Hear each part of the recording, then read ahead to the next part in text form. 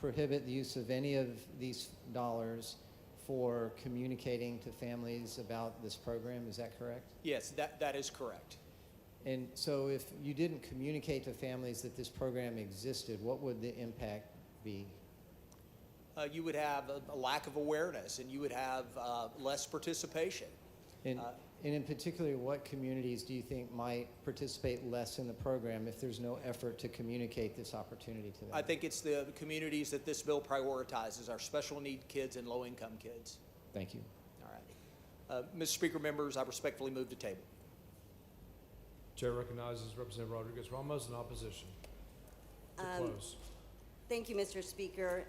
Members, I think there was a mischaracterization of the facts. The truth is these programs can promote their programs. These Catholic schools, these private schools, there is nothing saying that they can't do that. Of course they can. They can do it all day, every day, and spend millions of dollars. We're just saying not the money that we're allocating for the vouchers. That money needs to stay in that program. So there is an absolute, in fact, these programs are able to receive gift grants. There's private donations that these schools receive. Use that money instead of for whatever other uses you may have. That money may be used for that. What we're saying is that the voucher money, or the money that's allocated in this $1 billion, needs to not be used for marketing and advertising. What we're saying is every one of those dollars needs to be used to educate the child, not to market and advertising. If they want people to know about their program, then they have a separate pool of money that they could use to promote their programs, not this money. And so I move adoption. Ms. Rodriguez-Ramos sends up an amendment. Mr. Buckley moves to table. The question is on the motion to table. A record vote has been requested. The clerk will ring the bell. So Mr. Harris voting aye, Mr. Hunter voting aye, Mr. Harless voting aye. Ms. Garcia Hernandez voting nay. Have all members voted? Have all members voted? There being 86 ayes and 61 nays, the motion to table prevails. Following amendment, the clerk will read the amendment. Amendment by Howard. Chair recognizes Ms. Howard to explain her amendment. Thank you, Mr. Speaker. Members, this is really quite simple. It's about providing guardrails and accountability. Last Thursday, we passed a budget that includes $1 billion to fund the voucher program. Throughout budget night, we voted for and against countless amendments to move money around in the budget. Those of us on appropriations have spent months making tough decisions about what the state can and cannot afford to fund. This amendment protects the funding for the programs that we all care about by limiting the voucher program's funding to only the amount appropriated to it in the General Appropriations Act. I move adoption. Chair recognizes Mr. Buckley.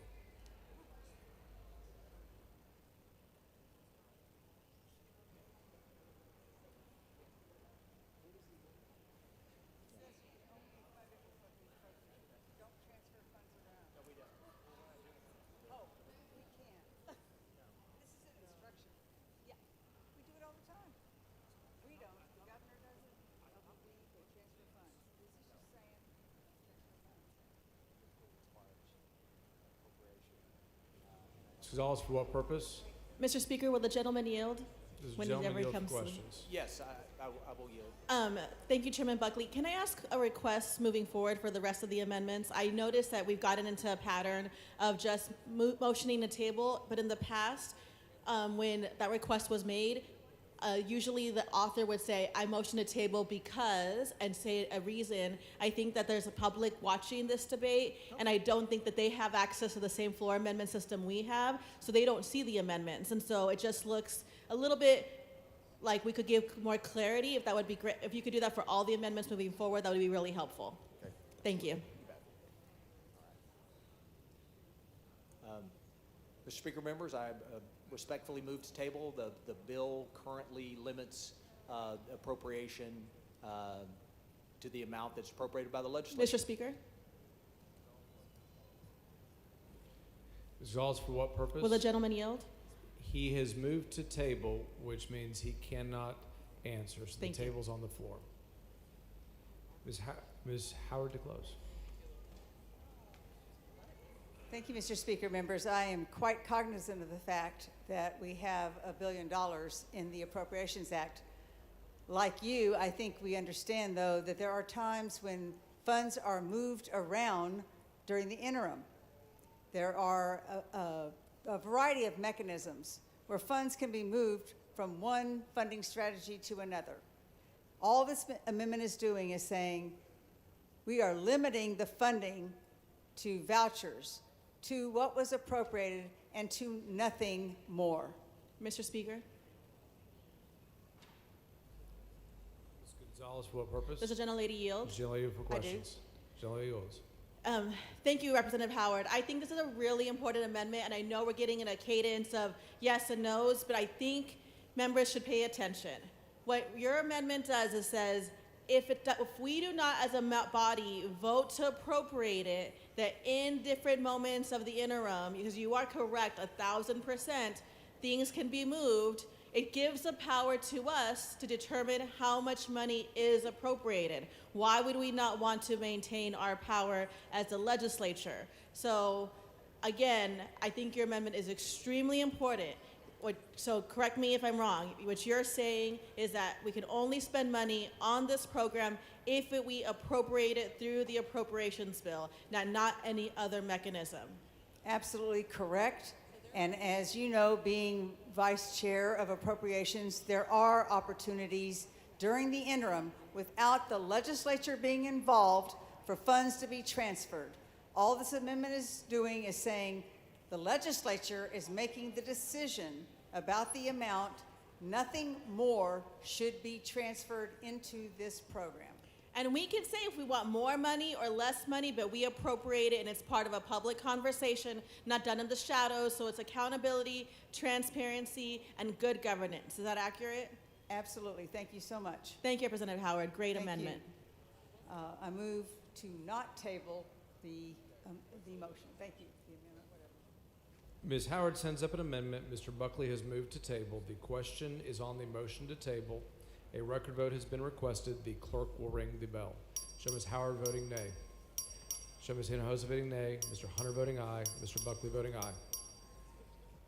Have all members voted? Have all members voted? There being 84 ayes and 59 nays, the motion to table prevails. The following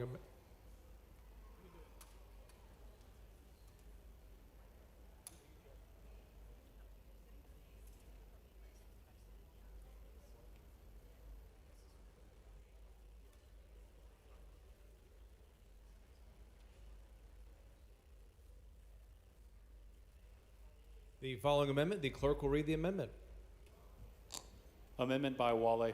Chair recognizes Mr. Wally to explain his amendment. Thank you, Mr. Speaker. Members, this amendment would restrict the Education Savings Account program under SB 2 to families with a household income at or below 85% of the state median income. Members, the income brackets in this legislation go all the way up to 500% of the poverty guidelines, which for a family of four, that income is about $160,000+ a year for that family of four. We should not be subsidizing wealthier families' private school tuition. Members, I urge you to consider this amendment to restrict the program to families that could use it the most. One of the issues with the bill, and as argued throughout the debate today, is to help prioritize low-income students or low-income families or moderate-income families. And I don't support this bill, but if the purpose is to help those families, then we should restrict the amounts for this bill, $1 billion to the families most in need of this proposed legislation, because as I understand it, as I mentioned earlier, there's about a 500% cap on that, and as a matter of fact, I think there's no cap, and so we shouldn't be subsidizing higher income families' private school tuition with tax dollars that are primarily paid by sales tax, because we're using, majority of our budget is being used, is generated by sales tax. And who pays those sales tax? People that go buy goods and services. Low-income families that go to the grocery store, they pay a sales tax. So it's a kind of perverse that those same low-income families would be, in essence, paying the private school tuition of the higher-income families. So this simple amendment caps that participation of those families at 85% of the 85% of median income.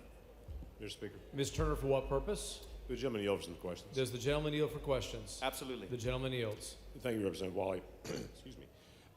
So your amendment would limit the voucher to 85 families that are at 85% of the median income of the state. Medium income, yes, sir. That's correct. All right, and so we heard some dialogue earlier that I'm sure you heard between Representative Frank and me about, shouldn't we provide resources to families with less means to be able to send their kids to private schools? It sounds like that's what your amendment would almost ensure. Do I have that correctly? That is exactly right, Representative Turner. Look, if we're worried about these children that don't have no options, because that's been the argument, then let's help those children, those families that actually would be benefited by this proposed legislation. So, look, the amendment specifically says that we limit this child. The child is a member. This particular child is a member of a household with a total annual income that is at or below 85% of the state median income. So you're exactly right in that exchange. The way as I read the legislation, you have several categories, right? You have children with disabilities, children at 85% of the median income, and then it starts to tail off, but there's still no cap. So it could be that a family at 500% of the federal poverty level could benefit from that, and that's it seems kind of perverse to me. Yeah, I agree. And so without your amendment, there is no cap. There is no income cap on who can benefit from this in this bill. Is that right? Absolutely not. So if you're, a very successful person, and God bless those who are, but if you're making a multi-million-dollar a year salary, you would be eligible under this bill without your amendment to draw this ESA to subsidize sending your kids to the most expensive private schools in the state. That's correct. Okay. I think you have a great amendment. Thank you, Mr. Thank Wall. you. Gervin Hoggins, for what purpose? Mr. Speaker, will the gentleman answer a couple questions? Does the gentleman yield for questions? Absolutely. The gentleman yields. Representative, so we can put it in perspective. When you talk about 85% of the median, what type of income level, so people can understand what those parameters are? So right now, that would be for a family of four at 85%, would be about a little over $80,000 a year for that family. For the whole household? The whole household. So, I don't want to assume what family situations are, but you could have two parents making $40,000 or one parent making $80,000. okay, so what I'm thinking about is a couple who may each make $48,000, $50,000 each. We're talking about $100,000. That family would not qualify? No. What the amendment does is caps that that ESA, that voucher, to families that make under 85%, at or below 85%. So we're talking about a median. household of four making less than $80,000. Correct. Roughly 80,000, yes. Roughly 80,000. Yes. So that truly will get the folks that we're saying we want to serve. That's correct. And so at the 500%, what is that number? Do you know? My numbers, and I can stand corrected, is about, for a family of four at 500%, is about 160,000. So about 100, so double. Correct. So the current bill now says 160,000, which is double what your amendment does.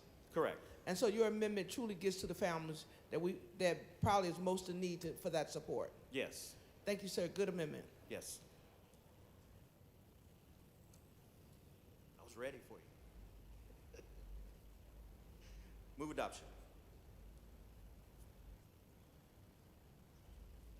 Chair recognizes Dr. Buckley to speak in opposition to the amendment. Thank you, Mr. Speaker, members. This amendment, I believe, does not recognize what the bill already does. The bill prioritizes our special needs kids with an income cap, and then our most economically disadvantaged families earning $67,000 a year or less is second priority. And so we already prioritize those students contemplated, and for that I would respectfully move to table. So, Mr. Speaker. Mr. Speaker. All right. Dr. Bunn and Dr. Buckley has already made a motion to table. The chair recognizes Mr. Wally to close on the amendment. Thank you, Mr. Speaker. Look,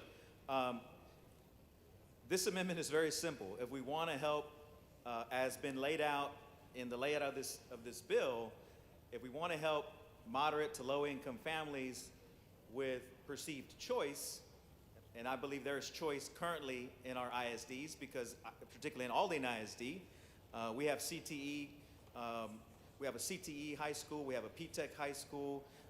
We provide many of options for our schools in Aldine ISD. It would behoove us to cap the amount of family income to those to the benefit of this particular legislation to those families that meet 85% of the median household income. These are the children and families in most need, and so it's very simple. It caps a hard cap, because there are no caps. You can say that you prioritize them in the legislation, but there's still no caps. Mr. A Speaker. family up to 500% of the federal Ms. poverty Goodwin, level for can what get it. purpose? Will the representative yield for questions? Does the gentleman yield? Gentleman yields. Absolutely. So, yes, I also heard Chairman Buckley mentioning prioritization. But if, let's just say for whatever reason, no families in priorities 1, 2, and 3 applied or were accepted, all of the voucher money or ESA money could go to Category 5, which is anybody, essentially, correct? That's how I understand the legislation. So So it's a priority, but it's not a requirement.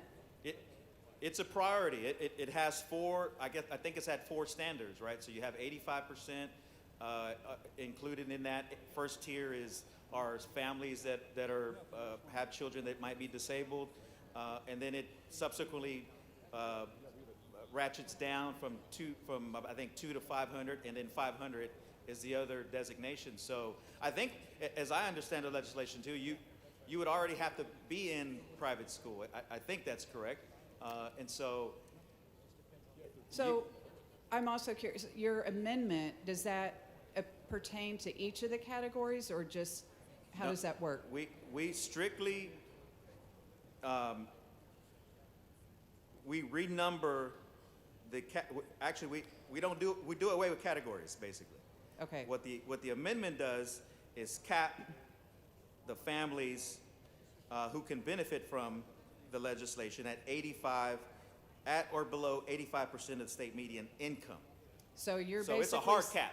So you're basically saying, hey, we are prioritizing with no way to slip through the cracks. We are prioritizing low-income families that right now can't access private education. We are prioritizing in this amendment to those families that need it the most. Thank you so much. Thank you.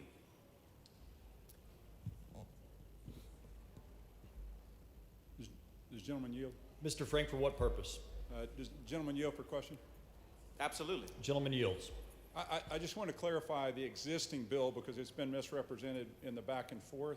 There is actually in the current bill a 20% hard cap on that 4th group that you're talking about. So if there's no one, you use the hypothetical, if there is no one in the first 3, which is obviously highly unlikely, if there's no special needs, which is the first one, if there's no one under 200%, if there's no one under 500%, if there's no one in that group that uses it, then no one in the top group will use it because there is a hard cap in the bill of no more than 20% of the total funds will go to that group. Are you aware of that?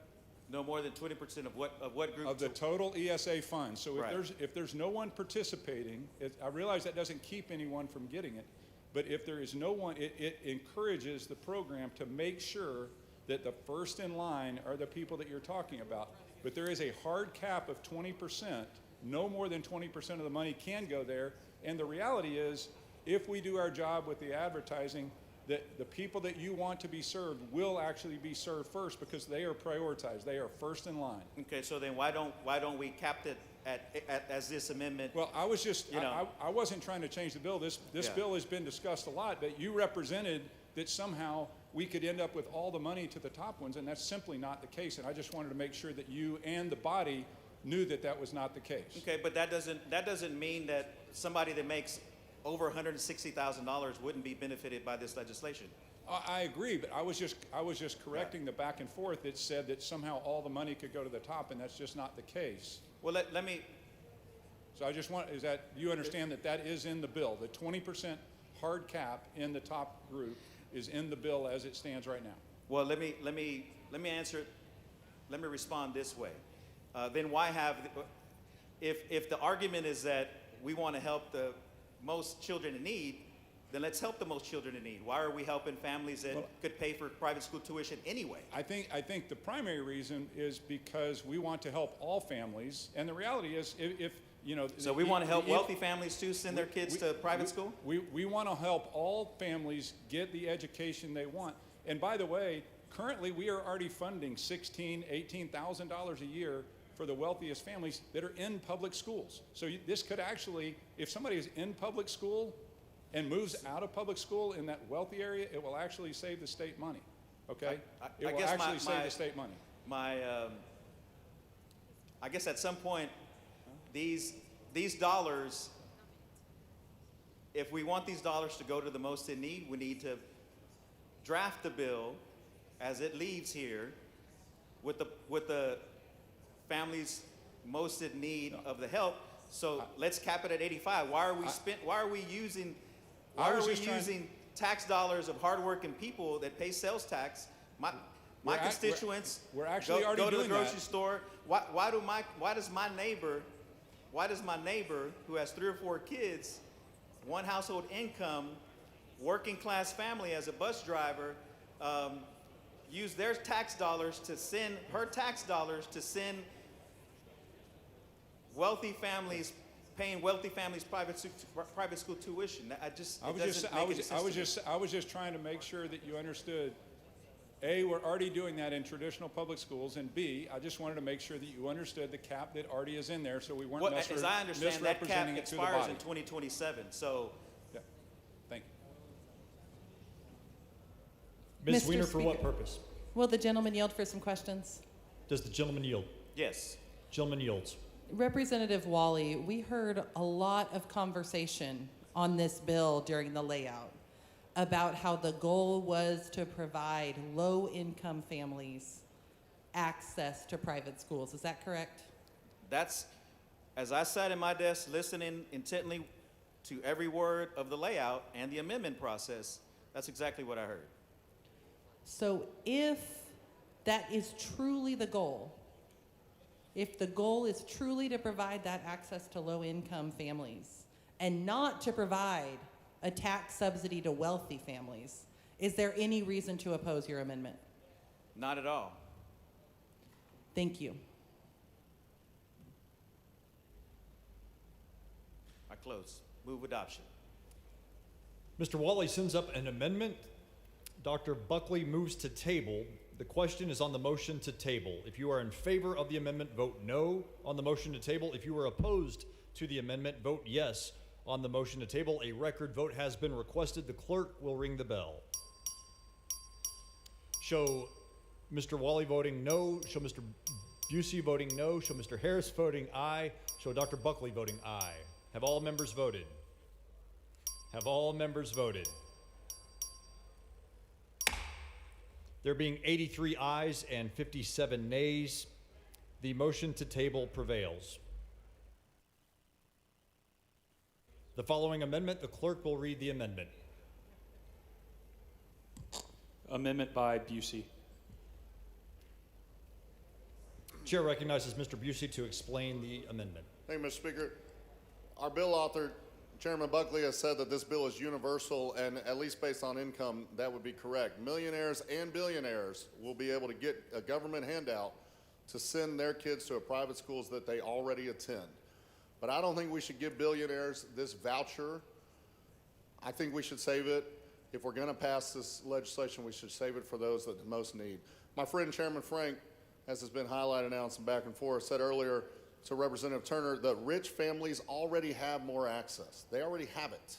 On social media earlier, our colleague Hillary Hicklin said, "Today we set the captives free. School choice is coming to Texas. Hallelujah." And Governor Abbott has said many times, including recently at a rally in San Antonio, these are parents living paycheck to paycheck. So Representative Hicklin and Frank, I think I have an amendment for you. With my amendment, we can ensure that none of the money, the $1 billion, goes to the rich that already have the access, but instead to the parents, as Governor Abbott said, that are living paycheck to paycheck. So members, like many others, this amendment is simple. It ensures that individuals making more than 500% of the federal poverty level are not eligible for this voucher program. Let's be honest. The governor has claimed, as we said, that this bill is about helping low-income families access a better education. But we know that that is potentially not what will happen. Not in Texas, not under this bill. We've also seen in many other states that that is not what has happened when they have passed voucher bills. Across the country, in places like Arizona, Arkansas, and Florida, the vast majority of voucher users, up to 95% in some states, Arkansas in this case, have already attended a private school and not attended a public school before taking advantage. That means they are already able to pay for that private school education. This isn't about helping kids in struggling schools unless we put my amendment on. It's about giving families who already send their kids to private school a taxpayer-funded discount. That's not school choice. That's a government handout for the wealthy.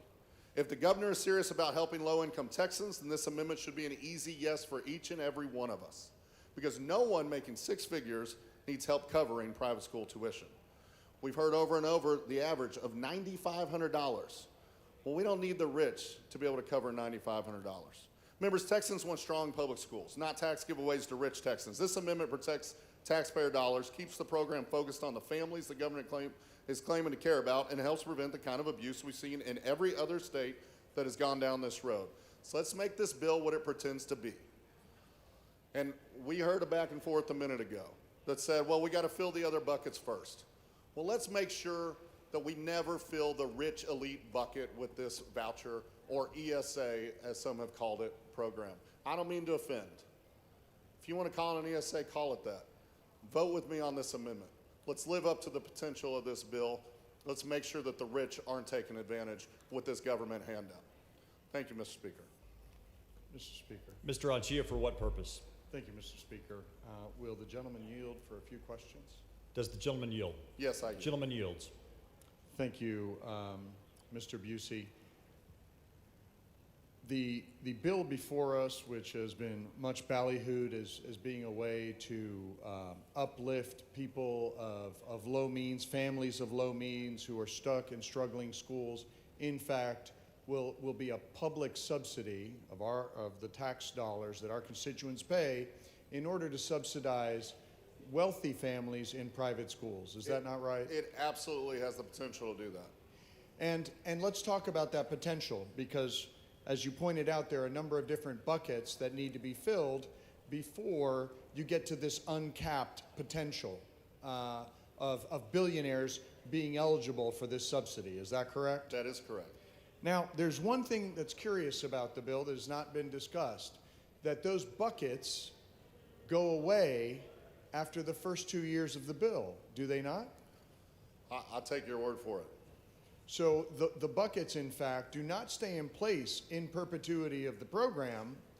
They melt away so that the caps that are put in place do not persist beyond the first few years of the program. Is that correct? Well, it is, and Representative, with that with that being stated, I'll tell you what's more important than ever that we put this amendment on, because if that was to happen, then we would see more rich and more illegal take advantage of this program down the road, and we would not be serving the kids that are truly in need. So we need to make sure that with this amendment, that we're not living in the possibilities of the rich getting it or not getting it. Let's just say they don't get it. Let's put this on.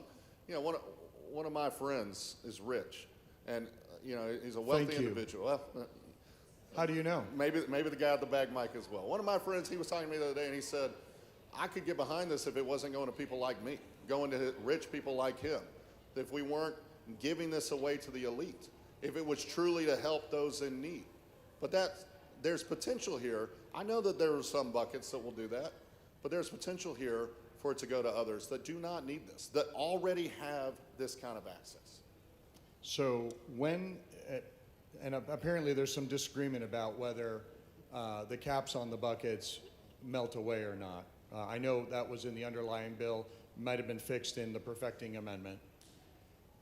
When we do fill up the buckets and you have this final bucket, what is the cap that you're seeking to place? So this is saying no one over 500% of the federal poverty level can take advantage of taxpayer handout voucher. And what does that look like? What is 500% of FPL? $160,000 roughly for a family. So we're talking about a family that brings home $160,000 up to that line. If you're above that line, we're saying you have this choice already. If you want to go to a private school, if you want to go to a public charter school, heck, if you want to move to a different school district, you probably have the means to do it. So we're asking all of us here to say, look, let's take the governor at his word that this is helping people live in paycheck to paycheck. Let's take our colleagues at their word that they want to help the middle class and lower economic status class get this option. Let's just guarantee that top bucket of the rich elite doesn't get to take advantage of this. They don't need it. They don't need it. And I think there's a lot of people out there that agree with that. So let's just ensure that the middle class that this is designed to help serve, there's more money to go to them. It's $1 billion. It's not universal economically. So let's make sure that the dollars that we are choosing to appropriate to this go to those that are more in need. With this amendment, we can do that. Thanks, Mr. Busey. Thank you, Representative.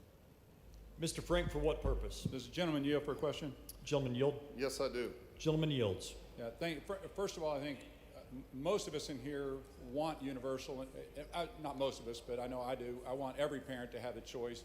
But I just wanted to clarify something in the back and forth because it was on Dr. Buckley's perfecting amendment that 20% cap doesn't melt away as has been represented. That 20% cap lasts in perpetuity. And the reason that's important, are you aware that 20% doesn't go away? The 20% cap on the upper income. Yeah, Representative Frank, I totally take your word for it. As you know, the wrong perfected amendment was filed. Some of us didn't get to see it till right before the vote, so we had seconds to really review it. Yeah, I'm not suggesting there was anything wrong. I just wanted to make sure So I can understand why there was confusion among our colleagues on that. But let me say to that point, so I totally take your word. I've heard that the cap is there now in perpetuity. But what I'm concerned about, and I also heard your last dialogue in the last amendment, that you got to fill the other buckets. I take you at that word as well. I'm concerned about why do we ever want to get to this bucket? Yeah. Why do we want to do that?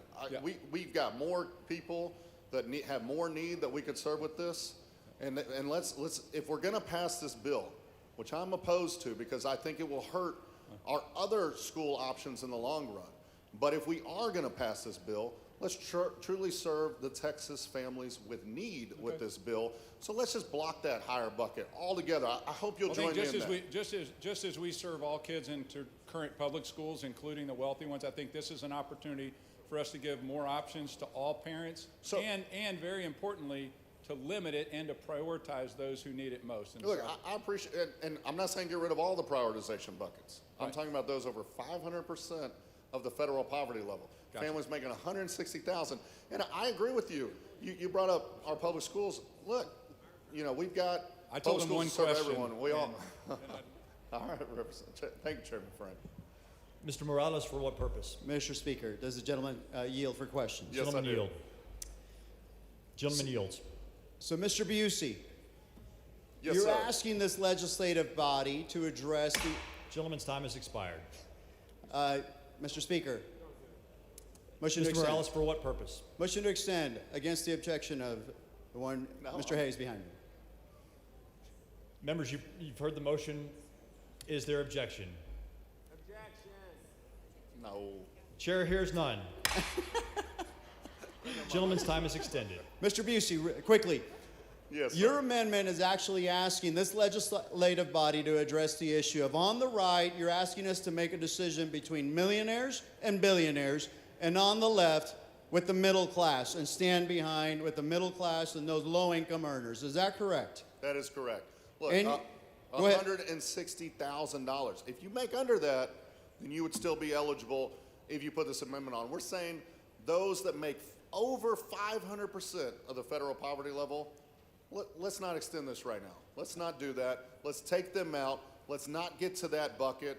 Let's serve those that truly need it, which we have been told over and over and over that that's what the people want from this governor. Let's meet them. The governor said we can't go to a vote, fine. People listen to him there. Let's listen to his intent of this bill, which is to serve Correct. people living paycheck to paycheck. And by the last count and that I recall, were there more millionaires and billionaires in the state of Texas, or more low-income and middle-class people in the state of Texas? I think there's a lot more hardworking, low-income and middle-class Texans that would probably, if people are going to take advantage of this, I think this body would rather serve them than serve the rich elite. And so if we have to decide, and each one of us has approximately 200,000 people, what do you think is the vast majority of those that we represent? Low income and middle class, or we represent millionaires and billionaires? I think the vast majority is low income and middle class, and I think we're just saying let's not make this a feeding trough for the rich. Let's take care of the low income and middle class families with this, and let's just guarantee that just in case we were to get to that top bucket, we don't spend taxpayer dollars on millionaires and billionaires getting a subsidy, a government handout to pay for their privatization. And last question, your amendment would not prohibit and would not exclude low-income or moderate-income families. Absolutely not. Now, I understand the data shows that it'll allow participants for families that are making under $160,000 for a family of four. Is that your understanding of what your amendment would do? That's correct. And also, $188,000 or lower for a family of five, you would be able to qualify. But if you make more than that, then yeah, there is this exclusion. Correct. It's not a hard number. We're using 160,000 as the threshold to understand what a family of four is. It's 500% of the federal poverty level. I want everyone in here to think about what 500% of the federal poverty level is. That's what we're talking about. We're saying if you make more than that, then maybe you don't need big government to roll in and pay for your kids' private Last school question, in education. comparison to recently, just so that we can have, for those listening at home, the comparison between what your amendment would do with the 500% restriction and what we did for Medicaid. What is that threshold on Medicaid? I mean, I think I have that number here. It's staggeringly different. When we look at what we do for Medicaid, a family of four, it's, let me find the number here, unless you have it in front of you, Representative, but it is shocking. I understand that it's 42,768. That's correct. And so we're not even using the same numbers. We had a healthcare fight here last week, Medicaid expansion, that everybody said, we can't do that. That's too much money for people making too much money. For people making But we want to give a 46,000. voucher to people making dramatically more than that. Okay. Dramatically more. We won't give government-supported healthcare that you're already taxed on and paying for, but we'll give you a voucher. That's what, if we don't put this amendment on, that's what we're saying here. And if we end up, again, the possibility of having to address the issue of motioning to table this amendment, which I'm not proposing for, we would be in the same boat. We would be choosing millionaires and billionaires that we voted in favor of motioning to table instead of the low-income and middle-class Texans. Absolutely right. I can't imagine anyone here that is representing the 200,000 constituents that they are here to serve would want this voucher to go to the rich elite in their districts, but instead to go to the middle class and low-income working families that they serve. So I think I would expect that we would take this as an up and down vote, not a motion to table, and that we would be able to pass this unanimously, accepted by the author, to ensure that the intent of the governor to serve families living paycheck to paycheck is truly served by this bill. We can all do that, friends. Friends and colleagues, with this amendment, we can live up to the words of the governor and make sure that we're ensuring that only the families living paycheck to paycheck are struggling even more are the ones that get to take advantage of this. Let's serve our constituents with this. Let's not serve the rich elite with this. I appreciate your input. I appreciate your hard work on this amendment. I know that you have visited House District 74. I know that you have a place out there also. I know who you know I represent, and that you're standing up with this amendment for those low-income and middle-class folks that I represent in House District 74, and I applaud you for those efforts. Sir, Mr. Busey. you have the second prettiest district in Texas. Thank you. Thank you, sir. Mr. Hayes, for what purpose? Will the member yield to questions? Yes, sir. Gentleman yields. Thank you, Representative Busey. My first question is, how many billionaires are there in Texas? Why don't you tell me, sir? I'm asking you. You're so very concerned about the number of billionaires. I'm asking how many billionaires are there in Texas? I think Texas has more than any other state, but I will say this. If one You don't know. if one billionaire takes advantage of this program, that's one way too many, sir. Let me ask you, would you support a billionaire taking advantage of this program? Elon Musk, he wants to come take advantage of this program. Do you support that? I think you've yielded to my question, so you don't know the answer to the first one. My second question is, how many children I can tell do you the this. Let me billionaires answer your of first Texas question. have? Let me tell you this. There's more than one in Texas. I know that. So that's the answer to your question. And if that more than one takes advantage of this program, I think that's one too many, sir. And I hope you would agree with me that if one billionaire, which I think you understand there's at least one billionaire in the state of Texas, if they take advantage of this program, don't you think that's one too many? My question is, how many billionaires have children age K through 12 in Texas? Sir, I mean, I know Elon has double digits, but I don't usually go around paying attention to the personal lives of. If you'd like to share some information in the form of a question, I'd be happy to respond to it. Okay. So the question is, how many kids age K through 12 are children of Texas billionaires? I think it would be a little weird if I knew the answer to that question, Okay. sir. In regard, can you tell us how many millionaires there are in the state of Texas? A lot. A ton. Can you tell me how many children the millionaires of Texas have that are aged K through Thousands 12? and thousands, I would guess. You cannot give me a number. I know, let me ask you, sir. Do you think My question millionaires should take advantage of this voucher program? Do you Can you believe that provide should happen? the number? Can I provide what number? How many millions are? There's a lot. My answer to that is a lot. Yeah, the number of children that are age A lot K of through millionaires 12 have children. that are K through 12. Let's say there's in the more than state of 1,000, Texas. sir. Do you think they should be able to take advantage of this? Let's say there's more than 1,000. I think that, would you agree that's a safe guess? Do you think they should be able to take advantage of this? I think that you're very concerned with the billionaires. I'm children. actually concerned, sir. Let me if you- finish my question, If you would sir. well, I'm responding to you. Members, please do I'm not. responding to you because you said I'm concerned. Please do not talk over each other. So let me respond to your question about what am I concerned about. I am concerned with people that make, as the amendment says, over 500% of the federal poverty level taking advantage of this voucher program. I want to make sure the people making below 500% of the federal poverty level have more access to this instead of taking that access away. I take it from your failure to answer the question. You don't know how many billionaires there are. You don't know how many kids they have. You don't know how many kids are in grades K through 12. Would So that be I'm fair to not- say? I'm not sure your questions are relevant to this amendment or understanding the point of the rich elite having a handout from the state government to send their kids to a private school. I want to thank the member for not answering my questions. Thank you. You're welcome, Representative.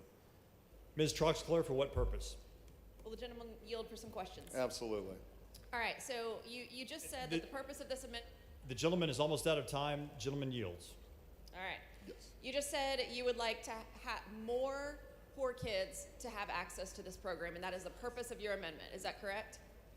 What the purpose of my amendment is to ensure that people that make 500% of the federal poverty level do not get to take advantage of an already bad bill. So I'm trying to say that with a bad bill in front of us, let's make it a little less bad by making sure that, as the governor said, that there are people living paycheck to paycheck. Let's make sure that this actually goes to serve them. And so if you have an amendment that's going to deal with something else, I'll take that up on its merits. But what this amendment does is it says that the rich elite should not get to take advantage of this, but instead it should go to people that don't already have access to this, as the governor has asked for the intent of this bill to be. The gentleman's time has expired. Chair recognizes Dr. Buckley in opposition to the amendment.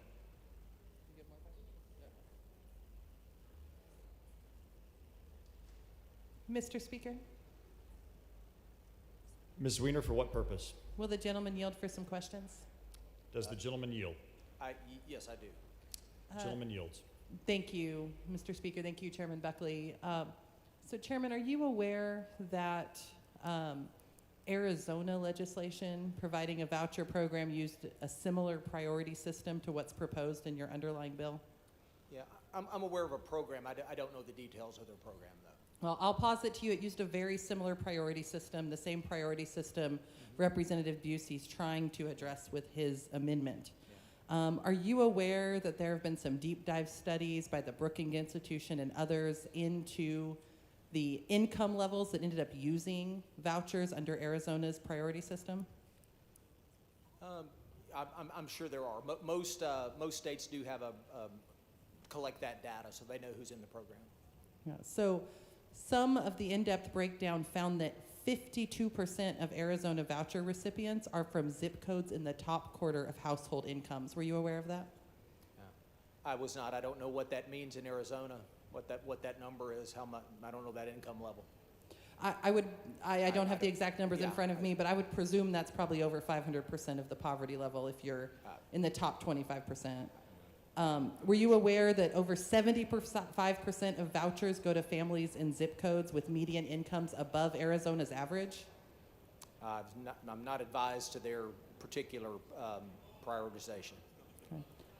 Are you aware that only 5% of voucher recipients in Arizona came from zip codes in the lowest quartile, the lowest 25% of median incomes?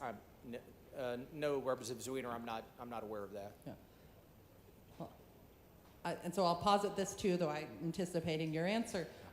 Are you aware that that means that in the wealthiest zip codes in Arizona, students were 10 times more likely to use their voucher program using the same system of prioritization you've proposed here? Yeah. Wealthy zip codes, 10 times as likely to use that voucher program as those in low-income zip codes. But I'm not aware of that, but I'm aware that this bill caps the highest earners at 20%. Leaving the other 80% for middle-class families to access this program. Representative Buckley, given those concerns and how we've seen this work out in other states, why not follow Representative Busey's amendment, accept it onto the bill to ensure that these voucher programs are just for people under 500% of the poverty line? Because I don't pretend to be able to see in the hearts and minds and lives of Texans, and I believe that all Texans should have access.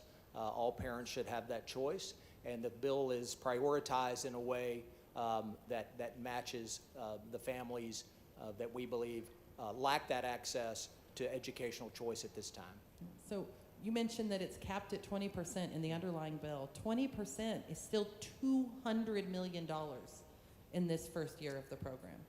$200 million. Should we really be spending $200 million of Texas taxpayer money to subsidize people who are, quite frankly, well off and can afford private schools if that's what they choose?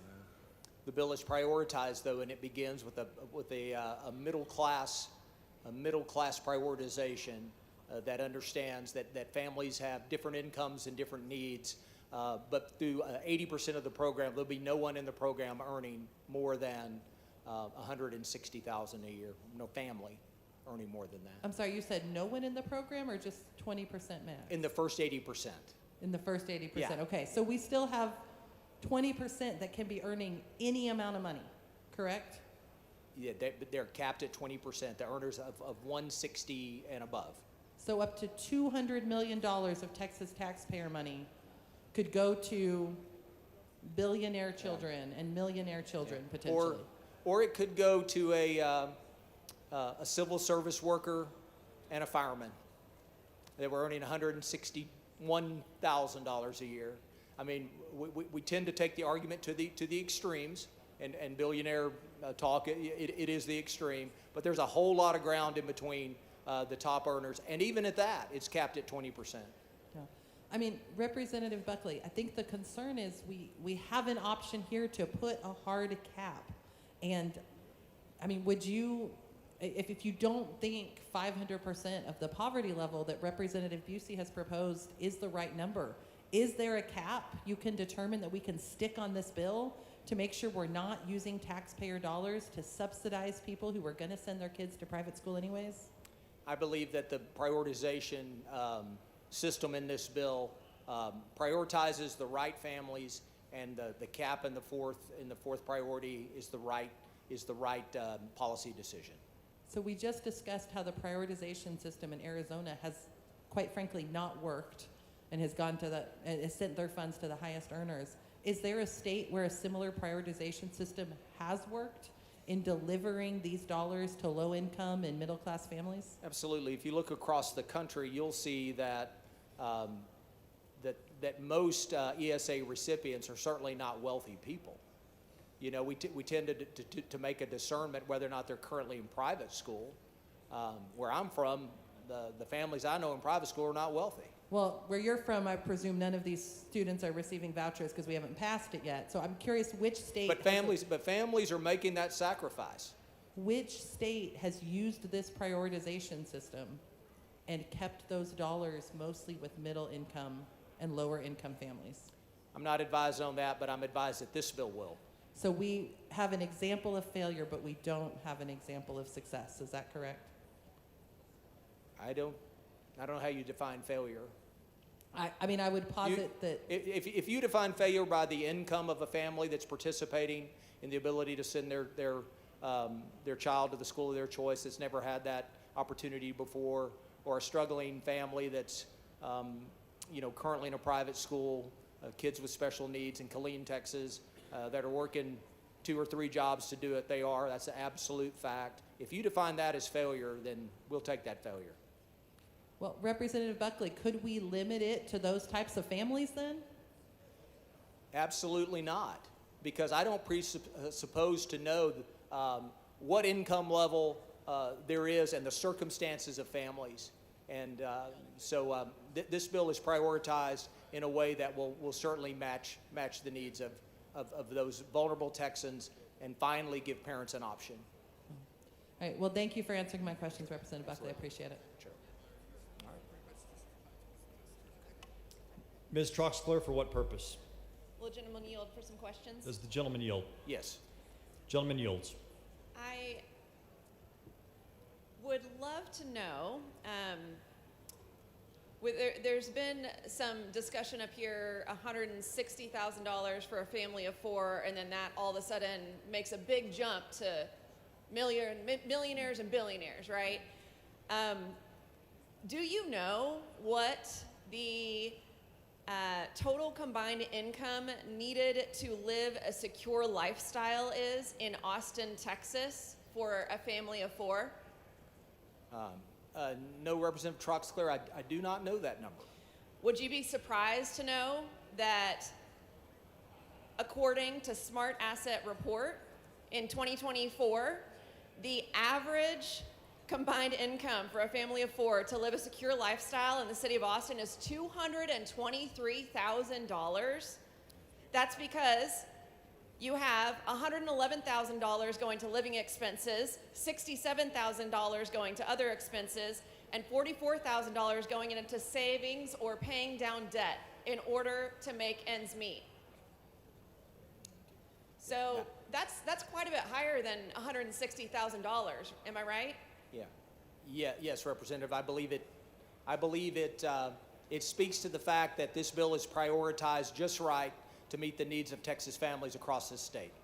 And I think would you also be surprised to know that other cities across Texas, like the city of El Paso, the city of Lubbock, the city of Laredo, the city of Corpus Christi, the city of San Antonio, the cities of, Fort Worth, Arlington, and the cities of Dallas, Plano, Irving, and Garland, just to name a few, are all over $5,000 for a family of 4 to live comfortably. Would that surprise you to know that? That's why this bill is prioritized the way it is. It understands what it takes to have a middle-class lifestyle in Texas. And I know that in your bill, as we've talked about repeatedly, Gentleman's time has expired. thank you. Speaker members, I respectfully move to table. The chair recognizes Mr. Busey to With the close on gentleman the on the amendment. Thank you, Mr. Speaker. I wish this wasn't a move to table. I wish we were taking an up and down vote.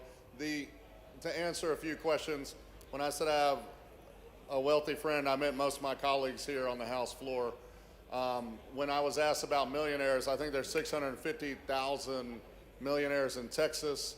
They don't all need to have a kid to fill up that 20% bucket pretty quick and make sure that that's not at this time, and make sure that that money is not getting to go to other needy individuals in this state.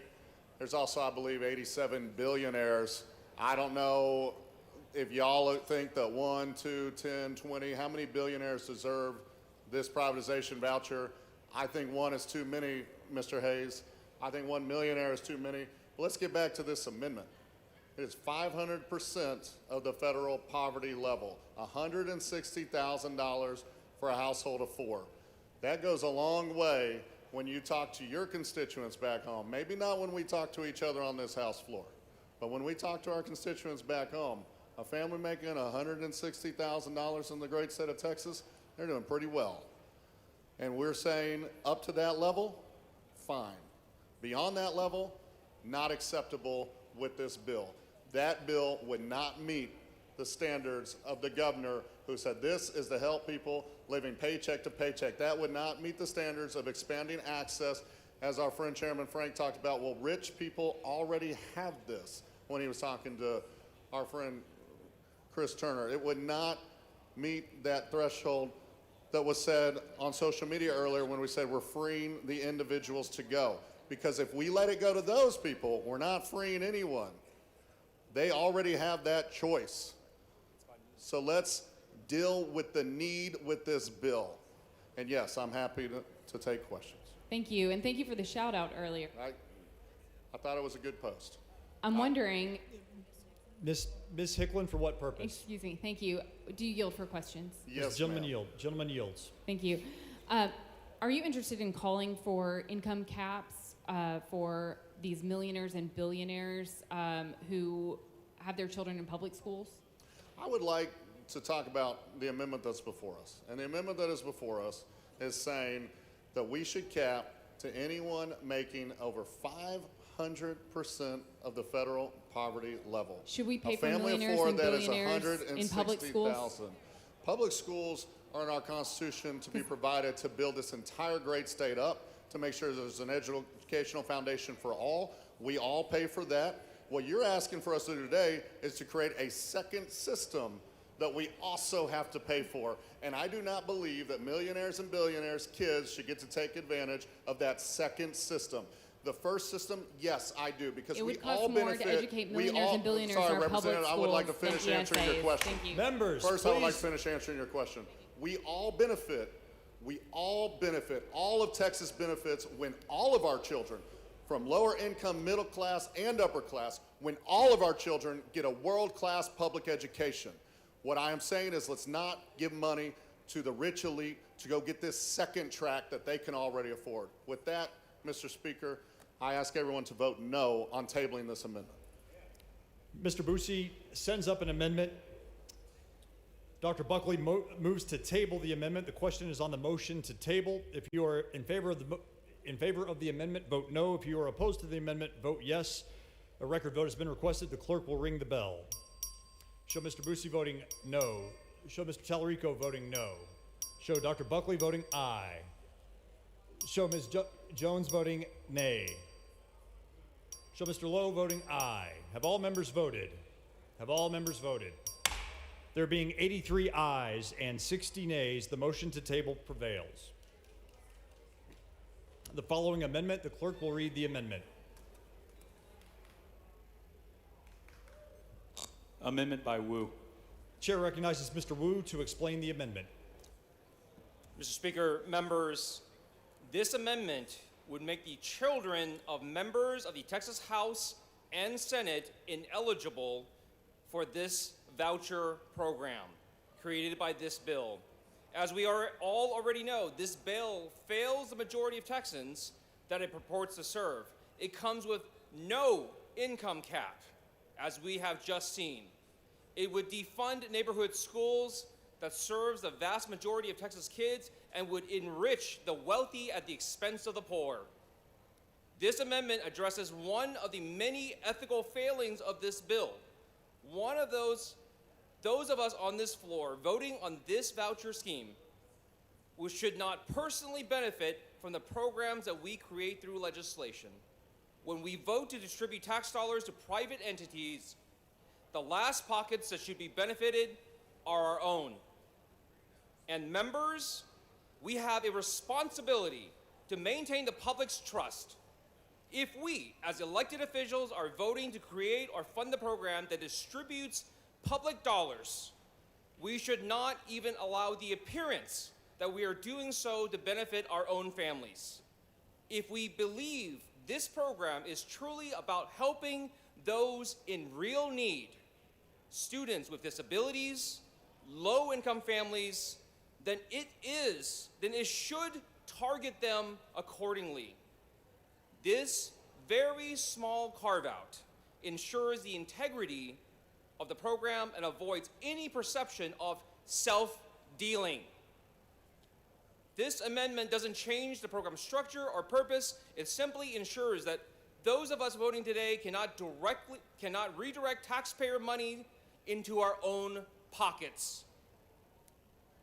My Republican colleagues talk about personal responsibility. Here is your chance to demonstrate it. Vote for this amendment. This is the same provision that was on this bill last session. And this was on the bill that we voted on last session. What has changed?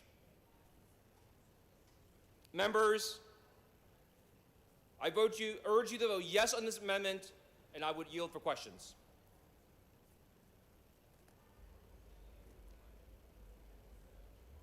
Chair recognizes Dr. Buckley in opposition to the amendment. Okay.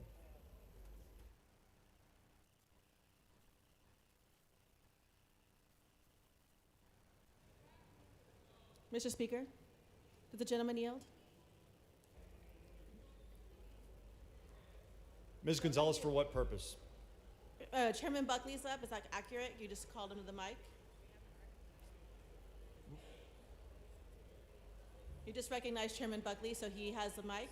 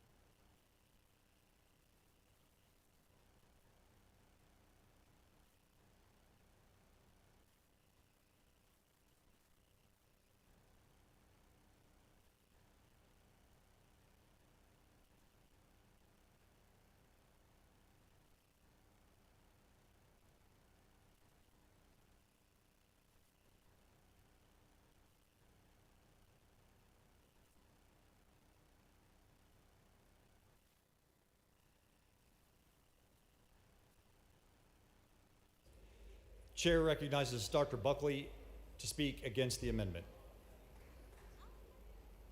Thank you, Mr. Speaker. Members, Speaker, Ms. Gonzalez, for what purpose? does the gentleman yield? Does the gentleman yield? Yes. Gentleman yields.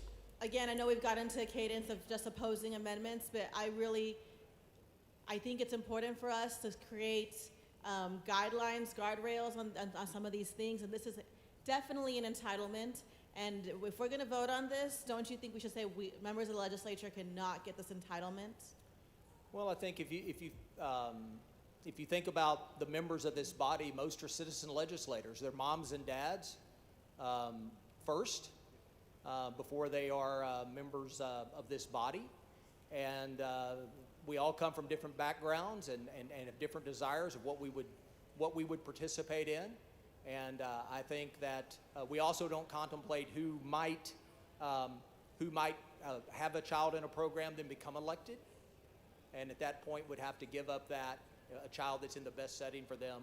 And so that's my position on this. But you can't contemplate that it's also a conflict of interest for those of us to vote for an amendment or vote for a bill in which we could then personally benefit from? Well, we vote as citizens. We vote for public school funding that my children benefited from very mightily. We vote to improve our roads that we all participate in and we all use. We vote for different programs, economic development programs that bring better jobs to Texas. That's what a citizen legislator is all about. But isn't that like a social good, whereas this is an individual check basically to you and your family to do what you and your family want to do, as opposed to there's a constitutional requirement to do public education? A better educated populace, children receiving the education that they need, is a social good. Well, and it is impossible to predict the backgrounds and the history of those men and women that will come in, that will serve in these seats in this chamber one day. And so, therefore, I will oppose. I think it's highly problematic for us to not put some guardrails on saying that those of us who are going to vote for this could benefit from it. So I urge you to reconsider. Thank you, Chairman Buckley. Thank you. I respectfully move to table. Mr. Speaker. The gentleman has moved to table the amendment. Mr. Wu sends up an amendment. Excuse me, the chair recognizes Mr. Wu to close on the amendment. Mr. Speaker. Mr. Tallarico, for what purpose? Does the gentleman yield? Does the gentleman yield? I will. Gentleman yields. Chairman Wu, it's my recollection that this language was in Chairman Buckley's original voucher bill from 2023. Is that your recollection? Absolutely. This was one of the safeguards that Governor Abbott had requested last time, and somehow it's missing this time. I wonder why. So Chairman Buckley thought it was a good idea to exempt legislators from this program in 2023. Now he thinks it's a bad idea. Is that right? Exactly. And this is something that directly puts money in our pockets. And earlier he talked about public schools, roads. Those are benefits that benefit everyone. Every single person has access to it. Not everyone has access to the money that you put into private school. Those private schools are not for everyone. They don't have space for everyone. They don't have to take everyone. Not everyone that applies will even get in. So those are public goods versus this bill creates a private good using public dollars. So it'd be the equivalent of taking out of the parks budget so that members on this floor could redo their backyard. Yeah, and we're talking about $1 billion just the first year. And we're talking about $7 billion in the next cycles, and $7 billion after that, and $7 billion after that, and it will keep growing and growing and growing. So if there are members on this floor who have their kids in elite private schools, whether it's St. John's in Houston, St. Mark's in DFW, St. Stephen's here in Austin, now they will get taxpayer funds to be able to discount their tuition at those private schools. Is that correct? Absolutely. And you know what? My first session, we passed a bill dealing with concealed carry, and members specifically made sure to cut the elected officials who passed the law out of the benefits of that law, saying we don't want to be seen as directly putting something in our own pockets while passing a law. That was the ethics when I came into this body. And apparently that was the ethics of this body just 2 years ago. But apparently a lot has changed. And is it fair to say that Texans, even on both sides of this issue, are concerned with the corruption that has surrounded this issue from the beginning? Absolutely. Time and time again, people complain that elected officials have all these side benefits, all these side hustles, all these little extra perks that no one else gets. We get to cut lines and do all these things. This program is another one of those things. Texans, if you're watching this and you're saying, I'm getting the short end of the stick, this is why. Because time and time again, we take care of our friends, we take care of ourselves, but the people of the state, well, they're on their own. And so if this was in the original voucher bill from 2023, but now it's been taken out, you've offered it, I think, as a common sense amendment. Do we have any inkling on why this is now unacceptable to the same author? I have no idea. The ethics of this has not changed in 2 years. The right or wrong of this body passing a bill that is not only controversial, but directly takes our public dollars, the money that you got from your neighbors, from your friends, from the rest of your family, the hard-earned money that they put into the state, you're going to vote to put it in your own pockets. Thank you, Representative Wu. I agree, this smells pretty rotten. Thank you very much. Members, one of the things that Mr. this Speaker, body is... Mr. Money, for what purpose? Not at this time. I will wait until he yields for questions. Thank you. Gentleman does not yield. Members, part of the rules of ethics of this House that not many people follow is that we are supposed to not vote on legislation that directly benefits us. Whenever there is a bill that deals with guardian ad litems, because I am a guardian ad litem, I don't vote on that. I white light that, and I put a note in the journal that says, this is a conflict of interest for me. This bill would directly and could directly benefit me. I will not vote on this. And what we are asking members to do is to do that same ethical guideline, to follow that, saying if this directly benefits us, if this puts taxpayer money in our pockets, then we should cut ourselves out just like we did 2 years ago. Mr. Speaker. Mr. Money, for what purpose? Will the gentleman yield for questions? Does the gentleman yield? I will. Gentleman yields. Mr. Wu, is it your position that no state program that where money goes to an individual or for the purpose of an individual, that the people of this body should not be eligible to that? Yes, if this body is handing out taxpayer money, if this body is doing a government giveaway, yes, we should not participate in that. So, because we are the ones voting for it, we should not be voting for something that can directly benefit us and will directly benefit us. So, Mr. Wu, if this body passes a homestead exemption increase, that's something you have to apply for at your local appraisal district. Are you committing to us, or are you saying that no one in this body should be able to receive that homestead exemption? Is that homestead exemption available for everyone? Yes, just as this universal ESA is available to everyone. If you get an ESF, can I take some of it? If you get some of the money for your kids, can I have some of it? You may use some of, I'm asking the questions, I believe, but I believe you are allowed to use some of the money if you would like, where you send your kid to private school. And you can send your kid to private school, but also members of this body, not just today that are voting on this, but 5 years from now, 10 years from now, 15 years from now, that may not have enough money to send kids to private school the way you do, Mr. Wu, might be in a position that they would like to send their kids to private school. And if they chose to do so, they should be allowed to do so. Don't you agree? Well, if they don't have enough money, then you guys should probably have voted on that last amendment to knock it down or to accept it, because that would have put more money into lower income families, right? And this is not what this is about. This is a trough. This is a trough for the rich to feed from. This is a bill that would allow $200 million to be taken by people who are millionaires and billionaires. When we say that this bill is about helping the needy, helping the poor, helping people who are living paycheck to paycheck, this is not what this bill does. This bill is a trough, a feeding trough for the rich. Because I promise you... I don't believe he's answering my question, Mr. Speaker. I promise you, what next session, what this body will do, because the people of this state did not get a chance to vote on this bill... Mr. Money, for what purpose? The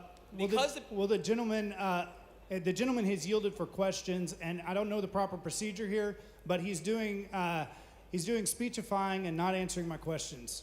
I'm good at speechifying. You're great at it. And I will continue. Mr. Wu, if you would please respond to the gentleman's questions.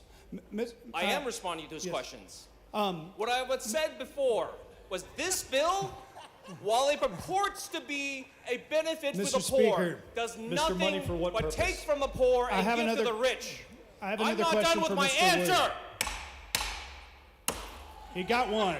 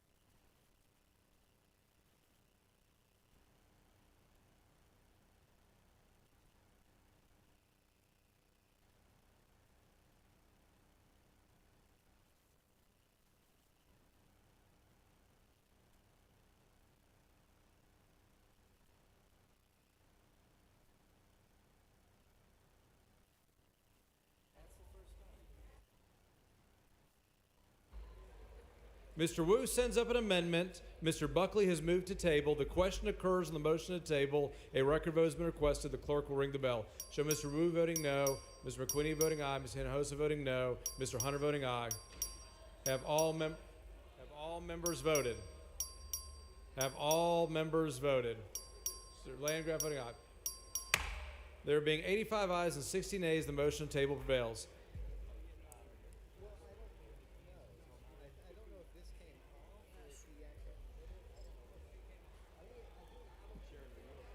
Members, we are going to stand at ease until 9 p.m.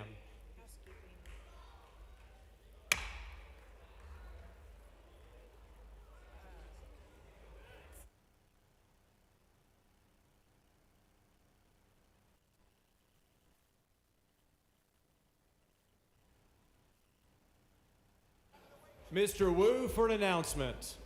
Members, Democrats, HDC members, please go to the conference room, the press room now.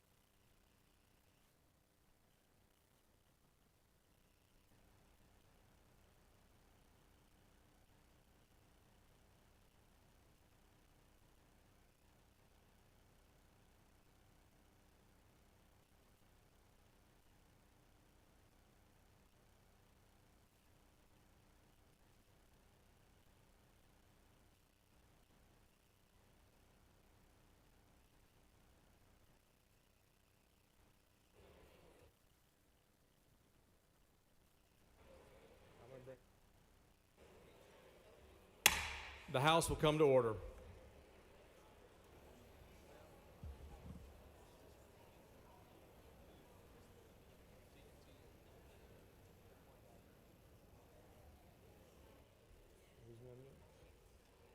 Morales Shaw.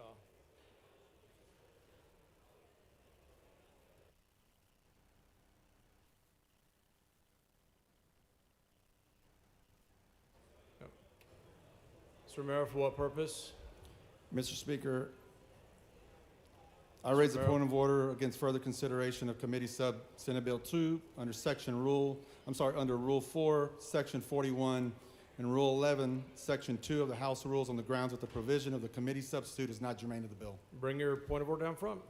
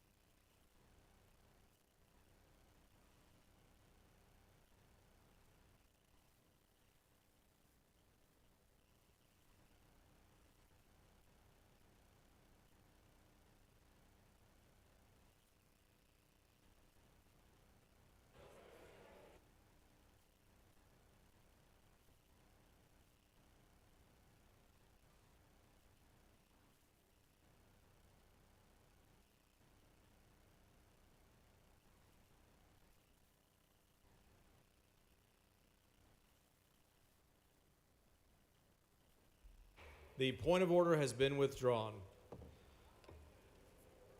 The following amendment, the clerk will read the amendment.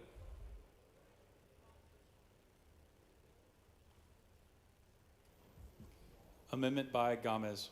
Chair recognizes Ms. Gomez to explain her amendment. Thank you, Mr. Speaker. Members, this amendment will ensure that the bill serves the community that it was created to serve. The basis for these vouchers are the recommendations for the Texas Commission on Special Education Funding, who saw this as an opportunity to meet the unique educational needs of students with disabilities. While private institutions are able to maintain their right to teach what they want to teach, if they are going to receive taxpayer funding, our dollars, they do not get to decide who they teach. Failing to comply with legal protections for students with disabilities would allow them to do just that. Members, we've spoken an awful lot tonight about the community that we intend to serve. There's been an awful lot of discussion about how this bill serves as an opportunity to prioritize some of our most vulnerable members of the community. And if that is the case, that we do intend to serve children with disabilities, we must make sure that there is every single protection available to them by law. Like my father always told me, no me vengas con palabras, which means don't just come to me with your words. Show me that you mean it.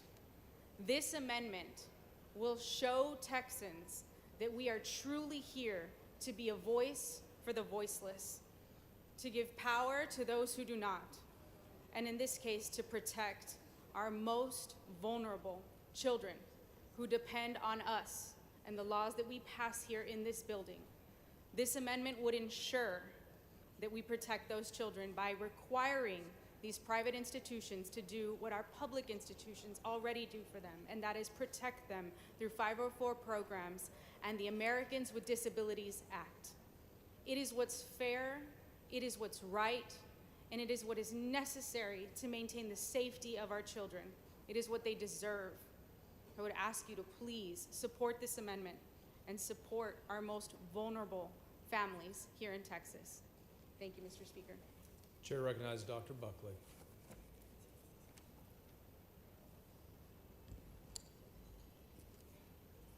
Thank you, Mr. Speaker, members. Senate Bill 2 provides notice to parents when they leave a public school and enter a private school. And in the end, the private school has that relationship with the parents, and therefore parents know what they're entitled to in their private school in terms of services. So therefore, I respectfully move to table the amendment. Chair recognizes Ms. Gomez.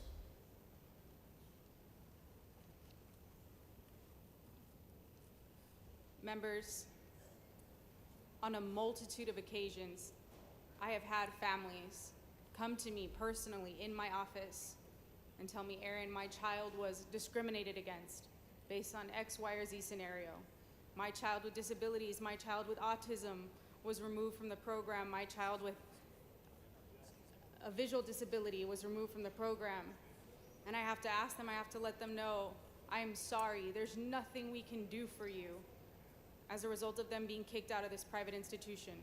I hope you can afford an attorney because the law does not provide one for you in these situations. We can prevent that from happening here tonight by simply providing them with the legal resource that they are constitutionally entitled to in the United States of America. Our families with children with disabilities and special needs deserve that, and we must. It is our ethical, it is our moral obligation to protect them.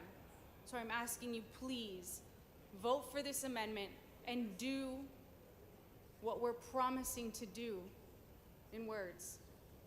Let's protect these families and these children with the law that they deserve. Thank you. Mrs. Gomez sends up an amendment. Mr. Buckley moves to table. The question occurs on the motion to table. A record vote has been requested. The clerk will ring the bell.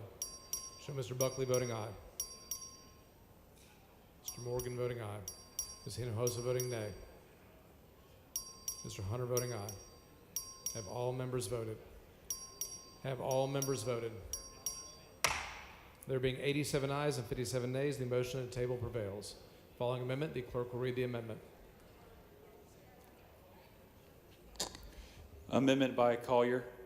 Chair recognizes Ms. Collier to explain her amendment.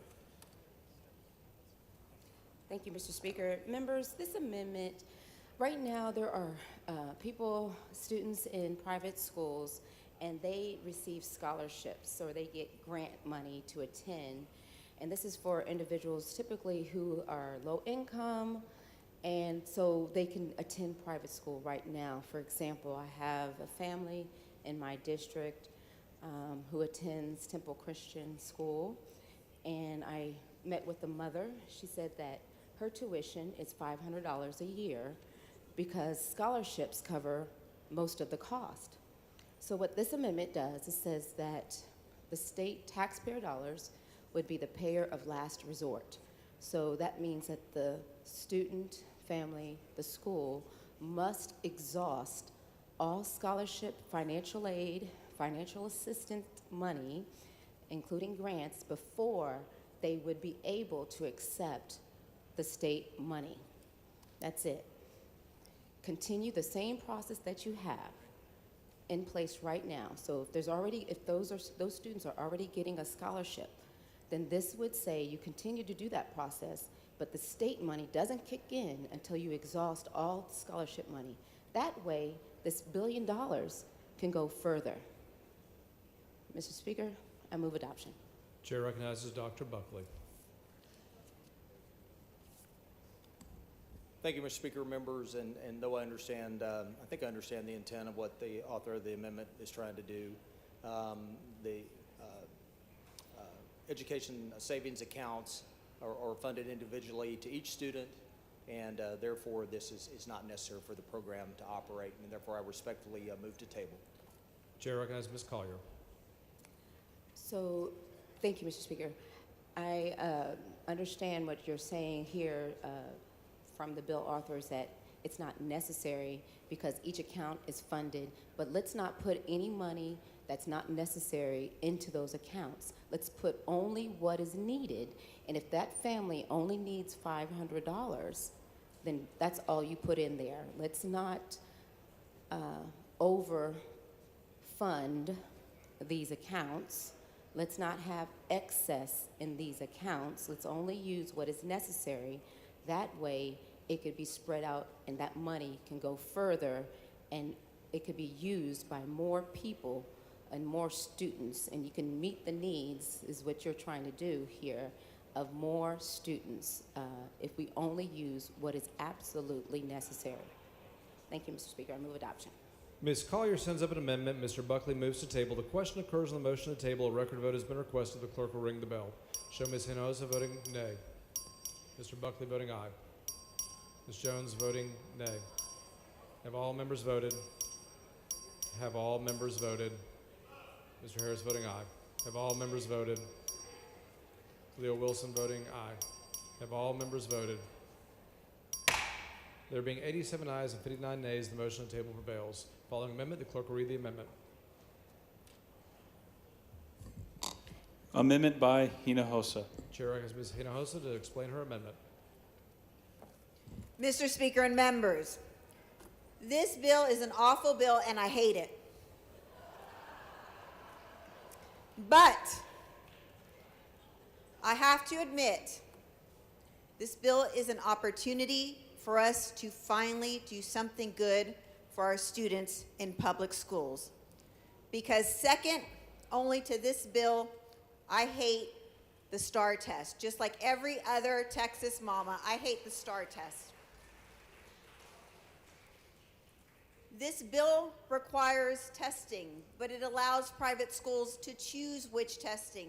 Our kids in public school don't get to choose, but I guarantee you, if we had an amendment, and that's what this amendment does, in this bill that said, whatever test the students in public school take, the students in private school have to take, I guarantee you, our kids in public schools would never again have to take the STAR test, because the powers that be that are bringing you this bill would never require that of their students in private school.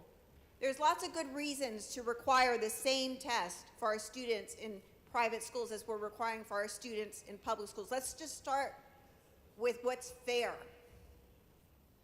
My kids have had to take the STAR test every year in the name of accountability because they get educated with taxpayer dollars. How is it fair if now we're going to give those taxpayer dollars to families to put their kids in private schools, or mostly families who already have their kids in private school, and not require the same exact test?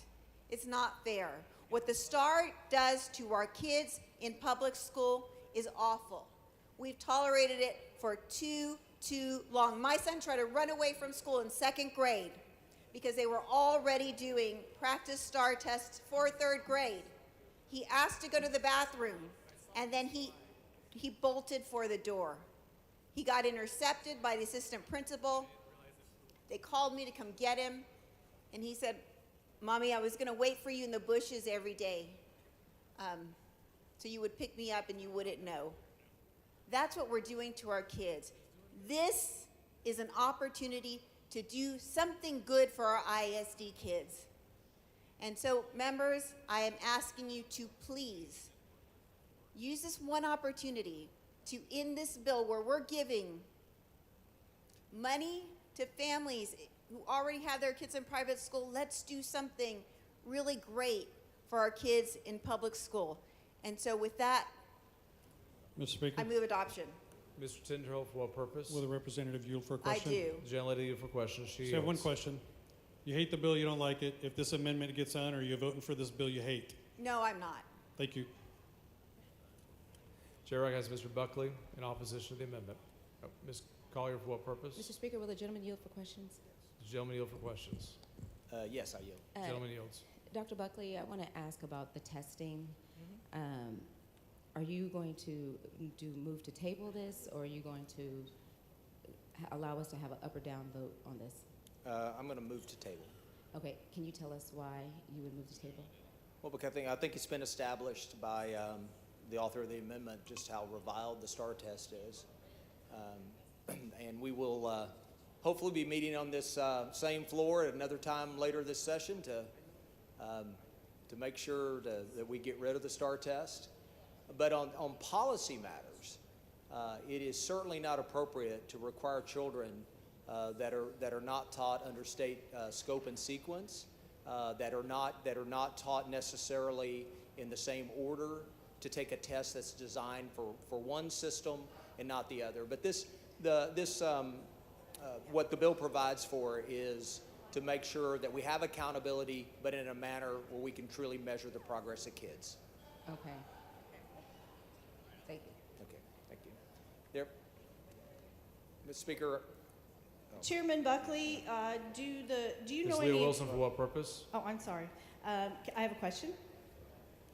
Does the gentleman yield for questions? Yes, I'll yield for a question. Gentleman yields for questions. Chairman Buckley, at private schools, do they all use the Texas Essential Knowledge and Skills as their curriculum? No. Do you feel that it would be important to have an assessment test that's meaningful, that would evaluate students on the curriculum that they use at that particular school, whether it be public school kids or private schools? That is the only way to get a meaningful assessment, is to assess kids over the curriculum that they're taught. And if you're like my district, do you hear a lot of complaints from teachers on meaningless and endless testing that doesn't really yield results? You want to know where your kids are at the beginning of the year, the middle of the year, and the final, and testing all year. And if testing particularly would be harmful, I would think, for both retaining teachers and for the students when you're testing on a test that's not even aligned with the curriculum and you're doing it constantly. Yeah. All I can say is the STAR test is only slightly more popular than the shingles. And so it's certainly not something that we would require a student that was in a setting where the curriculum was not aligned to have to take. And the norm reference test certainly provides that accountability. And in that norm reference test, the private schools do have some latitude in choosing which norm reference test best aligns with their curriculum so that they can get meaningful data of where their students are progressing, correct? That is correct. Okay, thank you. Thank you. Yes, I Mr. respect. Speaker, Ms. Hinojosa, for what purpose? Will the gentleman yield for Will questions? the gentleman yield for questions? I yield for questions. Gentleman yields. Chairman Buckley, have you not heard repeated concerns with the STAR test that 5.5 million students in our public schools have to take? I sure have. And so, shouldn't we do what we can first and foremost for our 5.5 million kids in public schools, which are the only schools that will be an option for the vast majority of kids, whether or not this bill passes? We'll have legislation on this floor, I suspect, to take care of that very problem. But do you guarantee that this session we will pass legislation to do away with the STAR and move to nationally norm reference tests? Do you guarantee that? I think that's highly likely. But do you guarantee it? Ms. Hinojosa, I've learned in this body guaranteeing something is So no. I want to guarantee it, but I think you'll like my bill. Okay, but you do not guarantee it. Yeah. I'm sure I'll like your bill, but I know something else. I know that there's somebody very involved in the making of that bill, and that's one Commissioner Mike Morath, and I know that he likes the STAR test. And so that is my concern, and why I would like to take this moment, this opportunity, to make sure we do right by our ISD students who should not have to take the STAR test anymore. And we will do that. Ms. Jones, for what purpose? Yes, will the gentleman yield? Will the gentleman yield for questions? Yes, thank I you. yield for questions. Gentleman yields. Mr. Chair, did I just hear you say that kids in public school should take the STAR test? Kids in private school, even though they get the same money as public schools, should not have to take the STAR test, and that the kids in public schools should have to take the STAR test, which is, I think you said that it was slightly less popular than shingles. Did I hear you say that? That's what I said, yes. So can you help me understand why you believe kids in public school should have to take a test that's slightly less popular than shingles? And so I actually don't think that's funny, although I think you said it as a joke, because my grandmother had shingles, and it was terrible. It was terrible. She was in pain when she sat down on areas that had shingles, and so and it is absolutely relevant because you brought it up. So help me understand why we have a tale of two school systems when we literally have these two separate school systems getting the same $10,000. I don't understand that. This is not a joke. It is serious. The bill provides that a child that takes an ESA will take the norm referenced assessment that's administered at that private school. And we will have legislation before this body to deal with the STAR test. And so hopefully we can get our kids, but really the reason behind the language in SB 2 is because of the fact that you should not assess a child using an instrument that's not designed around the curriculum that they're being taught. It's inherently unfair, and what we can do is we can make sure that we have meaningful assessments for kids in private schools that accept the ESA, but we can also reform and do away with the STAR test and have a much more impactful assessment system for public schools. So I just heard you say you're going to do away with the STAR test, or I didn't hear you say that? That is correct. Because I just think that no kid should have to take something that is close to shingles. Yeah. And I just find it curious that the kids that have to take this STAR test are the kids who are least able to protect themselves. Okay. All right. Mr. Speaker, Ms. Weiner, for what purpose? will the gentleman yield Will for the some gentleman yield questions? for questions? I will yield for questions. The gentleman yields. Thank you, Speaker. Thank you, Chairman. Representative Buckley, we came into this body together, did we not? Yes, we did. As far as I recall, every session we have been in this body together, this chamber has taken a swing at rolling back the number of STAR tests or trying to reform the system in some way. Is that consistent with your memory? That is consistent with my memory as well. Where do those efforts run into trouble? To the east. To the east. I'll be a little more specific and say to the chamber with green carpet. That would be correct. Chairman Buckley, do you not think we would have more leverage for these important STAR reform efforts that you have been a part of to get over the finish line if we aligned the testing standards for our private schools with the standards for public schools? No, because I wouldn't provide for a student to take a test that I was intending to repeal. And again, Representative Zwiener, what is most important for kids and their achievement is that they're assessed over in a manner that's consistent with the curriculum that they're being taught. And that is the point of what we do in SB2. Notwithstanding STAR test, repeal or kill the STAR, or whatever you want to call it, that is necessary as well. That we move into the next generation of assessments, that it is not one test one day that takes the high stakes nature out of that test, where it's easier on students and teachers and families, and it's also something more instructionally relevant and actionable by our classroom teachers, and that's what we will do in this body, I can assure you, before the end of this session. So Representative Buckley, you know I'm aligned with you on that. The question I have again is, Representative Hinojosa's amendment merely aligns the two testing systems. We can still go amend and fix our public school testing system and make it work for everybody, both public and private. Why should we not use this opportunity to leverage that chamber to the east to work with us on STAR? Because I believe the details of good policy matter. And at this point, with what has passed this body, and with the bill before us today, it is important to understand the impact. The gentleman's time has expired.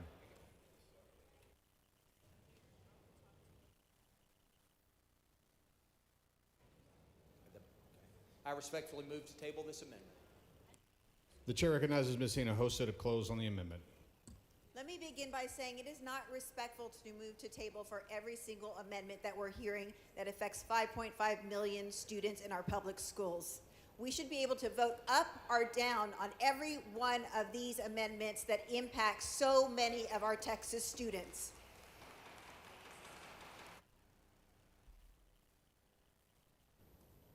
All this amendment does is align the interest with the powers that be with the interests of Texas mamas. That's it. In that way, everybody wins. Let me tell you the problem that we have encountered every session that I've been here with this STAR test, and it's this. Everybody wants to move to what's known as a nationally norm reference test. What does that mean? That means that we get compared to other states so that we know how our Texas students are doing in comparison with other states. And Mike Morath can't put his fingers in it because it's nationally norm referenced. That is the problem that we keep encountering in Texas. There is no faith in the STAR test. Mike Morath gets to mess with it. He gets to say what it's about with his vendors. He works with them to create the product that nobody trusts. This is an opportunity, members, to finally do what's right for Texas school students and stop traumatizing them with an inappropriate test that they should not be taking. And I am urging you to do one thing good for our ISD students in this bill, and that is align the interests of the big dogs that brought us this bill and are forcing us to vote on it with Texas mamas who have been fighting this test for years. And with that, I move adoption. Ms. Hinojosa sends up an amendment. Dr. Buckley moves to table. The question is on the motion to table. If you're in favor of the amendment, vote no on the motion to table. If you're opposed to the amendment, vote yes on the motion to table. A record vote has been requested. The clerk will ring the bell. Show Ms. Jones voting nay. Show Mr. Leach voting aye. Show Dr. Buckley voting aye. Show Mr. Alders voting aye. Show Mr. Vasut voting aye. Show Ms. Plisa voting nay. Have all voted? There being 85 ayes, 62 nays, the motion to table prevails. Following amendment, the clerk will read the amendment. Amendment by Jones of Harris. The chair recognizes Ms. Jones to explain the amendment. Mr. Speaker, members, transparency is accountability, especially if taxpayer dollars are going to private and religious schools. The public deserves to know who is benefiting. This amendment ensures private schools accepting voucher money, public money, report and post enrollment data disaggregated by income level. This will expose income disparities. Without this data, there's no way to tell if low-income students who are supposed to be helped are being left behind. We need to know if this is just another elite subsidy disguised as help for poor families. Public funds deserve public oversight. Public schools already report this data. Private schools, if they want this public money, should have to play by the same rules. This is about equity, not special treatment. This protects vulnerable students. This amendment is the only safeguard we have to ensure that public funds aren't being funneled into exclusive institutions that reject students with disabilities, learning differences, or from working class families. And it's better to be data driven. It's better because you can't fix what you can't measure. This amendment gives future lawmakers the ability to assess the real impact of SB 2, not the rhetoric, but the reality. This prevents publicly funded segregation. If we fail to track who these voucher dollars serve, we risk subsidizing systems that further income-based segregation. Texas taxpayers should never foot the bill for inequality or inequity. This requirement is small, just a simple report and a website post, but the impact is huge. Texans deserve transparency when it comes to where their money goes. It demands it live up to its own promises. Anyone serious about helping kids should vote for this. And let me say this clearly before another motion to table is made. It's offensive that every time we bring amendments, real solutions to major problems in this bill, the author moves to table them without real debate. It silences our speech. It blocks us from voting on the merits of amendments designed to alleviate harm. We were elected to represent Texans. Our voices matter. Our votes matter. Our constituents matter. This bill is already deeply flawed, and your refusal to let us improve it is a disservice to everyone, especially the low-income students this bill purports to help. This is being rammed through on party lines almost every vote. It's profoundly disappointing to see this process so deeply partisan. Texans deserve better. All Texans, not just the wealthy, not just the well-connected, but all of us. Mr. Speaker, I move adoption. Ms. Jones? Mr. Kane, for what purpose? Question for the author. Will the lady yield for questions? Yes. The lady Ms. yields. Jones, you're discussing wanting to improve this bill. If this amendment goes on, will you be voting for this bill? No, you literally haven't accepted any of our amendments, so why would I? Thank you, ma'am. I'm being as gracious to you as you are to us. Thank you. The chair recognizes Dr. Buckley in opposition to the amendment. Thank you, Mr. Speaker, members. The bill as filed has rigorous reporting requirements. Ms. Winger, for what purpose? Will the gentleman yield for some questions? Will the gentleman yield for questions? Yes. The gentleman yields. Representative Buckley, earlier tonight on a different amendment, I asked you some questions about the way Arizona's voucher program has ended up disproportionately going to wealthier families, and that lower income children have been left behind, and why I have concerns about this. As I read Representative Jones' amendment, it makes sure that if those fears come to pass, we would have that data. What is the problem with us getting that data so that we know if these vouchers are actually reaching the families you say they intend to reach? The bill currently provides that information that an ESA parent provides in the application is reported by the comptroller, and it is only for the children that are in the ESA program.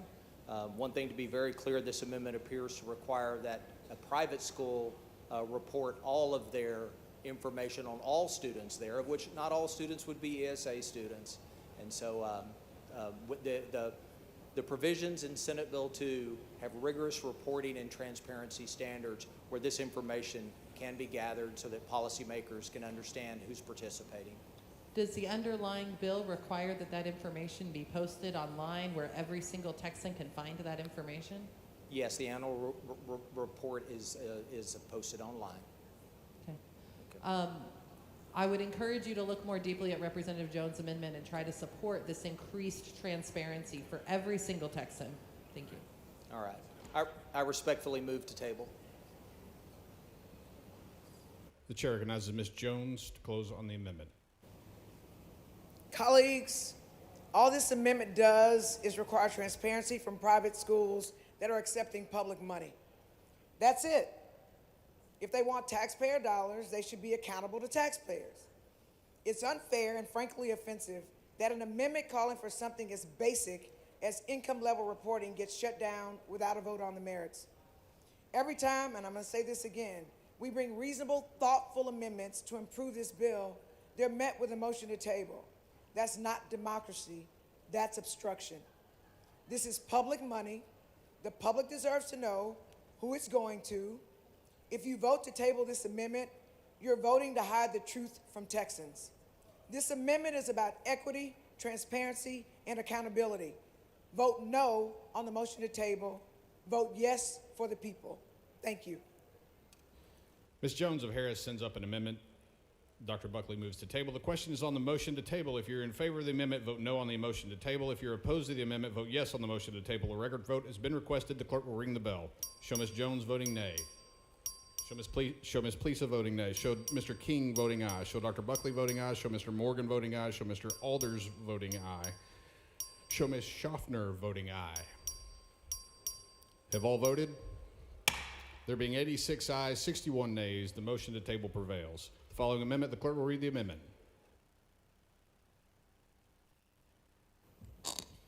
Amendment by Plesa.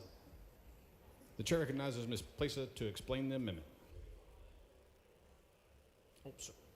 Thank you, Mr. Speaker and members.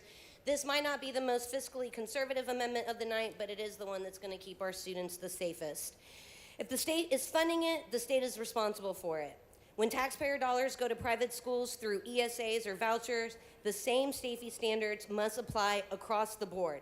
We cannot make exceptions when children's lives are at stake.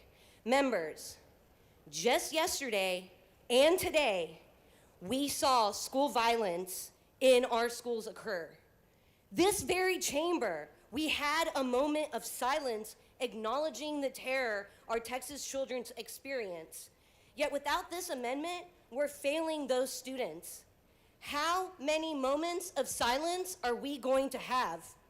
All schools accepting public funds must meet the minimum safety standards. At the very least, we owe it to all our children to strengthen safety school standards. Every parent deserves peace of mind, and school choice should not also be a question of safety. Our public schools must submit emergency plans, conduct active shooter drills, and undergo TEA safety audits. Why would ESA or voucher-funded private schools be exempt? Public schools do more with less while complying with safety mandates. ESA schools shouldn't take funding without equal responsibility. Either we believe in protecting all students or we don't. Let's make school safety a baseline and not a bargaining chip. And with that, I move adoption. Mr. Wu. The chair recognizes Dr. Buckley in opposition to the amendment. Thank you, Mr. Speaker, members. The accreditation process for private schools already includes safety assessments and also the process in terms of the tuition that our private schools charge their students is a decision to be made by that private school. So I will respectfully move to table. The chair recognizes Ms. Plesa to close on the amendment. Thank you, Mr. Speaker. Members, this isn't partisan. This isn't even really about ESAs or vouchers. It's about every child returning home safely. Public dollars demand public accountability, and that's what this amendment is about. It's about keeping our students safe. And with that, I ask you, please do not table this amendment. This is about the safety of every school child in the state of Texas. I'm asking you, members, stand with me on this amendment. Let's keep all students safe in the state of Texas. And with that, I move adoption of this amendment for a better Texas. Ms. Plesa sends up an amendment. Dr. Buckley moves to table. The question is on the motion to table. If you're in favor of the amendment, vote no on the motion to table. If you're opposed to the amendment, vote yes on the motion to table. A record vote has been requested. The clerk will ring the bell. Show Mr. Leach voting aye. Show Dr. Buckley voting aye. Show Mr. Alders voting aye. Have all voted? There being 86 ayes, 60 nays, the motion to table prevails. The following amendment, the clerk will read the amendment. Amendment by Bryant. The chair recognizes Mr. Bryant to explain the amendment.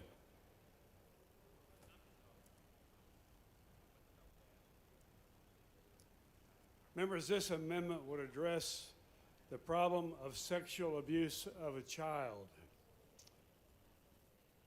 It would bar a private school from receiving funds under this ESA voucher program if a member of the governing body has been found civilly or criminally liable for concealing the sexual abuse of a child. In other words, you could not have a member of the governing body be someone who has been found civilly or criminally liable for concealing the sexual abuse of a child.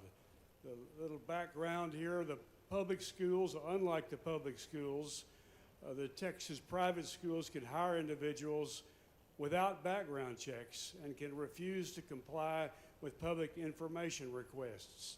Private schools are not required to fire, nor are they required to refuse to hire individuals listed on the registry of persons ineligible for employment in public schools. This amendment would say that they cannot have anybody on their governing board that's been found civilly or criminally liable for concealing the sexual abuse of a child. It would also say that a private school wanting to participate in this program must disclose to the Texas Education Agency any and all records regarding the sexual abuse of a child which they possess. That is to say, disclose any sexual abuse of a minor that's been committed by a school employee or other on-campus adult before they submit an application to seek approval to participate.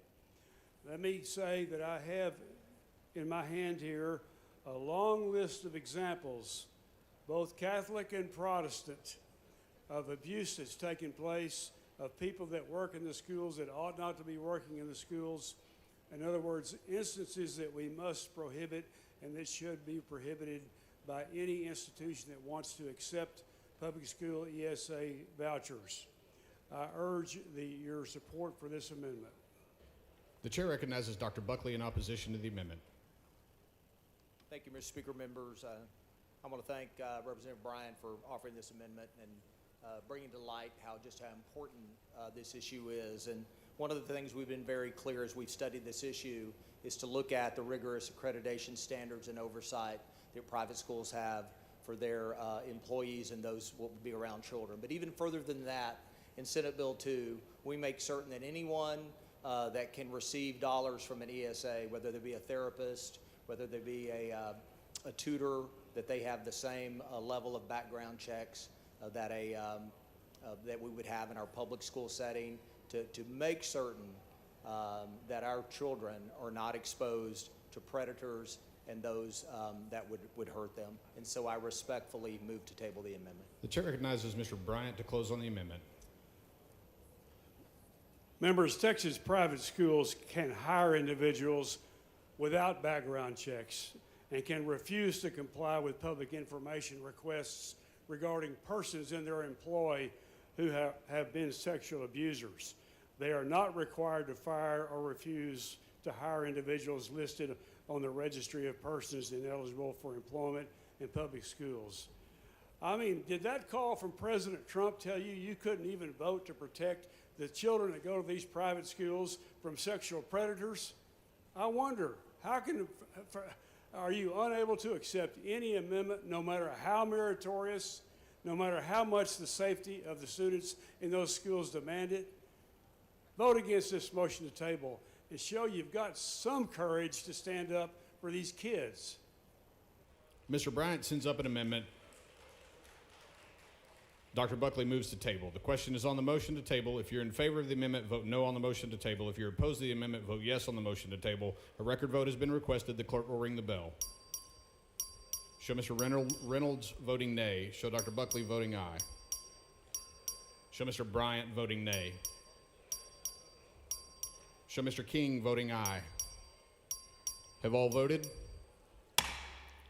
There being 84 ayes, 62 nays, the motion to table prevails. The following amendment, the clerk will read the amendment. Amendment by Reynolds. The chair recognizes Mr. Reynolds to explain the amendment. Thank you, Mr. Speaker. Members, this amendment adds a basic transparency requirement. It will require all pre-approved education providers receiving state funds through this program to report any complaints filed against them to the U.S. Department of Education Civil Rights Division and to the comptroller to post the information publicly on the program's website. This program transfers public funds to private actors, but private entities do not face the same obligations to serve students fairly, particularly students with disabilities, students of color, and LGBTQ plus youth. We already know per section 29.367 of this bill that private schools are not required to follow IDEA and other federal civil rights laws in the same way public schools do. This amendment simply adds a layer of transparency and accountability that aligns with the rest of the bill's oversight provisions, especially in sections 29.358 and 29.371, which already set up provider approval and annual reporting requirements. If we trust the system we're funding, then we should be willing to shine a light on how providers are treating Texas children, especially the most vulnerable around them. Members, I urge you to vote yes on this amendment to protect student rights, support transparency, and improve public confidence in this new program. Mr. Kane, for what purpose? Mr. Speaker, question for the author. Will the gentleman yield for questions? Yes, I will. The gentleman yields. Mr. Reynolds, I believe when you were laying this out, you discussed that if we truly trust the system, we will do this. Do you trust this bill? Do I trust the bill? Yeah, the system. You were saying if we truly trust the system. I don't trust the fact that we need to commit to $1 billion to subsidize vouchers for families that can already afford to send their kids to private schools while we're underfunding our neighborhood public schools. So no, I don't trust the fact that we're even debating this bill right now, but if we're going to have this bill, then we need to have transparency and accountability to make sure that when we're using public funds for private entities, that they have the same requirements when it comes to protecting students, particularly vulnerable students, from being subject to discrimination. They need to have these complaints go to the U.S. Department of Education Civil Rights Division and have the Texas Comptroller simply make this information available on their public website. That is what this amendment requires. It requires transparency and accountability. Right. Mr. Reynolds, a common question we've been having today, if this amendment goes on, will you be voting for this bill? Absolutely not. All right. Thank you, sir. Mr. Wu, for what purpose? Would the gentleman yield for questions? Would the gentleman yield for questions? I will yield for questions. The gentleman yields. Representative Reynolds, even if this amendment got on, this bill is extremely problematic, right? That's why you said that you're not going to vote for it? Absolutely. Yeah. Because this body's rejected pretty much every single amendment that would have made this bill better, made this bill more acceptable. Are you right?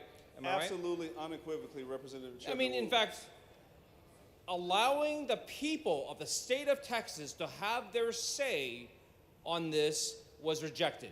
Absolutely. And that would have been a great safeguard to have in place for this bill. If we really trust Texans, then we should have allowed this bill to be voted on by Texans. That would have meant that Texans were in favor of it, and we could have ended this debate tonight. And your amendment just deals with a very small part of it, right? Absolutely. Transparency and accountability. How can you be against transparency, shining a light so that people can have more information? That seems undemocratic to me. And one of the issues is that in public schools, because it's using public dollars, we work very hard to make sure that there is no discrimination. Is that fair? That is absolutely correct. And we work to make sure that there's no racial discrimination, there's no religious discrimination, there's no gender discrimination, and so on and so forth. National origin, you're absolutely correct, Representative Wu. And our concern with this bill is that the private schools, the schools without publicly elected boards that can oversee things, that can deal with those kind of things, that's not present in private schools, is it? That is correct. We shouldn't be having two different standards. One for public schools that protects and that is transparent when it comes to these reporting requirements, and private schools that don't have to follow these rules. Why are we not allowing those same students that you're talking about, those vulnerable students, to be protected? That is what this amendment does. It simply levels the playing field. And the vast majority of the private schools in Texas are religious private schools, fair? My understanding is about 75%, Representative Wu. Absolutely. And not just Christian schools, but Jewish schools, Muslim schools, schools of all different faiths, correct? That is correct. And the concern is that because these are public dollars, that they're dollars that we all put into this government, that if those public dollars are taken from us, they should not be used for intentional discrimination. Is that fair? Absolutely. And if they are, we need to have these reporting requirements so that there can be transparency and accountability to those bad actors, that they can be some justice for those students, that if they were discriminated against, they could be held accountable. That is why they should be reported to the Office of Civil Rights within the Department of Justice, within the Department of Education. Right, and all this amendment would do is make sure that the reporting is done. Absolutely. That everyone who is in the system knows that if there is discrimination. That is correct. If there is something that's unfair because of race, religion, or anything else, that there is some place that they know that they can go to. That is absolutely correct, Representative Wu. And this just fixes a very small part of this bill. Is that fair? A very minuscule piece of the bill. That is correct. This is an important amendment. Thank you. Thank you, Representative Wu. Mr. Toth, for what purpose? Will the gentleman yield? Will the gentleman yield for questions? I will yield for questions. The gentleman yields. Mr. Reynolds, what was your point on IDEA? I apologize. I just picked that up as you started your conversation. Would you repeat the question? IDEA. You had brought up Yes. IDEA. I was saying that in the layout, I was saying that there are already certain requirements that public schools have to make, and I was just saying that with this private school voucher, that they should be held to the same reporting requirements as our public schools. That's all I was saying. Can you explain to the body IDEA and the federal requirements of IDEA? I can get the information to you in just a moment. Sure.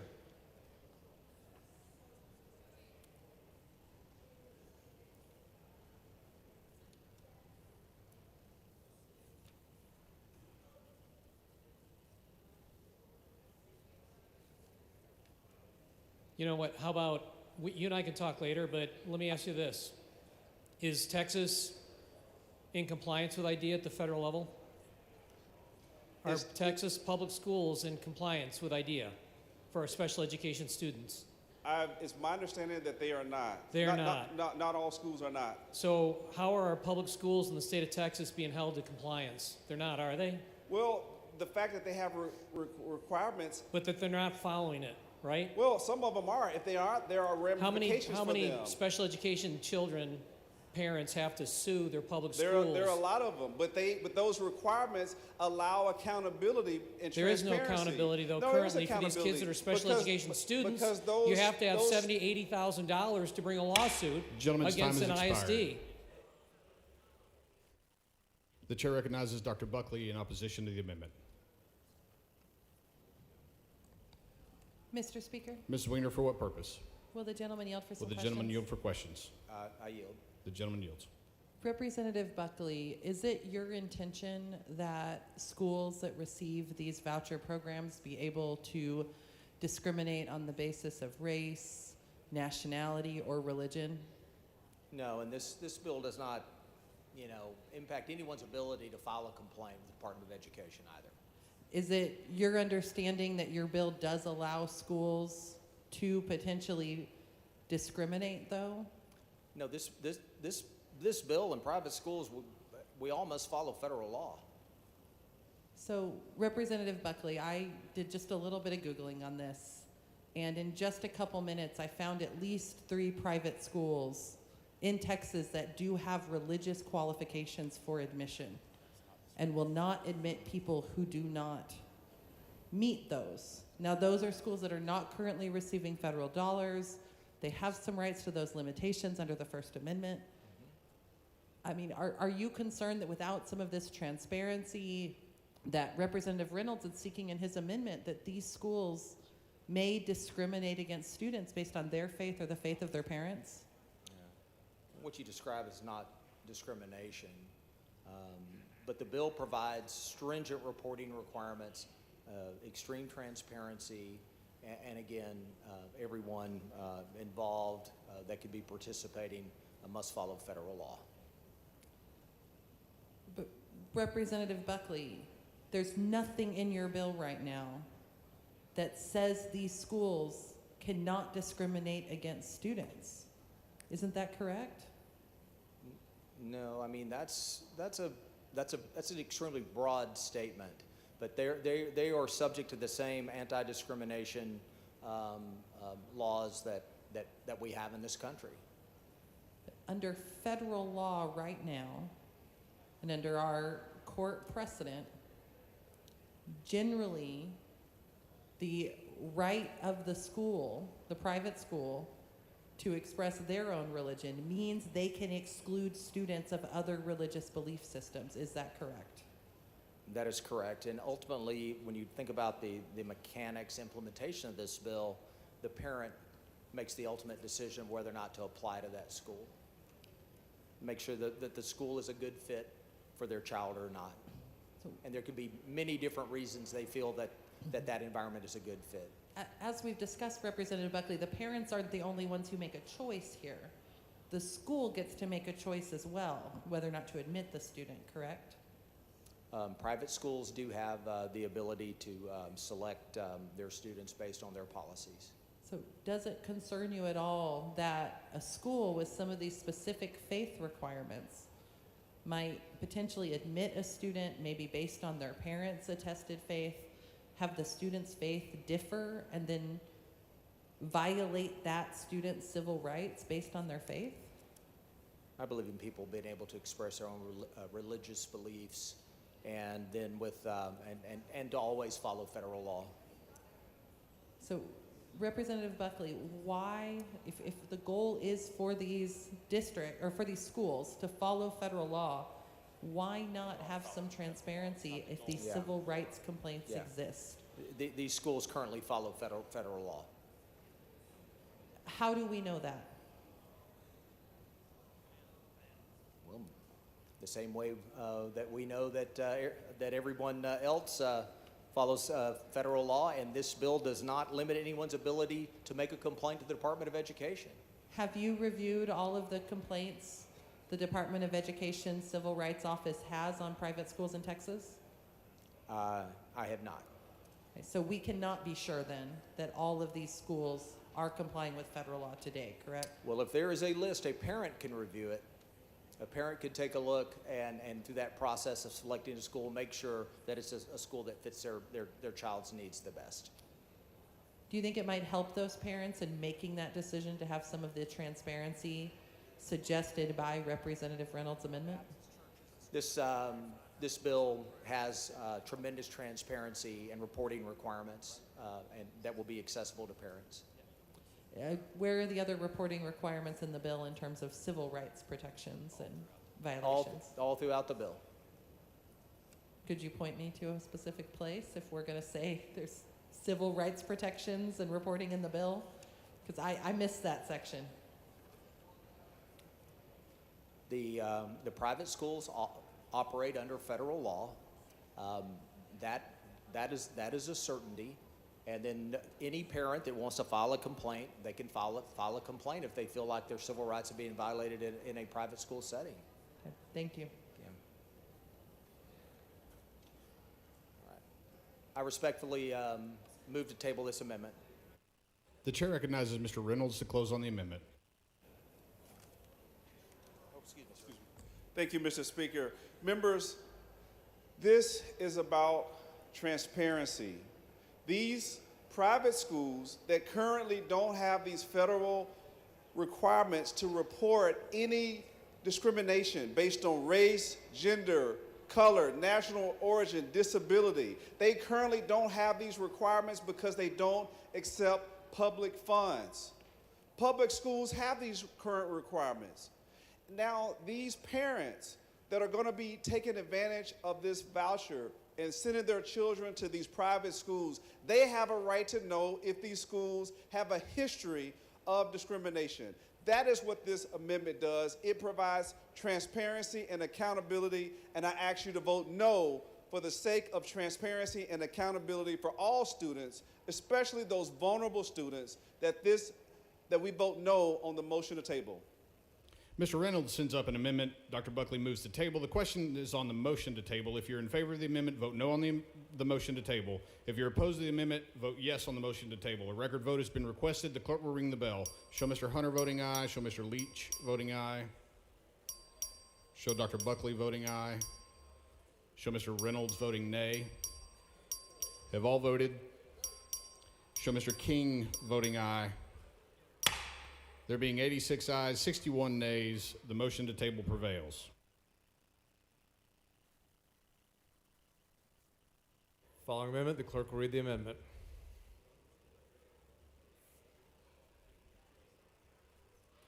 Amendment by Reynolds. Chair asks Ms. Reynolds to explain the amendment. Thank you, Mr. Speaker.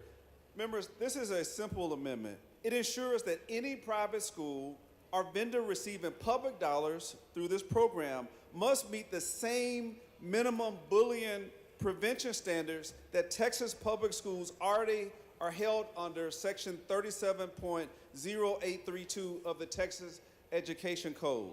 Because choice without safety isn't a real choice. Parents are not handing their children's future to a vendor just for academics. They are trusting that their child will be safe, valued, and protected in that school environment. We all know that Texas has a bullying problem. 1 in 5 students reports that they are bullied in the school year. And the numbers are even higher for students with disabilities and students of color. This amendment gives parents peace of mind that schools accepting taxpayer money won't turn a blind eye to harassment or abuse. Members, this is not a partisan issue. This is about protecting kids, respecting parents, and making sure that public funds only flow to schools that meet the basic safety standards. Texans don't cut corners on child safeties, and neither should we. Mr. Toth, for what purpose? Will the gentleman yield for questions? Gentleman yield for questions. Yes, I'll yield for Gentleman questions. yields. Do Texas parents have peace of mind when they send their kids to public schools today that they won't be bullied? Not all parents do.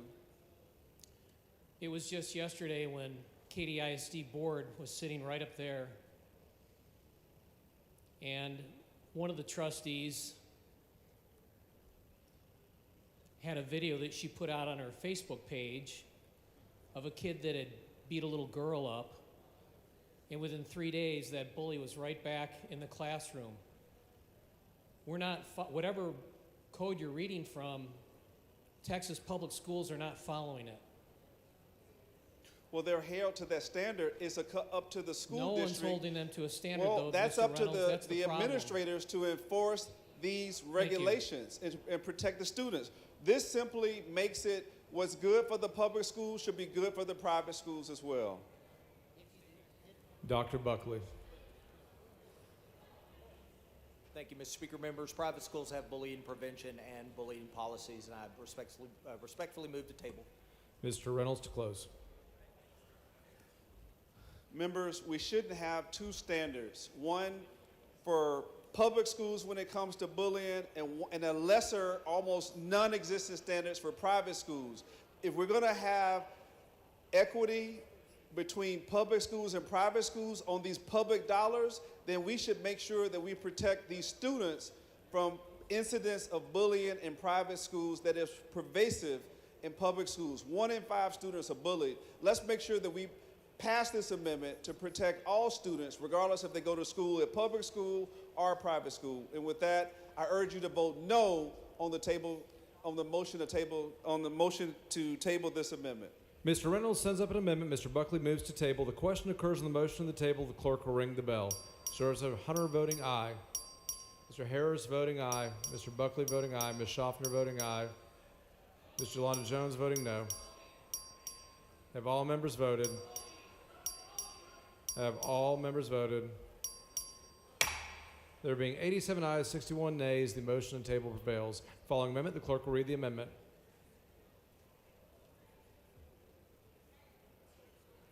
Amendment by Allen. Chair asks Ms. Allen to explain her amendment.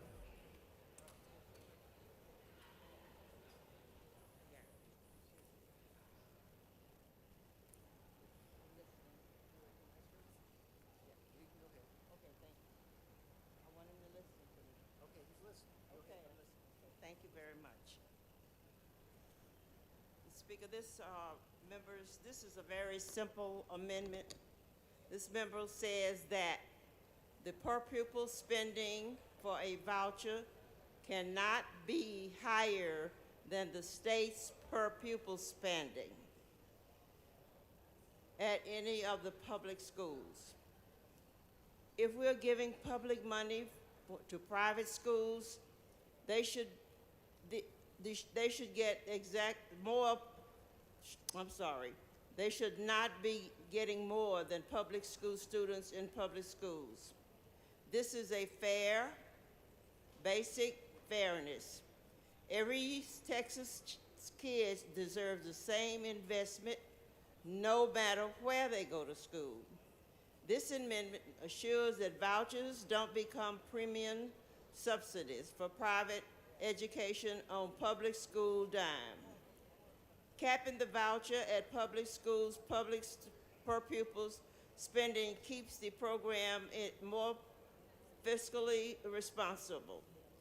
Without this cap, voucher costs could spiral in public school budgets and fall farther behind private public schools. If we truly value public education, we won't let vouchers to students get a better funding education than the rest of the students. The dollars spent on vouchers should be equal to the dollars spent on a child in public school. This amendment forces a real conversation about priorities. Are we investing all of our kids, or are we adjusting spending money on private schools? Mr. Speaker, I move adoption. Chair recognizes Dr. Buckley.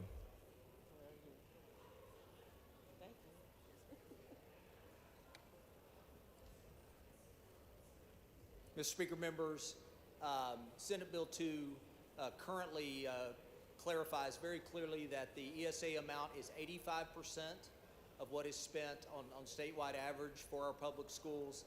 And with much respect for my colleague, Dr. Allen, I respectfully move to table the amendment. Chair recognizes Dr. Allen. I'm simply asking that the money spiral out of control and more money is spent in private schools than spent in public schools. I'm sure that it's not that easy to promise people that the monies won't be higher in private schools than they are in public schools. Thank you. Dr. Allen sends up an amendment. Dr. Buckley moves to table. The question occurs on the motion to table. The clerk will ring the bell. So Mr. Hunter voting aye, Mr. Reynolds voting nay. Have all members voted? Mr. Jones voting nay. Have all members voted? Have all members voted? There being 87 ayes and 61 nays, the motion to table prevails. Following amendment, the clerk will read the amendment. Gonzalez of Dallas. Chair recognizes Ms. Gonzalez of Dallas to explain her amendment. Thank you, Mr. Speaker, members. This is a very simple amendment that I'm hopeful that you will take some time to consider. Public tax dollars should be spent on our schools, school kids, and the professionals who keep our schools running every day. I hope that every member of this body would agree with me that taxpayer funds shouldn't be used to bail bad actors out of legal trouble. That's why I filed this amendment. I simply want to make sure that every cent associated with this program is spent in service of our constitutional mandate to educate Texas's kids. This amendment prohibits private school recipients of state funds from earmarking or using taxpayer dollars to pay for settlements out of court. As we can all imagine, schools will receive these funds fully intend to operate as business as usual. Private religious schools aren't regulated by the state, and we're not proposing much of that here today. One example is a recent lawsuit filed against Trinity Valley High School in Fort Worth. One teacher had been accused of sexually abusing 16 young girls, and the school had been accused of covering this rampant abuse up for over 2 years. It's on every one of us to make sure that our schools operate effectively and lawfully. A consequence of this legislation should not be to effectively set up a legal slush fund for unaccountable, unregulated private schools that can turn kids away for any reason, or schools that hire predators or cover up sexual abuse of young children. I move adoption, Mr. Speaker. Chair recognizes Dr. Buckley.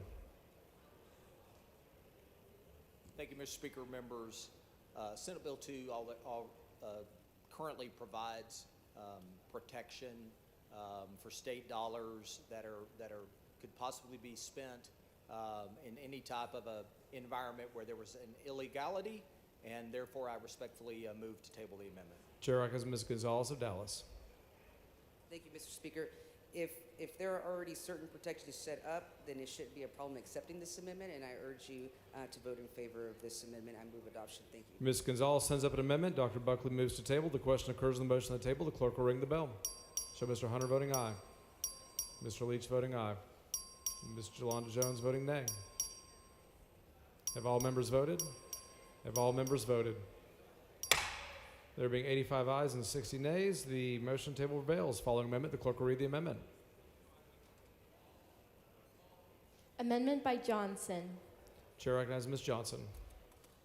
Thank you, Mr. Speaker and members. Y'all, this is the Keep Texas Taxpayer Dollars Actually in Texas bill. What this bill says is that we don't follow for the same trick that we did on charters. Because if you remember in 1995, we just needed 25 charter schools to come up with innovation to put back in public schools. And now we have 905. And you've seen the fraud that has occurred in charter schools. So all this bill says, with the billions of dollars that you want to funnel to private schools, that money can't go out of state. Look at page 15. It says that they can send money if the school is located in or the vendor is registered in the state of Texas. So I don't want to see what we had happen where we were sending Texas taxpayer dollars to bail out a failing school in Colorado. Vote for this amendment to keep Texas taxpayer dollars actually in Texas. I move adoption. Chair recognizes Dr. Buckley. Thank you, Mr. Speaker. Members, the bill currently requires that an education provider be located in Texas, and any vendor must be licensed and legal to do business in Texas, and therefore I respectfully move to table the amendment. Chair recognizes Ms. Johnson. I get that they can be registered in Texas, but it doesn't say they can't share a registration out of state. Mr. Wu, for what purpose? would a lady yield for questions? Ms. Daly, yield for questions. She Representative yields. Johnson, you're not talking about a hypothetical situation, are you? No, we've already seen this happen. This is a real situation where somebody running a charter school in this state took tens of millions of dollars of our taxpayer money and sent it out of state for his own benefit. Third Future Schools, the same guy that has been put by TEA Commissioner Mike Morath in charge of HISD, sent Texas dollars that the law says charter schools need to stay in Texas. And they sent administrative fees, and it happened to bail out schools failing in Colorado. All I'm praying for is don't fall for the same scam. All we're asking is Texas taxpayer dollars have to stay in Texas. The way it's written right now, you just have to have a vendor registered in Texas. Doesn't say they can't share a registration out of state and funnel our taxpayer dollars to another state. Just keep the money in Texas. Ms. Mayor, for what purpose?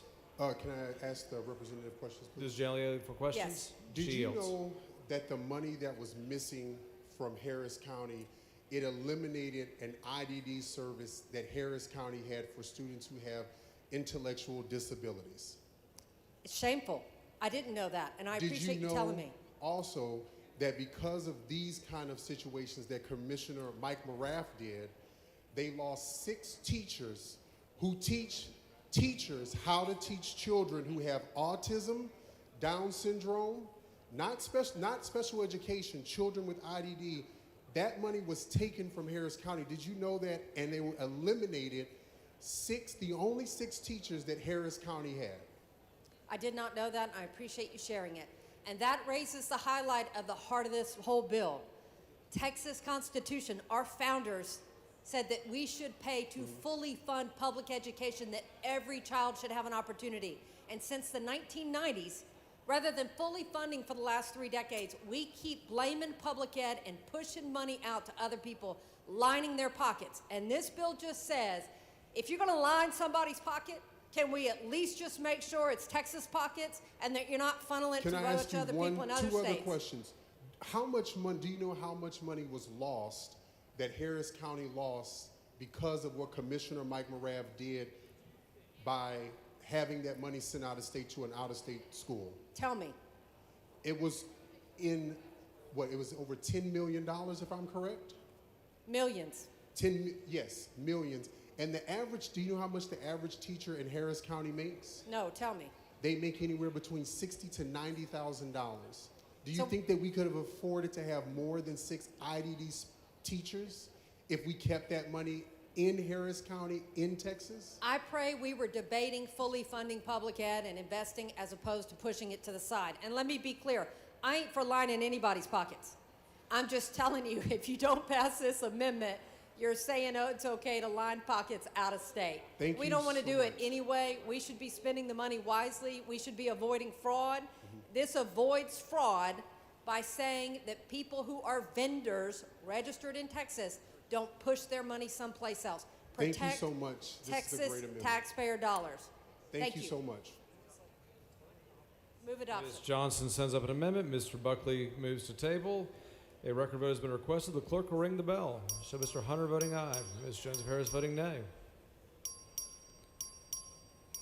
Have all members voted? Have all members voted?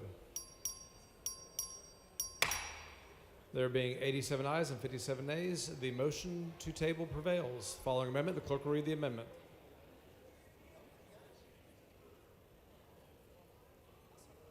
Amendment by Perez of El Paso. Chair recognizes Mr. Perez of El Paso to explain his amendment. Thank you, Mr. Speaker.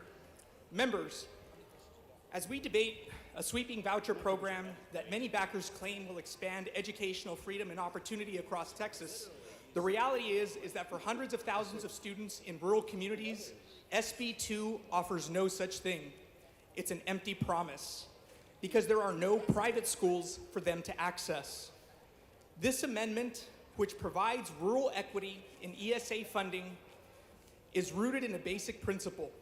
If a student has no private school in their county, they cannot benefit from SB 2. So let's ensure they still receive a benefit. This amendment would provide rural school students located in counties without private schools with funding equal to the utilization rate of ESAs in counties that do have private school choice. Here's how it would work. If 2% of students statewide are using the ESA program, then school districts in counties with no private schools would receive funding equivalent to the percentage of students using the vouchers in urban areas where private schools are more prevalent. This reinvestment would help fund critical education services. It's a simple, fair, and smart way to ensure that public funds from ESAs don't bypass rural students entirely. Right now, 60% of Texas counties have no private schools. That's the reality. These communities aren't anti-choice, they're just out of options. For them, a voucher is not freedom, it's exclusion. And under the current version of SB 2, they would get nothing while watching their tax dollars go to fund private education in cities hundreds of miles away.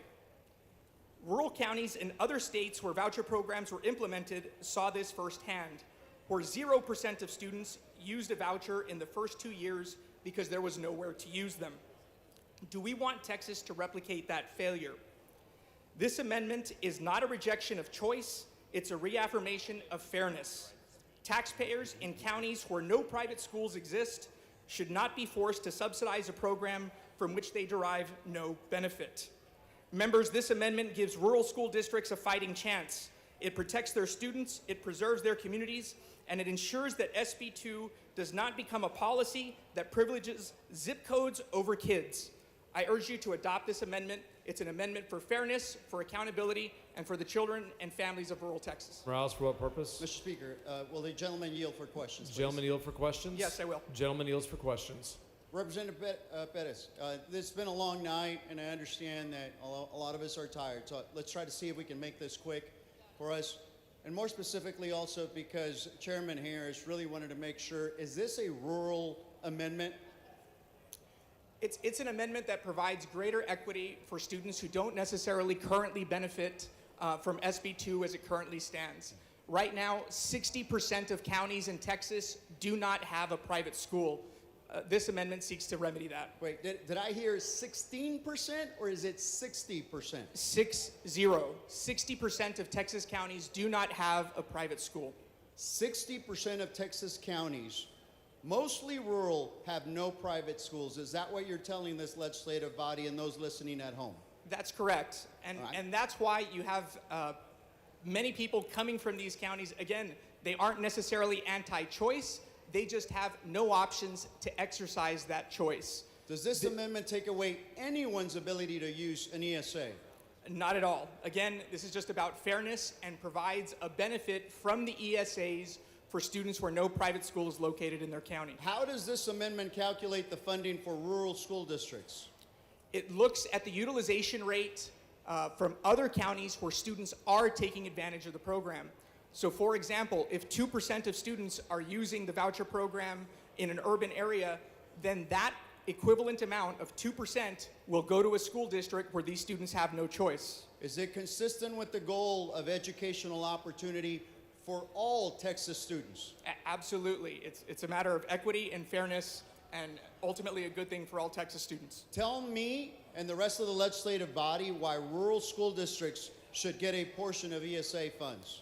Again, it's not fair that taxpayers from rural areas subsidize a program where they derive no benefit. This amendment is seeking to remedy this issue by providing a benefit from students who otherwise won't exercise it under SB 2. What could this funding be used for in rural schools? Is it limited? Again, it'll go to fund the types of things that they are seeking to achieve with SB 2, enhancing educational opportunities, tutoring, other classroom opportunities to ensure that they have the same type of benefit. Is this amendment a pro-public school or anti-choice amendment? It is a pro-equity amendment. It doesn't remove anybody's choices. It ensures that rural kids aren't excluded from this investment in education. Are you aware of any precedents for this kind of funding parity in other programs? Yes. Texas already has hold harmless provisions and weighted funding in school finance to ensure fairness. And other states with ESAs, such as Arizona and West Virginia, have also faced similar pressure to provide this type of funding. So a vote for this amendment is a vote for rural schools. Absolutely. And 60% of our schools are considered rural. That's correct. Thank you. Appreciate. As is Dr. Buckley.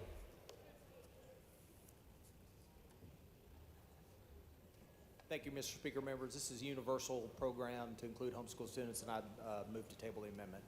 Chair recognizes Mr. Perez. Mr. Speaker, Mr. can Morales. I ask the question and answer between Mr. Pettis and I be reduced to writing, please? Yes, you've heard the motion. No objection. Chair is none so ordered. Mr. Perez to close. Again, members, this is a matter of equity and fairness. Again, taxpayers from rural areas should not be forced to subsidize an education bill where they derive no benefit. This provides an equal playing field and provides a benefit from those who currently don't see any. I urge adoption of this amendment. Mr. Perez sends up an amendment. Mr. Buckley moves to table. The question occurs on the motion on the table. Clerk will ring the bell. Show Mr. Hunter voting aye. Mr. Buckley voting aye. Have all members voted? Have all members voted? Mr. Harris voting aye. There being 88 ayes and 60 nays, the motion on the table prevails. Following amendment, the clerk will read the amendment.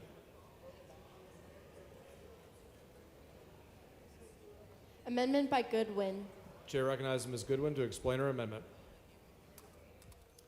Thank you, Mr. Speaker. Members,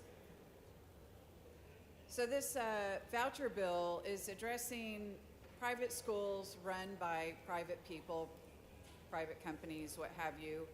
And as we've heard in some of the prior amendments, private schools don't necessarily have to follow the same rules regarding testing, regarding safety.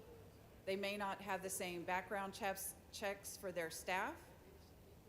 But what about when a private school now is accepting more public dollars than private? In other words, if they are receiving so many voucher students that over 50% of their revenue is coming from public tax dollars, should they not then be considered public schools? And should they not then have to follow the same rules that all of our public schools have to follow? So let me just run that by you again. This amendment simply says that if a private school is now receiving more of its funding from public tax dollars, then they would have to follow the same rules as our public schools. Move adoption. Chair recognizes Dr. Buckley.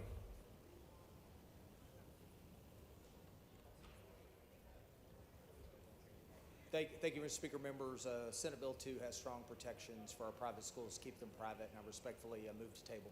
Chair recognizes Ms. Goodwin. Members, I know that we're all getting a little exhausted here, but if you will just bear with me, don't you think that when an institution becomes over 50% funded by public tax dollars, it is now a public institution? And shouldn't it have to follow the same rules as our public schools? So I ask that you vote no on the motion to table. Ms. Goodwin sends up an amendment. Dr. Buckley moves to table. The question is on the motion on the table. Clerk will ring the bell. Show Mr. Hunter voting aye. Mr. Buckley voting aye. Have all members voted? Mr. Harris voting aye. Have all Ms. Bowers voting nay. Have all members voted? There being 86 ayes and 61 nays, the motion on the table prevails. The following amendment, the clerk will read the amendment.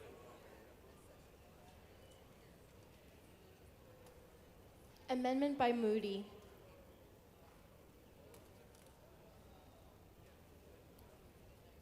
Chair recognizes Mr. Moody to explain his amendment. Thank you, Mr. Speaker. Members, I know we've been at this for a while. We've talked a lot about the kids in the classroom, the teachers in the classroom, the parents and their opportunity. This amendment is about those who've done their time in the classroom, our retired teachers, who I know each and every one of you care about deeply. This amendment's pretty straightforward, and what it would do is, if we see a reduced school district and open enrollment charter school enrollment have a negative impact on TRS, then the comptroller would work with TRS to make sure we keep those funds actuarially sound. Now, I know you'll probably hear conversation that they don't believe that that's going to be an issue in the future based on this bill. I would tell you, we do a lot of things here where we don't think a certain impact is going to occur. But there are unintended consequences with things that we do. And if anyone should receive protection, it's our retired teachers who took up that vocation and did the work for their entire career for the school kids across this state. And so that's all it does. It tells the comptroller to calculate whether this bill reduced the amount in TRS to a point where it needs to be backfilled and that these funds can be used for that purpose. And if nothing happens, like people say, nothing will happen, then this is words on paper. But there are unintended consequences at times when we pass legislation. And honestly, because we're putting this program in place for the first time, we don't know. We don't know. So let's take that question off the table. If they're right and it doesn't impact the fund, then we're good to go. But if it does, let's show the respect for those retired teachers and make sure that we take care of them and keep our commitment to them. I move adoption. Chair recognizes Dr. Buckley. Thank you, Mr. Speaker. Members, testimony was taken to show that this SB2 does not have a significant actual impact on teacher retirement system. They were actually more concerned about House Bill 2 and the impact and the tremendous teacher pay raises in that bill. Moving forward, the financial markets and the teacher pay raises will be overseen by TRS and be monitored through the interim, and I respectfully move to table this amendment. Chair recognizes Mr. Moody. And Dr. Buckley, I appreciate that they don't have a concern currently. But we know that sometimes those concerns will pop up later. And all this is a little bit of a safety net to operate over. That's it. So if what Dr. Buckley said is true and what TRS thinks is true right now, and it's never a concern, then this amendment means nothing. But if something does happen and a concern does come up later with the actuarial soundness of our fund for our retired teachers, then we're going to take care of them. That's all this is a commitment to our retired teachers if something goes differently than what we think it's going to go right now. It's just a safety net. Let's make sure we take care of our retired teachers who took care of so many of us and so many of our kids across the state. I ask you to vote no on the motion to table. Thank you. Mr. Moody sends up an amendment. Dr. Buckley moves to table. The question occurs on the motion to table. This is a record vote. Clerk will ring the bell. Show Mr. Hunter voting aye. Mr. Harris voting aye. Have all members voted? Mr. Kane voting aye. Have all members voted? Have all, Mr. Kane voting aye. Have all members voted? There being 84 ayes and 60 nays, the motion to table prevails. Following amendment, the clerk will read the amendment. Amendment by Rose. Chair recognizes Ms. Rose to explain her amendment. Thank you, Mr. Speaker. Members, this amendment would simply require that demographic information of student participants be collected for the comptroller's annual longitudinal report and to break down portions of the report by the demographic information. The amendment lists the same demographic information that's going to be collected for the legislative report that will be submitted to the comptroller. So the comptroller is going to already have it. So it will be simple just to put it on the website, and it's acceptable to the author. Chair recognizes Dr. Buckley.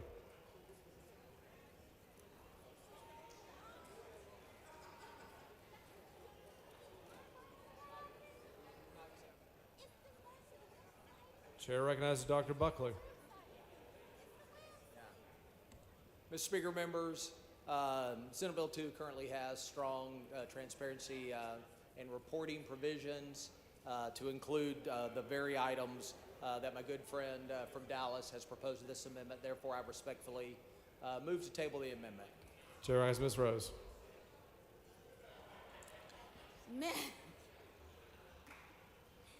Members, Texans have the right to know exactly who is benefiting from these vouchers. And I ask that you vote favorably for this amendment. Ms. Rose sends up an amendment. Dr. Buckley has moved to table. The questions on the motion to table. The clerk will ring the bell. Show Mr. Hunter voting aye. Mr. Buckley voting aye. Show Ms. Morales voting nay. Have all members voted? Have all members voted? There being 87 ayes and 61 nays, the motion to table prevails. Following amendment, the clerk will read the amendment. Amendment by Morales of Harris. Chair recognizes Ms. Morales of Harris to explain the amendment. Thank you, Mr. Speaker, members. My amendment is as simple as it is necessary. It says that any school district where at least 50% of the students identify as Hispanic or Latino, the district must provide the parents with written notice in Spanish about the Education Savings Account program, what it is, how to apply, and what's required. Why? Because you cannot claim this bill is about school choice while deliberately ignoring families who don't speak the language that the program is written in. Let me say it plainly. Choice without access is not choice, it's exclusion. In my community, Latino families are the backbone of our schools, our neighborhoods, and our workforce. They show up, they work hard, they pay taxes, and they raise children who deserve every opportunity, the same opportunities that every Texas child does. But if we pass this bill and we don't require even a basic Spanish language explanation of the program in districts that are majority Latino, what are we saying to those parents? You're not good enough to pay. You're good enough to pay for this program, but not good enough to understand it. This amendment doesn't cost the state 1 cent, not one dime. What it does is ensure that when we roll out a massive program with public dollars, we don't do it in a way that leaves behind the very communities that are most affected. Spanish-speaking parents shouldn't have to figure it out or catch up later. If this program is supposed to help kids, let it help all kids. I urge you to adopt this amendment and prove that equity isn't just a buzzword, it's how we govern. Chair recognizes Dr. Buckley. Thank you, Mr. Speaker, members. Though I certainly agree with the intent of this, requiring our school districts to do this would be an unfunded mandate to public schools, and therefore I move to table the amendment. Chair recognizes Ms. Morales. Members, let me be clear.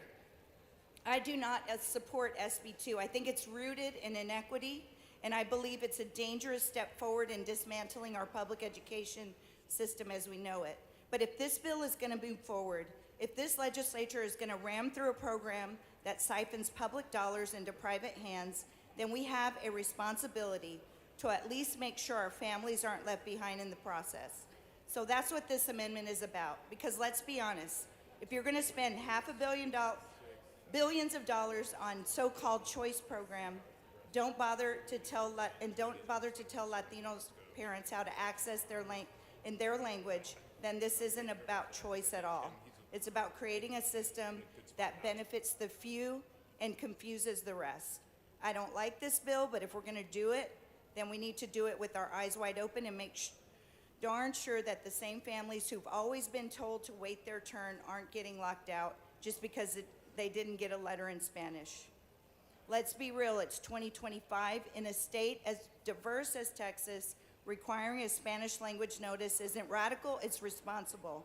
I urge you to support this amendment, and while you're at it, think hard about whether this bill serves all Texans that it claims to represent. Thank you, and I ask that you vote no on the motion to table. Ms. Morales sends up amendment. Dr. Buckley moves to table. The questions on the motion to table. The clerk will ring the bell. So Ms. Morales voting nay. Have all members voted? Have all members voted? There being 86 ayes and 58 nays, the motion table prevails. Following amendment, the clerk will read the amendment. Amendment by Wu. Chair recognizes Mr. Wu to explain his amendment.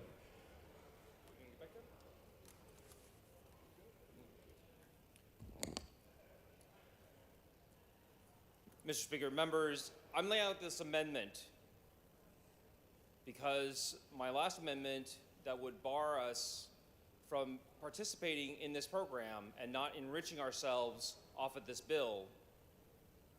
Now I'm laying down this amendment that prohibits our membership of the Texas legislature from serving on the boards of private schools that accept funding through the voucher program created by this bill. We are debating a significant shift away from funding public schools to support private education in this state. We must ensure that Texans can trust legislators are not writing policy with a vested interest in these private institutions. This amendment is about transparency, integrity, and ethics. It draws a clear ethical line. If you are crafting the law, creating the program, you should not be simultaneously be sitting on the board of a school that stands to financially benefit from it. Texans expect us to play by the rules and write the rules apply to ourselves as well. Let's hold ourselves to the same standard we expect of others when the tax dollars are involved. Members, I move adoption. Chair recognizes Dr. Buckley.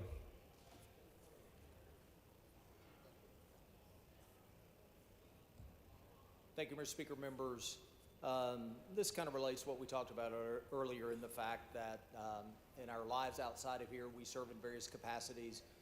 Many of us on boards, I would imagine, that receive state dollars. And also, we have personal financial statements to disclose that activity, if there is any, and therefore I respectfully move to table this amendment. Chair recognizes Mr. Wu. Thank you, members.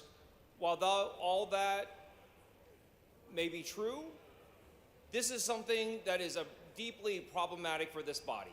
Over and over again, our body is seen by the public as taking care of ourselves before taking care of the public.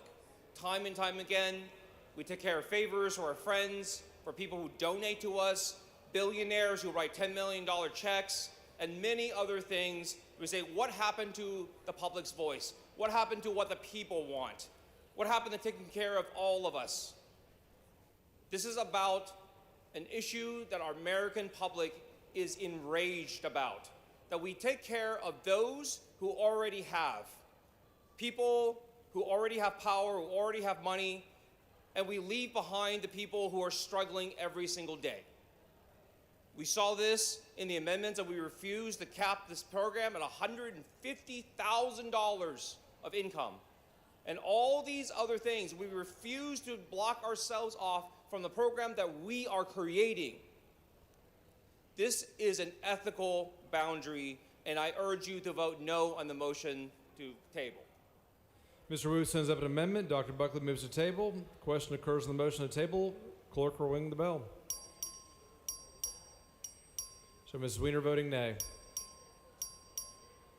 Have all members voted? Have all members voted? There being 86 ayes and 61 nays, the motion to table prevails. Following amendment, the clerk will read the amendment.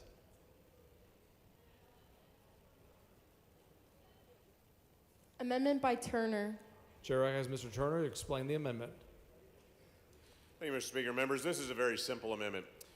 It says that we were going to limit the total appropriations for the voucher program, for the ESA program, so it cannot grow more on a percentage basis in any given budget cycle than the basic allotment increases in our public schools. That's what it does. So if you want to make sure that this program does not grow and become more expensive at a faster rate than by which we increase the basic allotment, which is our basic funding mechanism for our public schools, where more than 90% of Texas children attend, then you want to vote for this amendment. I move adoption. Chair recognizes Dr. Buckley. Thank you, Mr. Speaker. Members, earlier today we passed significant historic funding for our Texas public schools, and the appropriation for this program is always the subject to the legislature to appropriate the money on a biennial basis. So therefore, I respectfully move to table. Chair recognizes Mr. Turner. Thank you, Mr. Speaker. So, members, I certainly supported the bill earlier today, or I guess now yesterday, on public school finance, and I think it did have an important increase in funding overall, including a modest, and I would emphasize modest, basic allotment increase. But we know, as we heard from that debate earlier today or yesterday, that the basic allotment, even with House Bill 2, is still not coming close to catching up to where we were in 2019, the last time we did school finance reform. And so what I want to make sure with this amendment on this bill going forward is that we're not allowing the ESA program to grow at a faster clip than we're increasing the basic allotment, because let's be real, we are behind on the basic allotment. We are behind. We are behind in terms of comparing to 2019 dollars, and that is hurting classroom instruction in our public schools across the state. So let's put some safeguards on the ESA program and tie the rate of growth in this program to the rate of growth in the ESA program.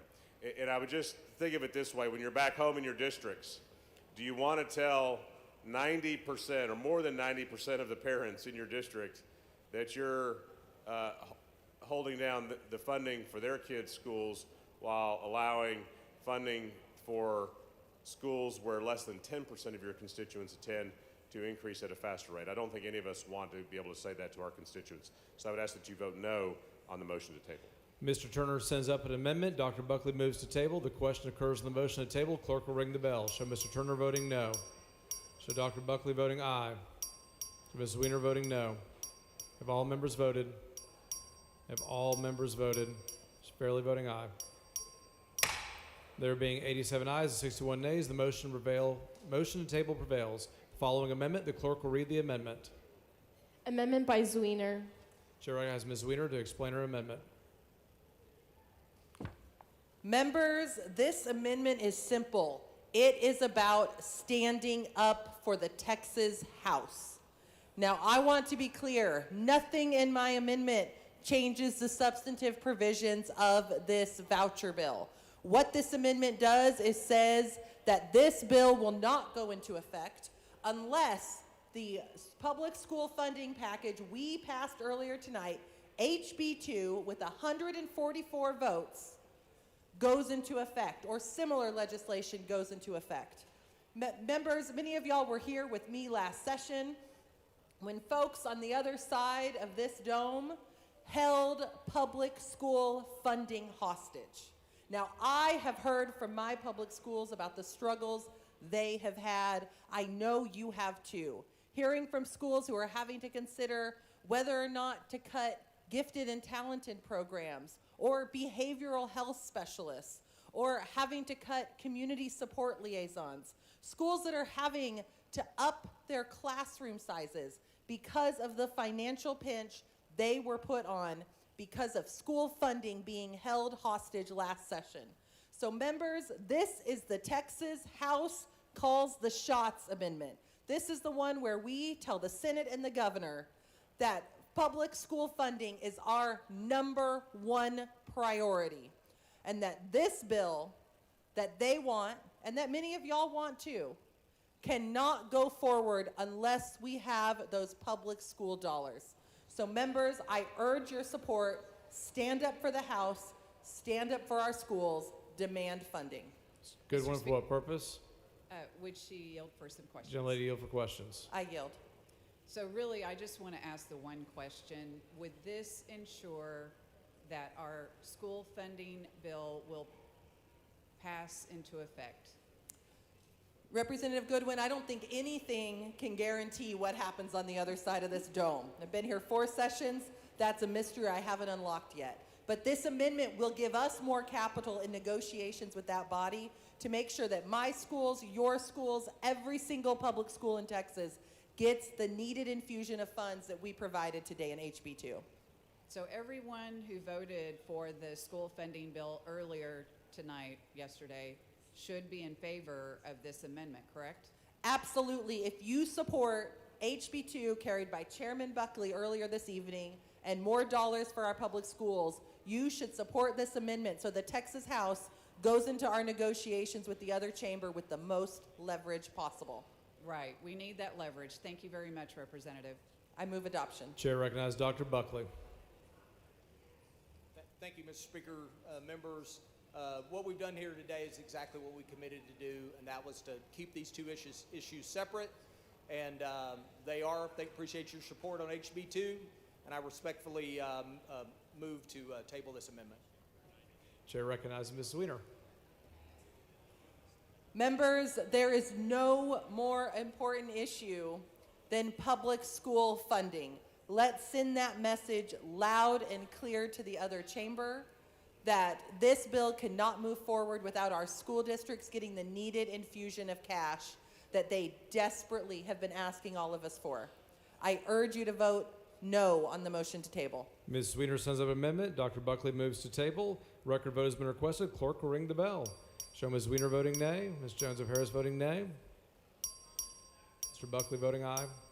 Have all members voted? Have all members voted? There being 87 ayes and 61 nays, the motion to table prevails. Following amendment, clerk will read the amendment. Amendment by Jones of Harris.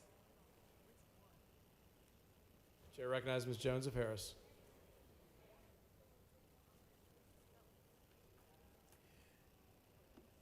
Mr. Speaker, members, this is a very, very, very simple amendment. And all it asks for is that for teachers in private schools to be certified. Because if we're spending public money in private schools, then private school teachers need to have the same certifications and requirements as public schools. And I move adoption. Chair recognizes Dr. Buckley.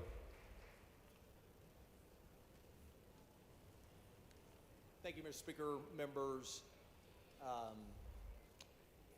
about 54% of our new hires in our public schools are uncertified. Thank you for your support on HB2. That'll change that.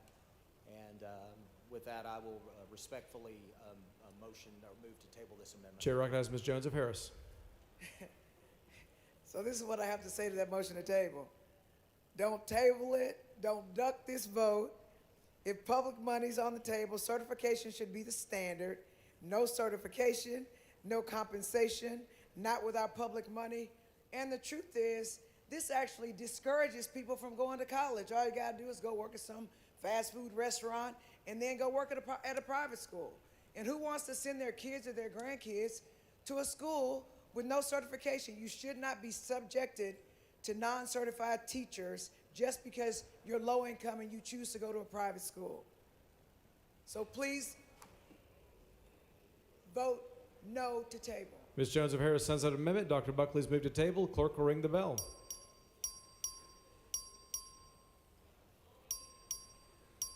Have all members voted? Have all members voted? There being 87 ayes and 60 nays, the motion to table prevails. Following amendment, the clerk will read the amendment. Amendment by Jones of Harris. Chair asks Ms. Jones of Harris to explain the amendment. I just want you to know this is my last amendment. So, I think that a lot of people who are hearing about this voucher bill believe that $10,000 is going to tuition. Well, let me read to you what the bill says without the amendment. It says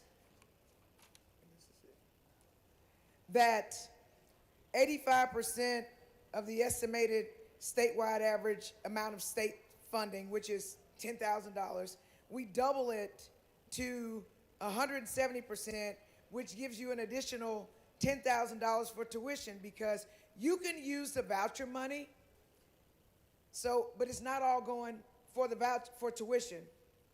So what I want to do is, if you get into a school that you're guaranteed at least $10,000 for tuition, And then for all those other things that you need in private school, uniforms, books, software, all of those things. So that's what I'm asking you to do, is to please make sure that if the kids can get into the private school, if we assume that the private school is worth $10,000, the poor families are going to need more money to be able to compete in the school, and that's all I'm asking you to do.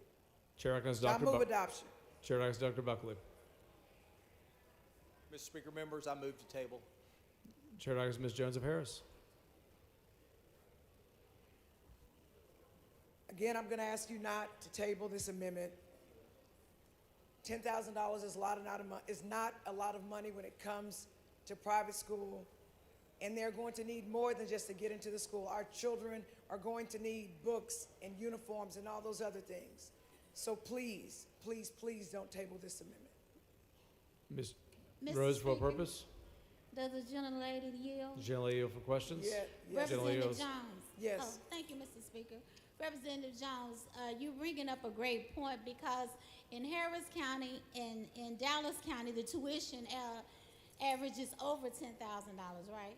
Yes. And so what you're just trying to do is make sure that if a child in those areas would like to participate in the program, that they have access to the funds that they need to be able to participate in the private school, correct? That's exactly what I'm asking for. I think you have a great amendment. Thank you. And let me say this.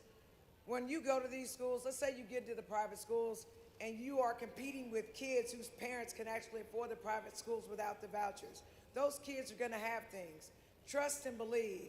When your children go to these schools, when your grandchildren go to these schools, and the kids around them have things that they don't have, they're going to feel like second-class citizens. If the other kids have uniforms and they can't afford uniforms, they're going to be second-class citizens. If the other kids can afford the extracurricular activities at these schools, and your and the poor kids cannot, they're going to feel like second-class citizens. We have enough of bullying just with kids' development, emotional development. We don't need bullying in the form of, this kid has everything and I don't. Because trust and believe, with the lack of, the lack of brain development at that age, we're gonna create kids who are gonna feel second class. They're not gonna feel like they fit in, and they're gonna be lost. And we, I believe, as a legislature, have the obligation to make sure if we put these children in these environments, in these situations, then we need to put them in that situation where they have all the resources they need, the financial resources they need to fit in, because it's hard enough to be a kid. I move adoption, and I hope that you don't table this amendment. Ms. Jones of Harris sends up an amendment. Dr. Buckley has moved to table. The question is on the motion to table. The clerk will ring the bell. Show Ms. Jones of Harris voting nay. Have all members voted? Have all members voted? There being 87 ayes and 61 nays, the motion to table prevails. The following amendment, the clerk will read the amendment. Amendment by Wu. Chair recognizes Mr. Wu to explain his amendment. Thank you, Mr. Speaker. Members, let's be honest about what we do. Let's call things what they are. That this amendment would rename this act as the Siphoning Classroom Assets for Millionaires Act, SCAM, because that's what it is. Because earlier you heard Dr. Buckley on HB2 talk about how we're going to put almost $8 billion into the education system, and it still won't take us back to even 2019 levels. Why? Because we're actually about $15 billion short. And here, right now, this is a scam, because this bill right here, this bill is taking away money that could go to keep your schools open. That this bill is what is keeping your school from getting more money. That this is a scam because this is taking money from the public, from our public schools, from our neighborhoods, taking money from our neighbors, our friends, our family that pay into this, and taking it and giving it to people for their private use, for private schools to receive a private religious education.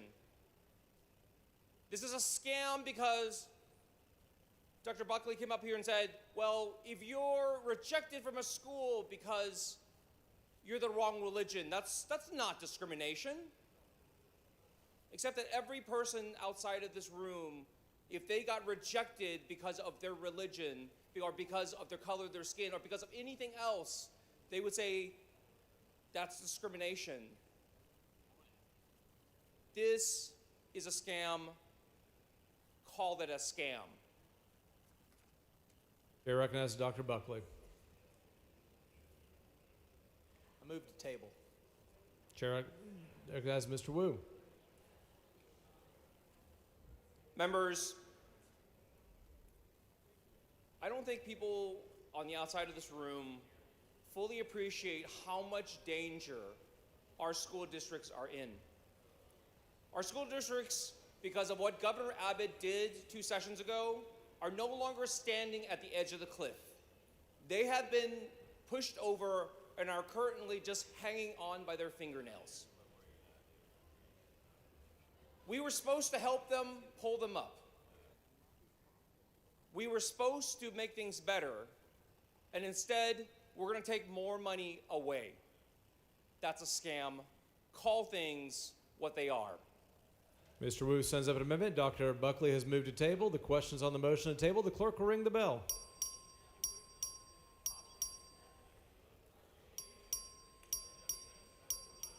Have all members voted? There being 88 ayes and 58 nays, the motion to table prevails. The following amendment, the clerk will read the amendment.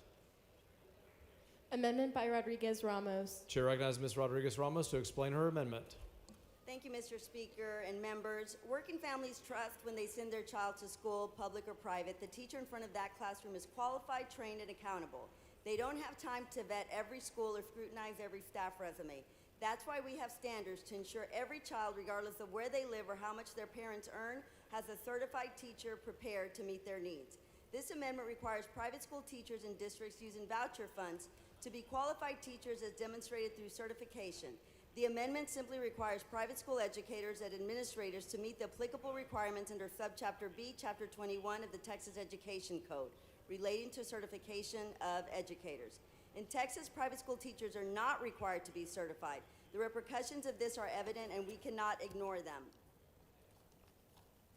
Members, if we're going to use public dollars, families deserve the same level of assurance. A student in a voucher-funded classroom should not have fewer protections or lower quality instruction than their neighbor in a public school. This amendment simply holds all educators to the same baseline of professional responsibility because that's what working families expect and deserve. Show you care about providing all Texans with the educational resources to achieve economic prosperity and stability. Vote yes on this amendment. Thank you, Mr. Speaker. Chair recognizes Dr. Buckley in opposition to the amendment. Thank you, Mr. Speaker. Members, I move to table. Chair recognizes Ms. Rodriguez Ramos to close on the amendment. Close. Ms. Rodriguez Ramos sends up an amendment. Dr. Buckley moves to table. The question is on the motion to table. If you're in favor of the amendment, vote no. If you're opposed to the amendment, vote yes. A record vote has been requested. The clerk will ring the bell. Show Mr. Moody voting nay. Show Mr. McQueenie voting aye. Have all voted? There being 86 ayes, 61 nays, the motion to table prevails. The following amendment, the clerk will read the amendment.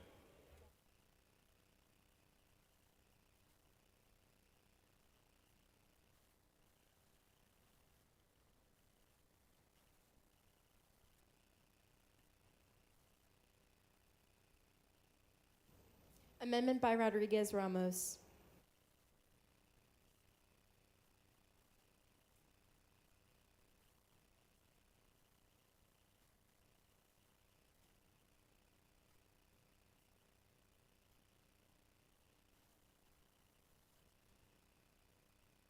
The chair recognizes Ms. Rodriguez Ramos to explain the amendment.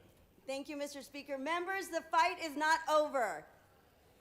Woo! All right, yes.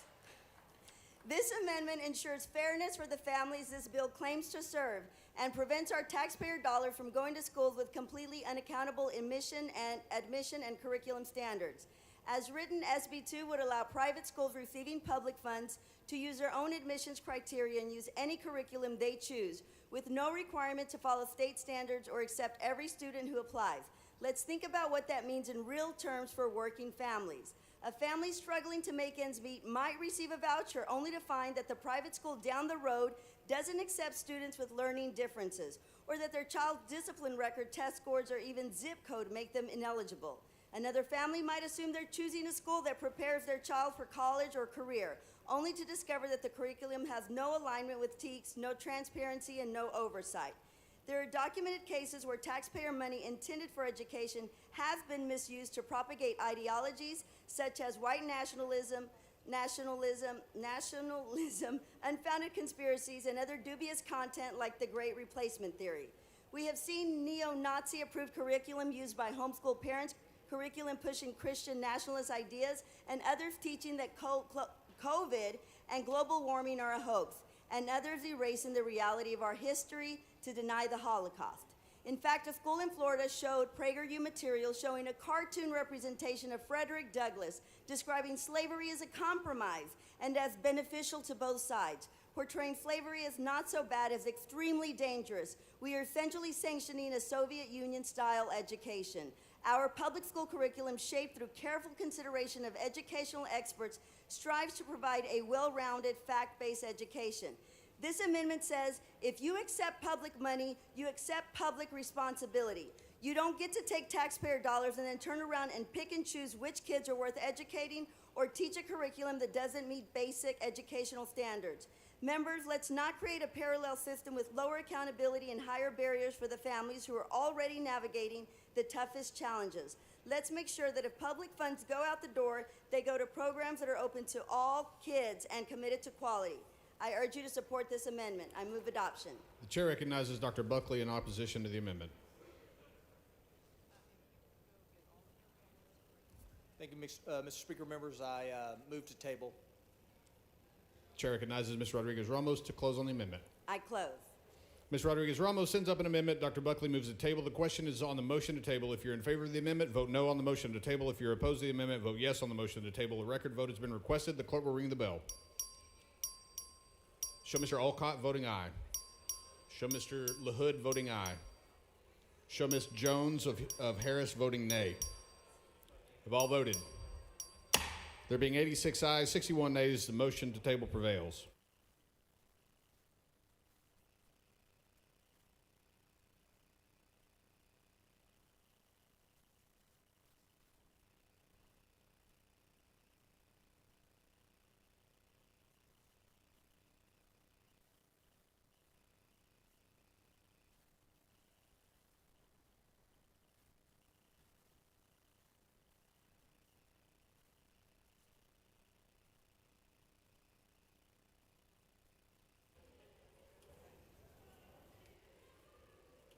Following amendment, the clerk will read the amendment.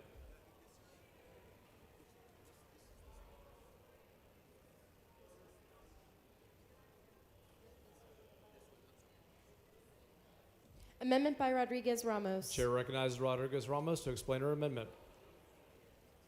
Thank you, Mr. Speaker. Members,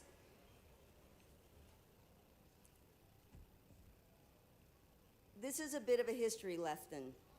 That any parent, guardian, or other person having custody of any child and receiving any grant for the benefit of the child who shall expend any portion except as herein provided shall be guilty of a felony.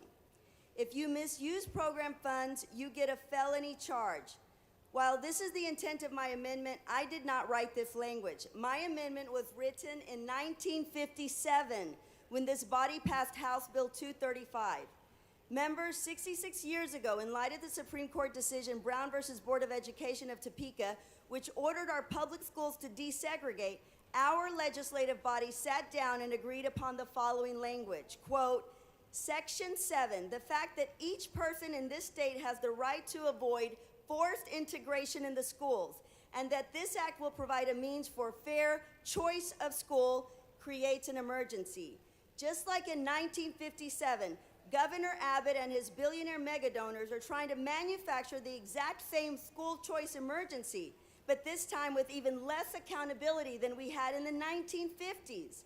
My amendment does what that original amendment did and creates a felony charge for vendors and providers who misuse program funds under Section 29359. And if they misrepresent their accreditation to gain approval or otherwise violate Sections 29358. My amendment also holds the comptroller accountable for approving schools that do not meet the requirements of this section and for violating their duties under this section. These are all created as state jail felonies, just like the accountability measures in the original 1957 school voucher bill. We've been here before. We are witnessing the very same racist Jim Crow playbook resurrected so that wealthy families can send their kids to unregulated and segregated private schools. The intent of the 1957 bill was clear and held large repercussions for misuse. So let's all be parallel in the consequences for those who use these vouchers inadequately. Across the states who've implemented school vouchers, we have seen reckless accountability. In the plain language of the voucher bill before us today, Section 29359C shows if a program participant is caught red-handed using voucher money for unapproved expenses, they can continue using taxpayer dollars for other expenses just like nothing ever happened. The comptroller is not even required to try and recover the money used for fraudulent purchases. The highest accountability in the entire bill is a vague referral to a DA if the comptroller acquires evidence of fraud. My amendment holds the comptroller accountable. As it stands, there are no repercussions for a failure to verify that private schools actually meet eligibility requirements. Most importantly, there is no accountability measure to ensure the comptroller verifies and reviews the national criminal history record information or documentation for adults who will be interacting with their children on a daily basis. The original accountability measure was a felony for using the funds to go to an integrated school. Educational savings accounts were created to prevent integration. Quote, any child who is withdrawn from a school due to there being no separate school for children of his race shall be entitled to an educational grant from the state, end quote. If a private school seeks to profit from our public tax dollars like in 1957, they shall be held accountable for misleading our parents and children. I move adoption. Chair recognizes Dr. Buckley. Thank you, Mr. Speaker. Members, I move to table. Chair recognizes Ms. Rodriguez Ramos. It's history, members. We don't want to repeat it. We want to make sure we protect our students in the future. I move adoption. Ms. Rodriguez Ramos sends an amendment. Dr. Buckley moves to table. The questions on the motion to table. The clerk will ring the bell. Show Mr. Harris voting aye, Mr. Buckley voting aye. Have all members voted? Have all members voted? Have all members voted? There being 85 ayes and 60 nays, the motion to table prevails. Following amendment, the clerk will read the amendment. Amendment by Rodriguez Ramos. Chair recognizes Ms. Rodriguez Ramos to explain the amendment. Members, I think we're closing the gap, so stay in there, hang in there. This amendment ensures all private schools adhere to minimum standards of school safety, just like our local public schools. Every parent, no matter their income, neighborhood, or background, wakes up with the same hope that their child will come home safe at the end of the school day. And blessings and prayers to the family in San Antonio today who are not able to experience that today and are going through tough times. And too often, they fear shadows of hope. Families across Texas live with the quiet, constant anxiety of school shootings, lockdowns, and rising violence on campuses. They expect and deserve to know that every school, their tax dollar support has strong, consistent safety standards in place. Whether a child attends a public school or a private school receiving public funds, their safety should never depend on the type of institution. This amendment requires that private schools receiving state funds must administer staff mental health training, emergency operation plans, and facility standards requirements, conditions that our public schools already adhere to. If we are truly presenting private schools as an alternative to public schools, then we at the very least need to guarantee our children's safety. No alternative to public school is worth sending taxpayer dollars to it if we cannot be held to rigorous safety standards. Our children's safety is too important. We cannot ignore the hard truth that gunshots are the leading cause of death for Texas youth and have been for several years. The number of children under 18 who die annually from gun violence has tripled in the past decade. Tripled. As we debate today, it is unconscionable to pass off private academies as true alternative while failing to add any safety standards to give parents a true choice and peace of mind. Unfortunately, no school in Texas is immune to gun violence and other severe incidents that threaten students and families' physical and psychological safety. My amendment simply applies public school safety requirements to private schools, taking voucher money so that we can rest assured that we have done the right thing to keep all our students in Texas safe. I move adoption. Chair recognizes Dr. Buckley. Thank you, Mr. Speaker. Members, I move to table. Chair recognizes Ms. Rodriguez Ramos. I close. Question occurs on the motion on the table. Ms. Rodriguez Ramos sends up an amendment. Dr. Buckley's moved to table. Clerk will ring the bell. Have all members voted? Have all members voted? There being 85 ayes and 60 nays, the motion to table prevails. The following amendment, the clerk will read the amendment. Amendment by Rodriguez Ramos. Chair recognizes Ms. Rodriguez Ramos to explain her amendment. Mr. Speaker, members, this amendment ensures that private schools accepting voucher funds provide fundamental federal and state protections for special education students and requires private schools to actually implement a student's individualized education plan. Texas, at the end of the day, all private schools receiving state funding must be equipped and required to serve students with a variety of learning and developmental disabilities because private schools specializing in special education simply do not have the capacity to serve the special needs student population of Texas on their own. Mr. Speaker. Texas parents have spoken. Ms. Hinojosa, for what purpose? Will the gentlewoman yield for a question? Generally yield for questions. Yes, I yield. She yields. Representative, I really appreciate your amendment. One of my concerns in this amendment is how much money, taxpayer dollars, would go to a private school serving kids with special education. Do you know how much money this bill sets aside for students receiving a special education to attend a private school? Not enough, but it's $30,000, which is a lot, right? Doesn't cover the entire tuition of some private schools, but here is what is really upsetting about that number. Do you know what special education services the private school that is receiving $30,000 has to provide for that student? No. None. And yes, I'm sorry. We're giving $30,000 to a private school to take a child with special education with zero requirement to provide any special education services to that child. And this amendment's important, and I appreciate your comments because in my community, one of my constituents, one of my neighbors, the child was a special needs child, went to a Catholic school, a private school. The parents are very devout Catholics, and they wanted to do everything they could to keep him in the school. But the school did not have the resources. In fact, the child kept getting punished and put in different classes and was not meeting his academic needs, that the parents ultimately had to remove the child from the parochial school and put him back into public school where he is thriving and graduates actually this year. So there is not, and over again, the parents tried to keep them there, but the Catholic school did not have the resources nor the energy, the parents would say, to really address the needs of this the special needs of the child. So we don't want that to happen across the state. And do you think that Texas taxpayers understand that not only are private schools going to be allowed to continue to discriminate against students who require special education, but now they're going to get $30,000 in taxpayer money to continue to fail to provide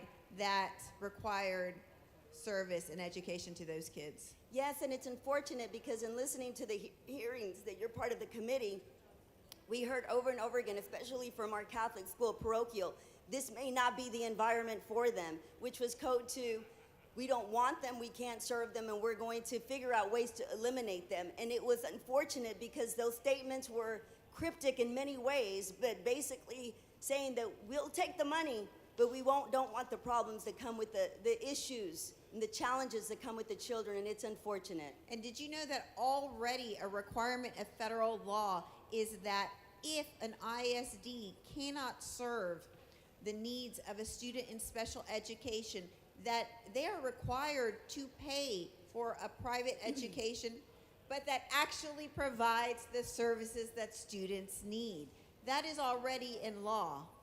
But instead of using that responsible expenditure of taxpayer dollars where we get what we pay for, this bill gives free money to a private school with no requirement that a special education is provided to that child who needs it. And parents will not have a recourse to address that issue. There is no school board. There's no public elected officials in your local Catholic or private school.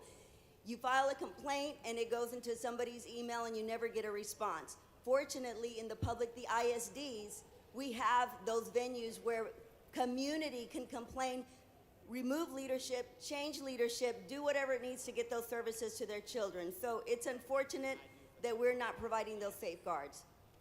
Thank you. Chair recognizes Dr. Buckley. Thank you, Mr. Speaker. Members, I move to table. Chair recognizes Ms. Rodriguez Ramos. Move passage. Question occurs on the motion of the table. Clerk will ring the bell.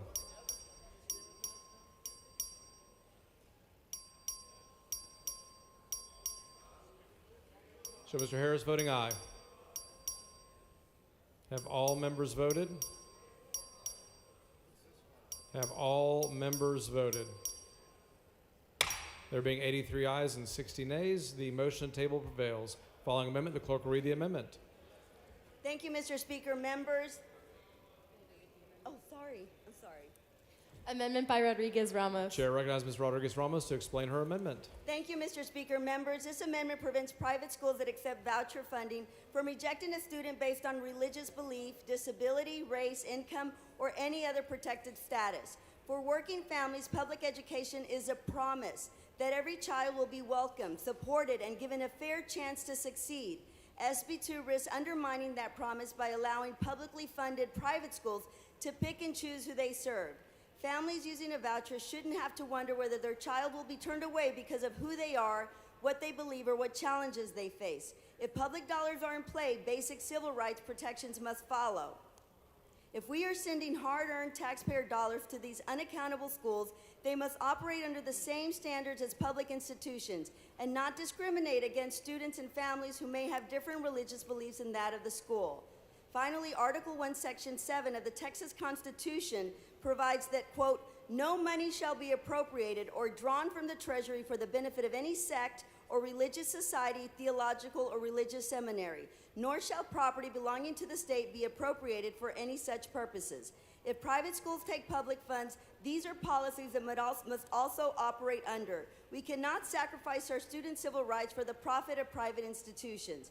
If we are claiming to provide an opportunity for students to receive alternative forms of education, all students should be protected in that process. Without this amendment, this bill becomes another tool to exclude and divide, undermining public schools, which are one of the few economic ladders working families can count on to give every child a fair shot at success.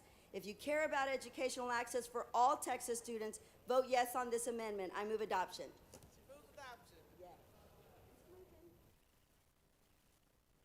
The chair recognizes Dr. Buckley in opposition to the amendment. Thank you, Mr. Speaker. I move to table. The chair recognizes Ms. Rodriguez Ramos to close on the amendment. Thank you. I close. Ms. Rodriguez Ramos sends up an amendment. Dr. Buckley moves to table. The question is on the motion to table. The clerk will ring the bell. Show Mr. Alcott voting aye.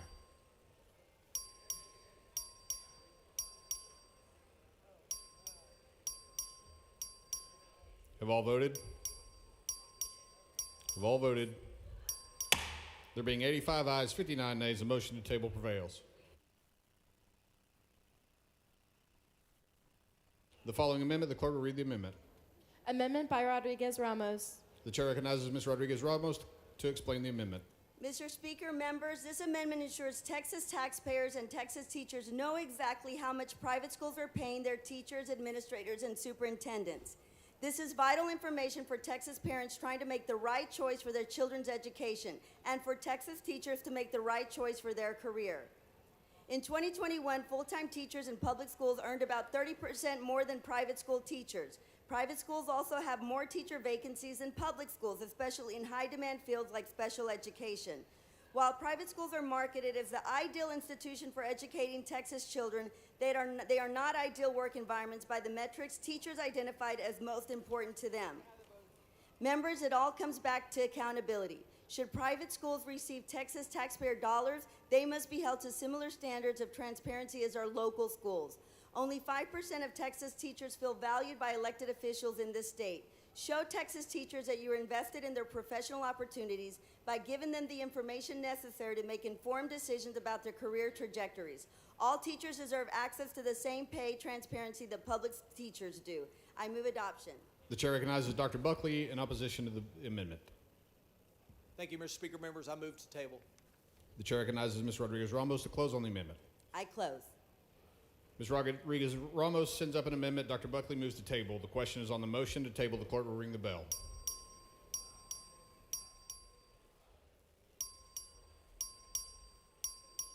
Have all voted? Have all voted? There being 86 ayes, 60 nays, the motion to table prevails. Does any member wish to speak on, for, or against Senate Bill 2?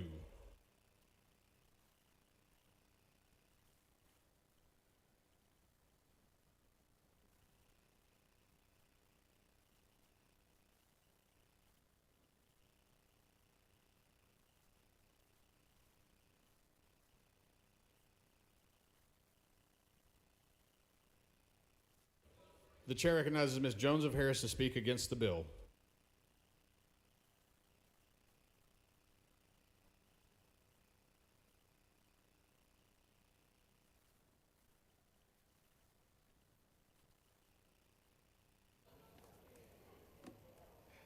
Mr. Speaker, members, let's talk about what this bill really is. They're calling it an education savings account, but don't be fooled. ESA doesn't mean education savings account. It really means elite subsidy assistance, because that's exactly what this bill does. It takes public dollars, money meant for public schools, and hands it to wealthy families to subsidize private school tuition they were already paying for. And who qualifies for this taxpayer handout?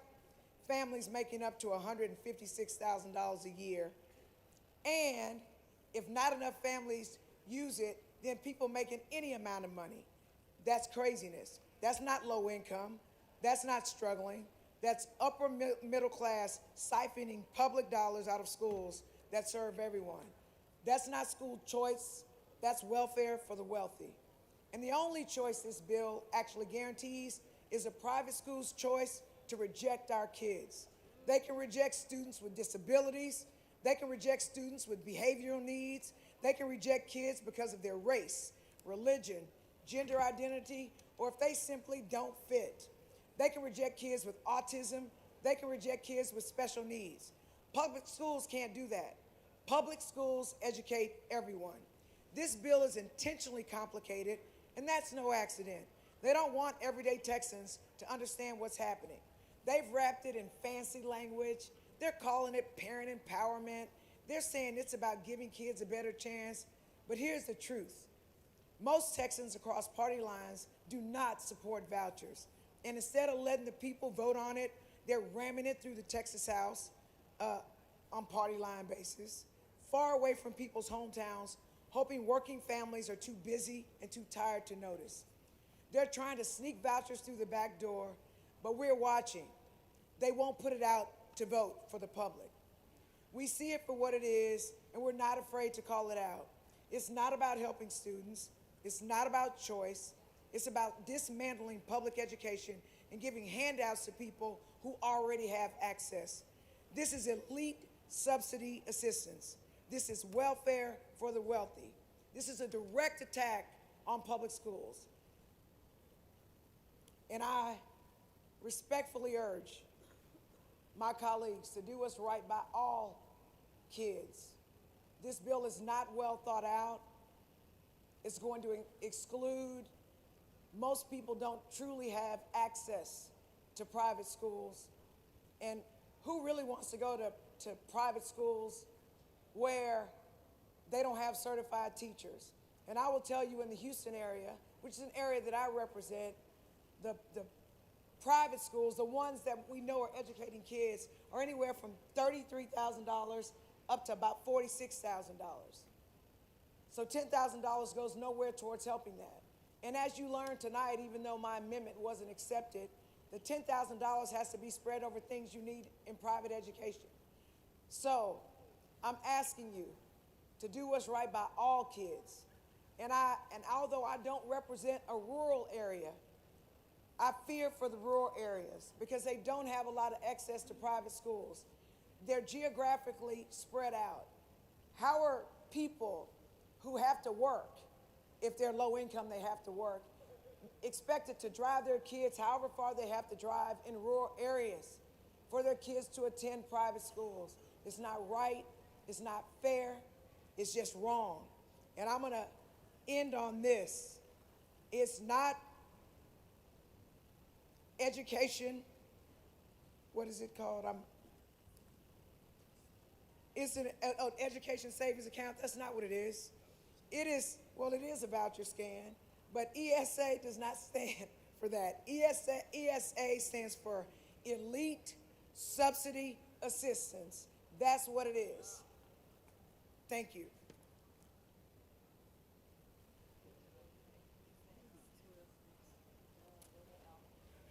Chair recognizes Morales Shaw to speak against SB 2.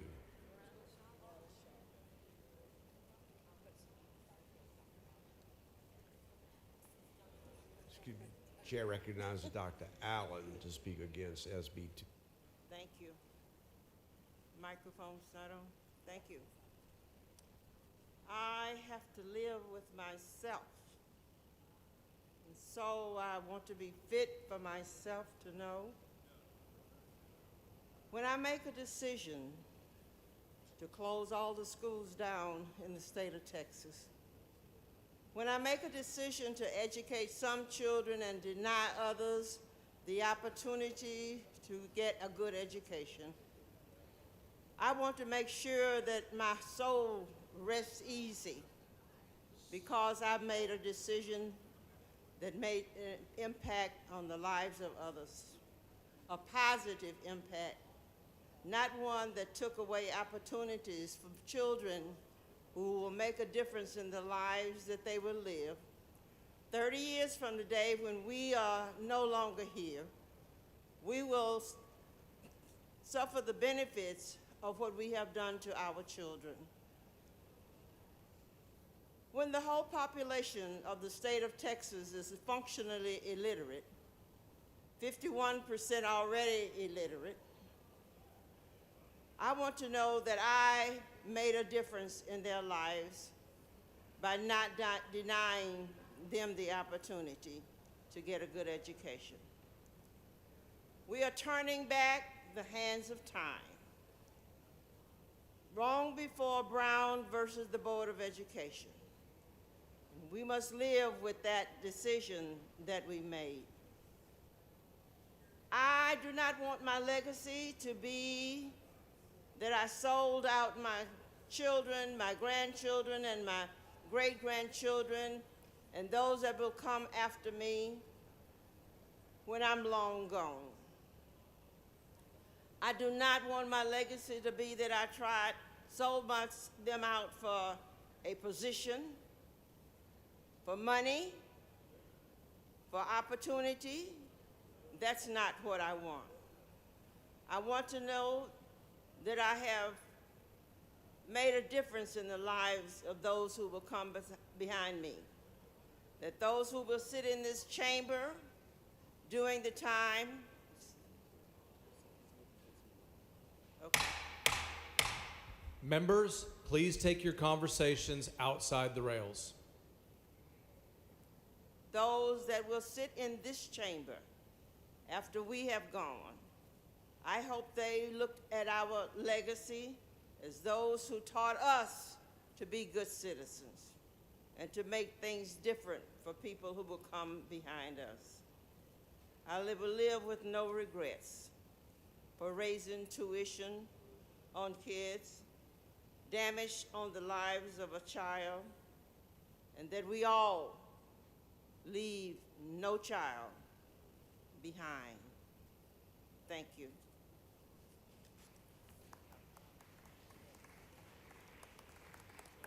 Chair recognizes Ms. Morales-Shaw. Thank you, Mr. Speaker. Members, for more than 20 years, we've defeated the proposition to use state tax dollars to pay for private schools. Today, we've heard repeatedly the pitfalls and the bottomless pit, financial pit of this bill. This is the opposite of a conservative bill, period. Boiled down, this voucher bill is not for the benefit of the majority of Texans. Yes, there's a few that could benefit, but let's be clear, it's at the expense of the many. We've worked for weeks, and today we've spoken all day and night now. Members, we did this for the same reason that you would do it. We did this because our teachers, kids, and parents are worth fighting for. And for those still listening, I'm talking to you. Your rights are being impacted in a way that you did not invite. And you made clear to us, Republicans and Democrats, in polls and calls and emails, that you do not want a Texas voucher bill.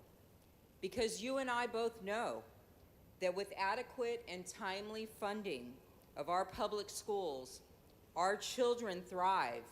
And when children thrive, families thrive. And when families thrive, our communities thrive. And when our communities thrive, our workforce thrives, and on and on. I'm opposed to continuously defunding our schools by this kind of funding diversion tactic. Shame on Texas for not listening to the majority of constituents. Shame on Texas for putting private interest before quality education for our kids. Shame on Texas for ignoring our Constitution. I adamantly oppose Representative Brad Buckley's voucher bill. Thank you. Chair recognizes Ms. Rodriguez-Ramos. Thank you, Mr. Speaker, members. And I want to thank everybody that's in the gallery tonight and that is watching and that had faith in their government. Please know we fought till the very end and we're still fighting, but the fight is not over tonight. Elections matter, and that's why we need to continue to fight. To understand the debate around school vouchers today, we have to talk about where they came from. The landmark 1954 Supreme Court decision, Brown versus Board of Education, declared racially segregated public schools unconstitutional. This was a major victory for civil rights and our nation's promise of equal opportunity. But in response, across the South, including here in Texas, segregationists launched a campaign of massive resistance. In 1955, Texas Governor Allen Shivers formed the Texas Advisory Committee on Segregation in Public Schools. And they stated that the mission plainly, the committee was created to solve what they called three major problems: the prevention of forced integration, maximum decentralization of school authority, and how the state could help local school districts maintain segregation. The committee's official report, called the Supreme Court's decision in Brown versus Board, clearly wrong and judicially unsound, and accused the court of rewriting the Constitution to suit its personal views. They attacked the legitimacy of the ruling, and they explicitly framed integration as a crisis, saying that integration was the beginning of the end of our liberty upon us. It's saying the beginning of the end of our liberty is upon us. The report urged Texas to follow the lead of other southern states. Does that sound familiar? Following the lead that had responded to integration by ending compulsory education, closing public schools, or offering tuition grants to attend private white-only academies. We're doing all of the above. It said, and I want to give a warning because they use this offensive language throughout their report, schools should be designated by the local school boards as either white or Negro, and Negro students should be assigned to Negro schools and white students assigned to white schools. Over the years, the language of this mission, of this agenda has changed, but the goals have not. Today's voucher bill, SB2, echoes the same agenda, draining resources from public schools and undermining the promise of equal education as a tool to keep one group of children separated from another. Mr. Speaker and members, we know better now, and because we know better, we must do better. Texans of all races and regions want strong neighborhood schools where every child has the freedom to learn and the resources to prosper, whether they live in the heart of Dallas, the Rio Grande Valley, or a rural town with just one spotlight. And whether they are Democrat or Republican, we have heard from everybody. But this voucher scheme, just like the ones before it, takes our public dollars and puts them in private hands. Let's be clear. This isn't about school choice. This is about power, not about the people. It's about whether our public dollars serve the public good or continue the long legacy of exclusion and division.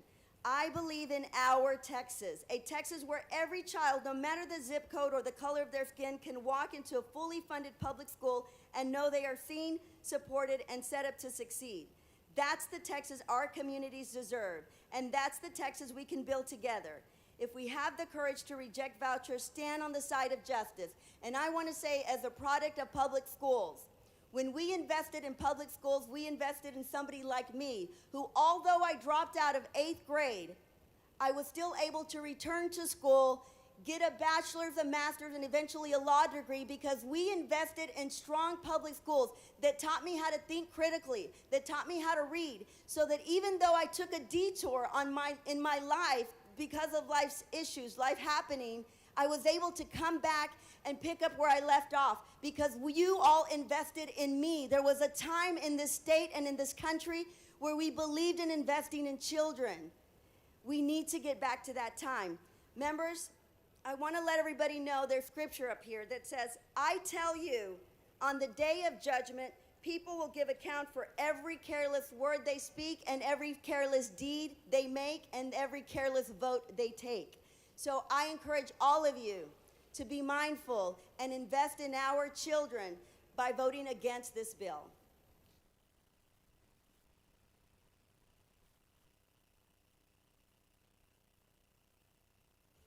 Chair recognizes Mr. Frank in favor of SB2.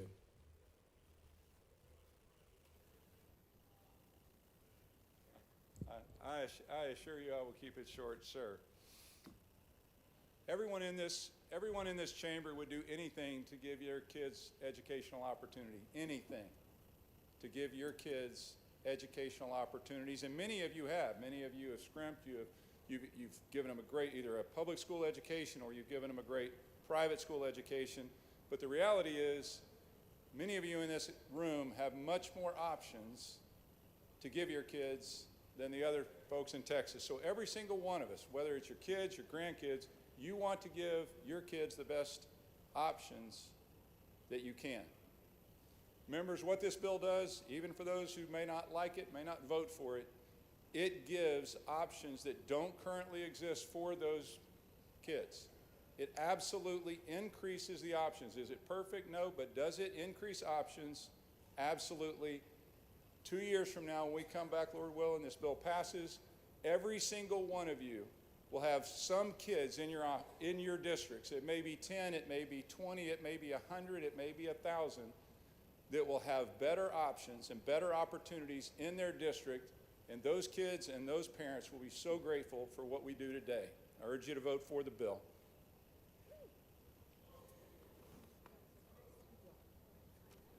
Chair recognizes Mr. Reynolds in opposition.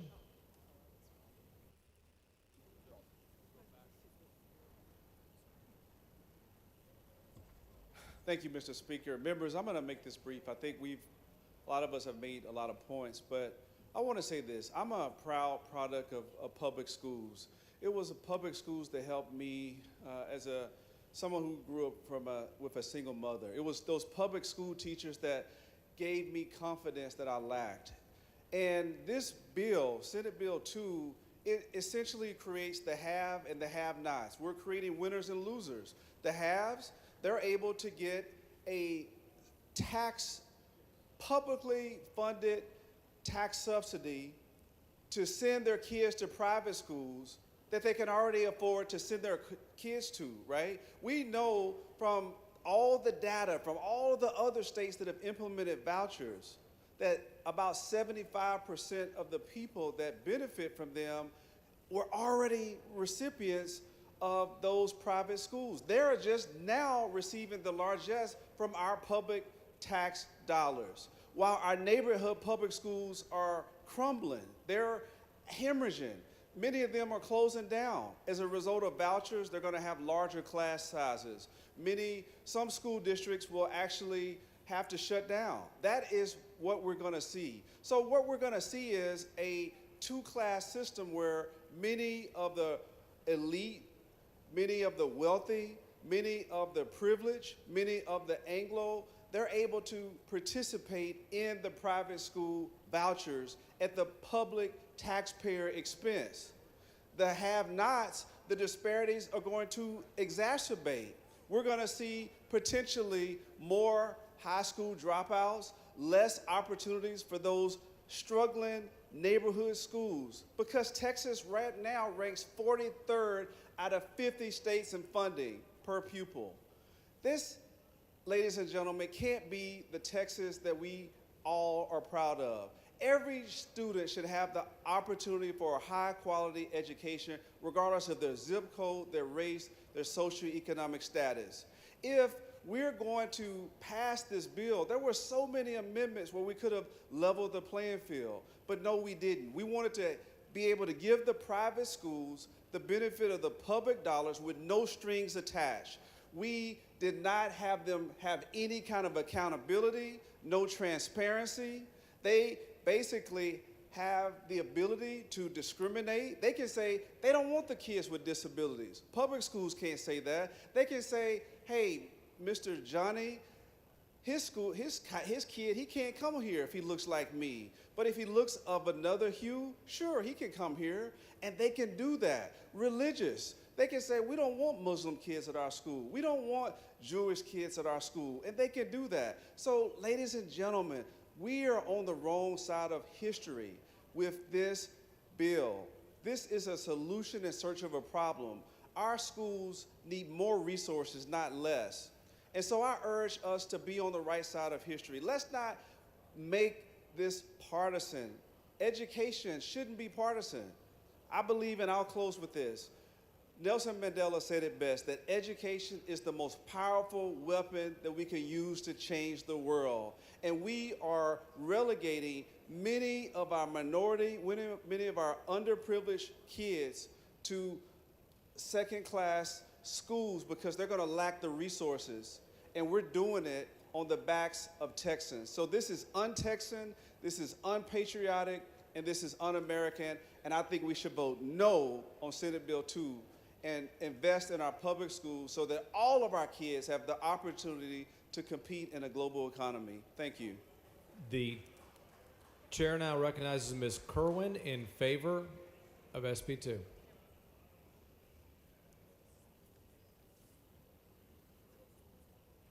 There was an understanding among the founders of our great country 2.5 centuries ago that citizenship had to be educated, without which there was no possibility of meaningful self-governance or meaningful worship. And so, Thomas Jefferson was the first to express in a concrete way the vision of public education as forming citizens fit for self-governance, which has persisted until modern times. Part of the reason that we're talking about education reform and school choice now is because we know that system no longer fully fulfills its purpose. That's not an attack upon public education. We're very, very grateful to our educators. But we know the truth. It becomes obvious that we need to undertake significant measures to ensure that the vision of public education is nothing less than the defense of the American future itself. You know, when we think about our responsibility of stewardship, we as office holders, we have three major issues we need to consider. We have to defend the past, we have to defend the present, and because we have to preserve and defend the society and the institutions of the rule of law that we now have. School choice is the way to do that. What we're really doing is, yes, we're delivering positive improvements in the lives and the education of our school children, but we have to understand that the enactment of school choice in the year 2025 by this legislature means that Texas is vital and strong and free in the year 2050. There are children in elementary school today who are going to live, God willing, to see the 22nd century. And we have to ask ourselves, what kind of century is that going to be? When our American founders instituted public education in the United States, they weren't just thinking about how it was going to be in the year 1788. They were looking at an American future that they anticipated was going to stretch forward for centuries. And so we, Mr. Speaker, as office holders, as educators, as parents, and as citizens who have children that we love and care for and wish to see educated, we must commit ourselves to their future as well, knowing that when we enact school choice, when we achieve this long sought off goal, that we are ensuring the success for their tomorrows, the Texas that we won't see, but that if we do the right thing, the honorable thing, I know that why we're here to vote today, school choice. Now let's get it done. Thank you. The chair recognizes Ms. Hinojosa in opposition to SB 2.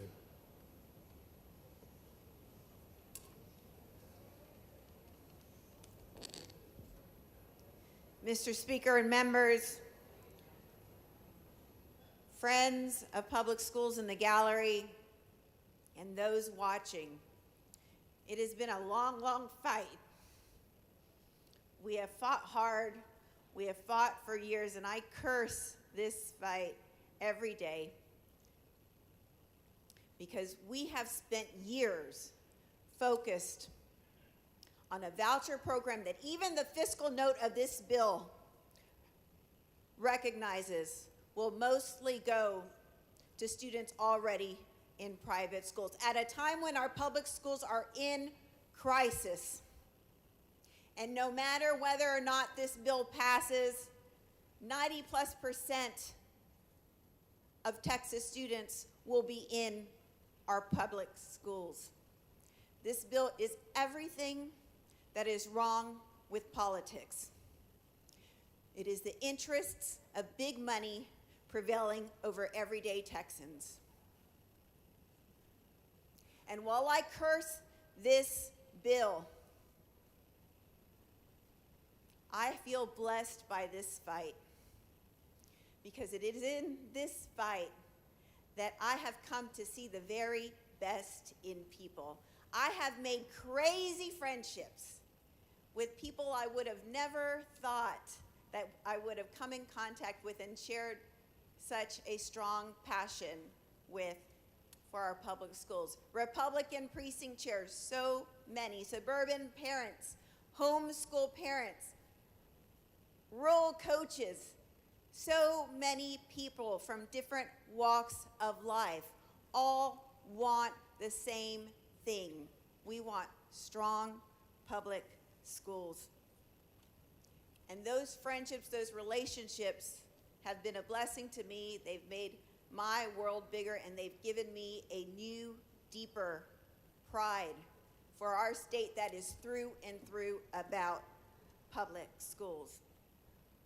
To be part of this movement, this coming together across party lines, across geography, across the state, across all the things that usually separate us at a time when our divisions in this country and in this state are so entrenched and so ugly and sometimes so dumb.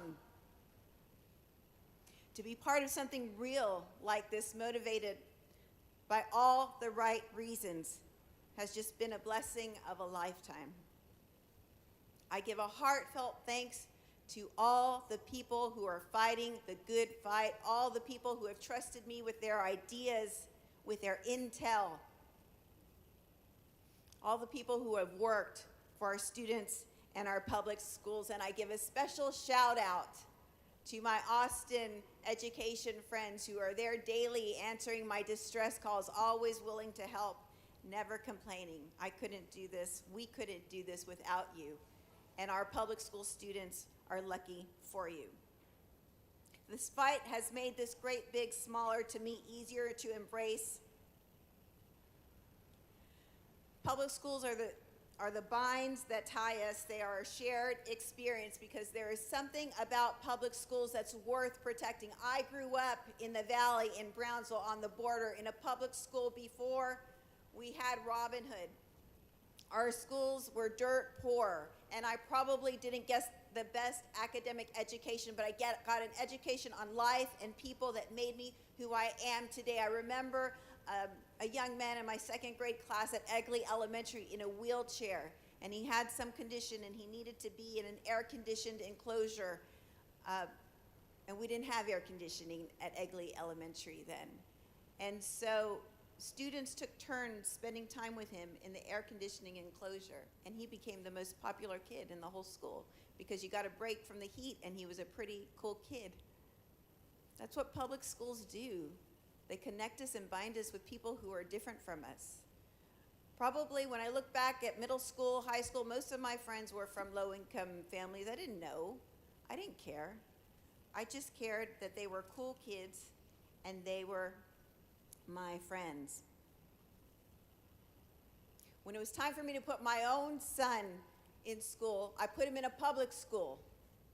When the district decided to shut down his school because it was inefficient because of cuts to public education, I learned the power of a community of parents of public school, and I ran for the school board, and that's where I got my start, like so many members here today. And by the way, remember, those were bipartisan efforts and endeavors, truly grassroots. This fight for our public schools returns us to our roots. It returns us to what matters to our kids and communities. And I believe that this fight against vouchers and this fight against the billionaires for our public schools is this wellspring in Texas that is going to shift the politics in this state. I believe this is going to be an awakening. Not so much Democrat versus Republican, but more a populist movement where now we have everybody versus the billionaires and the private equity companies and the multinational corporations that are bilking our communities for all their worth. We, the people, we relish breaking the mold of who we are supposed to be and who we are supposed to be allied with. We don't care. We recognize that we are all in this sinking ship together, and sometimes politicians use what divides us so that they can enrich themselves at our expense, distract us from the grift, graft, and greed. I am done with politics as usual, and so is every Texan I know. It is broken. And so while this may be the end of this voucher fight, I think it is the birth of something new. I'm not sure exactly what, but I will tell you all the prayers, all the messages, all the people tell me that this is not over. And until then, I remain forever Team Texas Public Schools.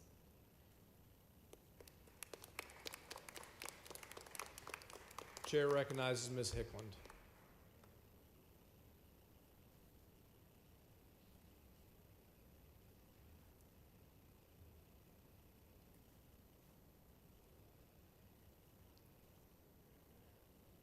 There is nothing more Texan than freedom.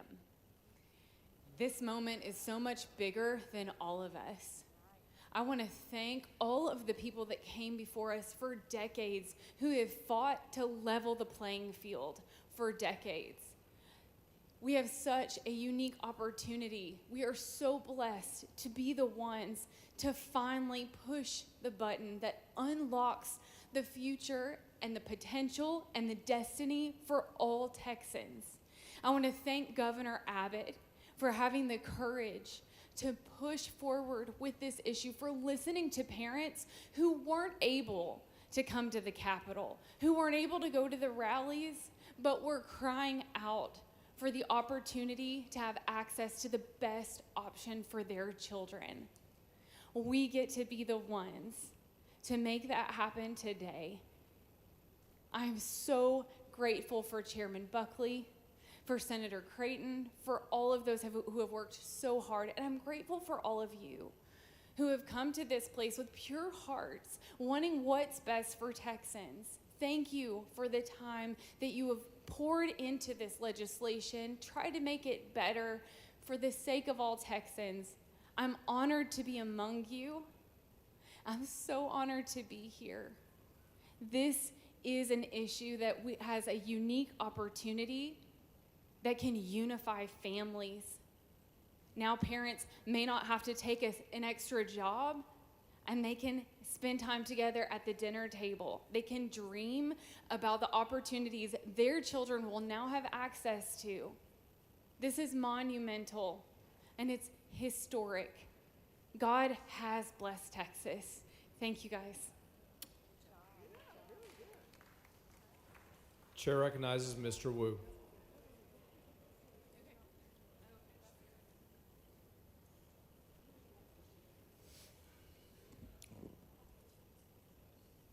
Members, I had prepared a speech that was going to thank our bipartisan coalition in standing up, whether we won or lost. It is with great pain that I saw so many of my friends and allies, people who have stood up in the past, like the 24 who stood up last time, knowing what was coming for them. Those people were true Texas heroes. They defended their communities, did what their people wanted, despite the pressures from their donors, despite the pressure from their colleagues, despite the pressure from the lieutenant governor, despite the pressure from the governor. They stood and defended their communities. I don't know what happened to them.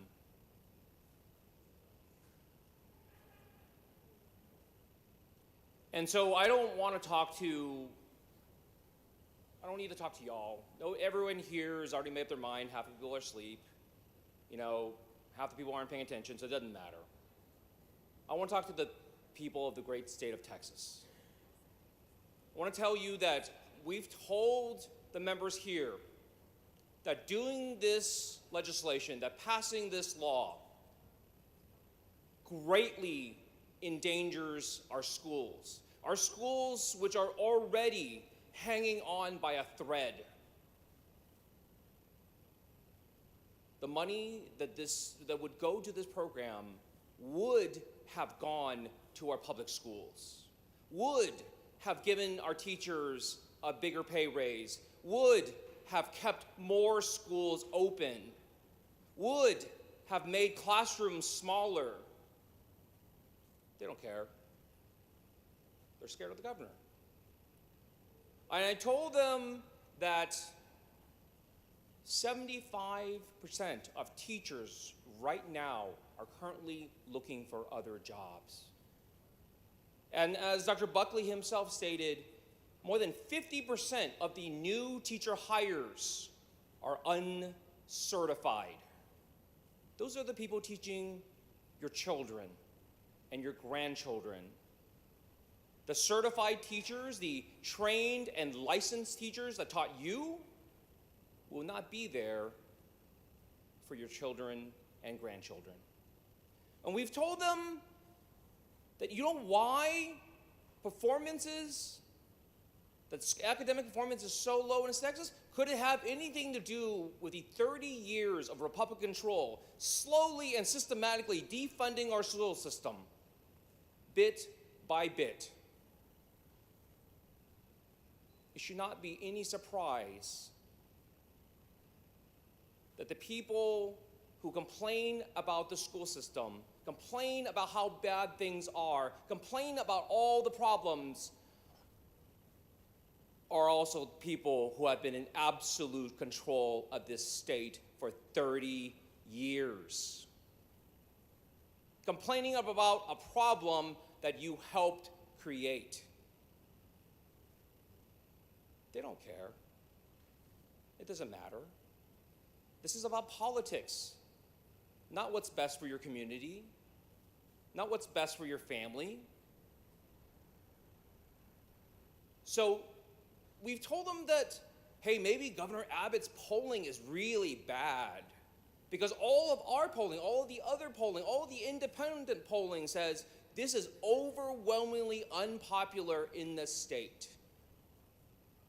That this is actually, through one of our polls, basically said, this is the one issue that voters will make a single issue voter out of. That this is an issue that not only unites people from across the state, but unites Democrats with Republicans, even MAGA moms. And we've told them, well, we didn't tell them, they told us, that the calls that they were getting against this bill were 8-1 and 9-1. They don't care. What they're really telling you is they're not afraid of you, their community, their voters, their people. They're not afraid of you. They're afraid of other things.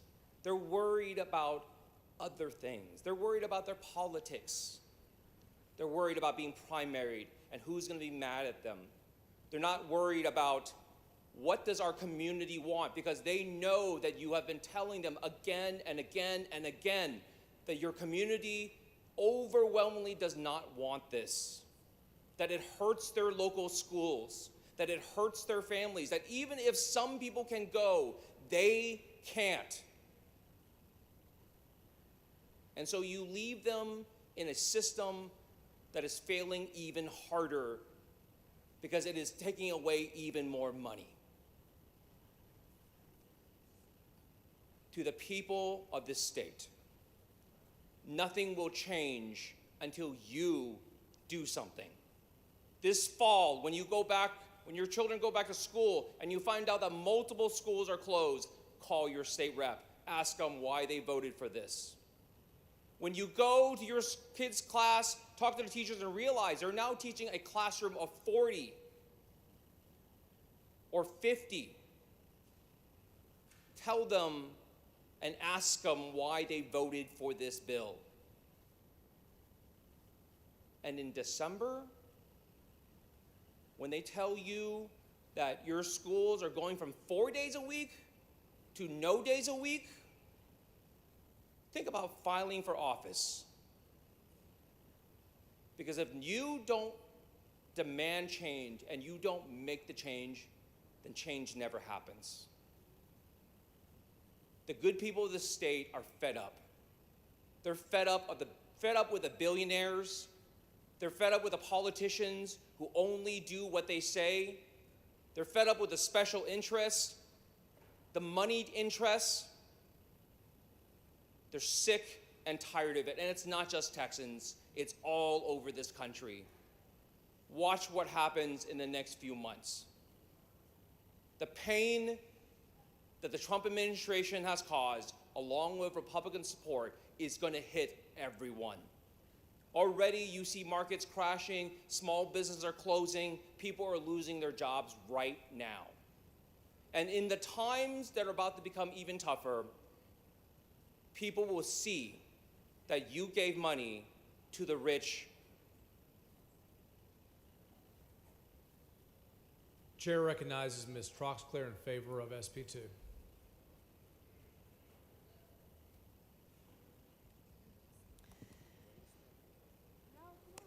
I cannot believe that we are on the precipice of finally giving parents and students the choice and the education that they deserve.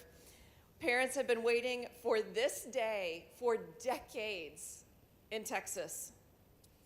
Too many of our students, especially our low-income students and minority students, are trapped in schools that are failing them. Not because they lack potential, but because they lack opportunity.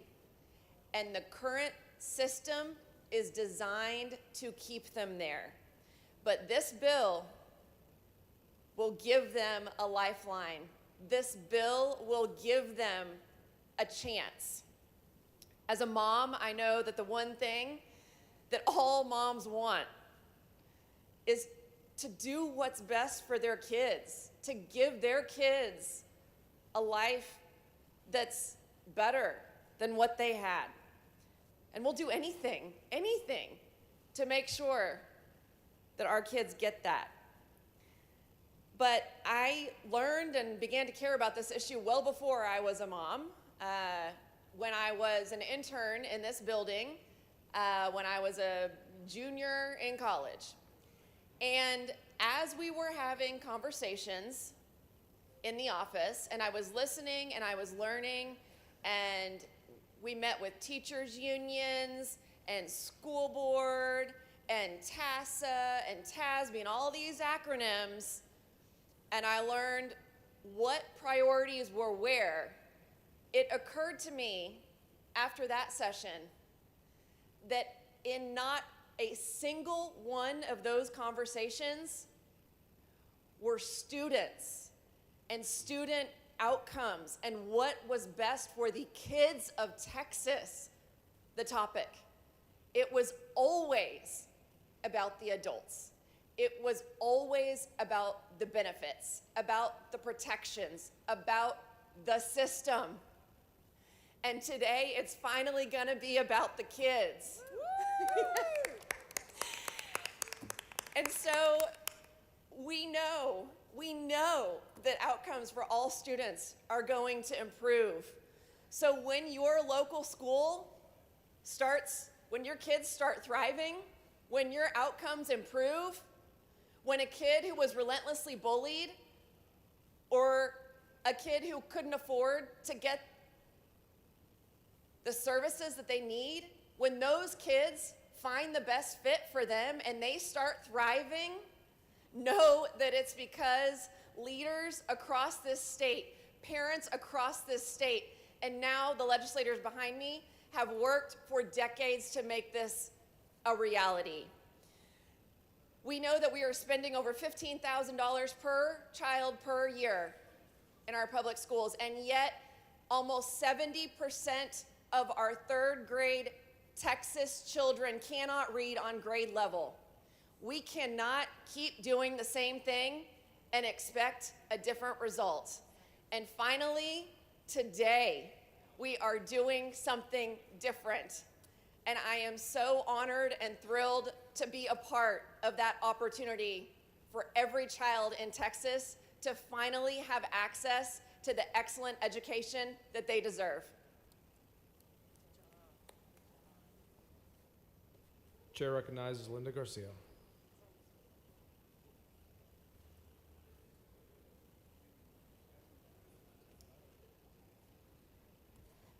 Mr. Speaker, members, if our children can't read at grade level, then it's us that have been failing them, the government.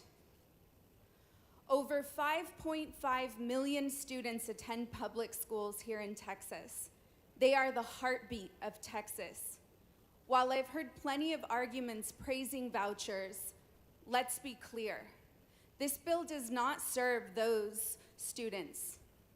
This voucher scam is a handout for the wealthy, not a lifeline for the children in our classrooms. It's not about expanding opportunity. It's about subsidizing privilege. I am a proud product of public schools, and I carry that with me every day in this chamber. I didn't grow up with a traditional family structure.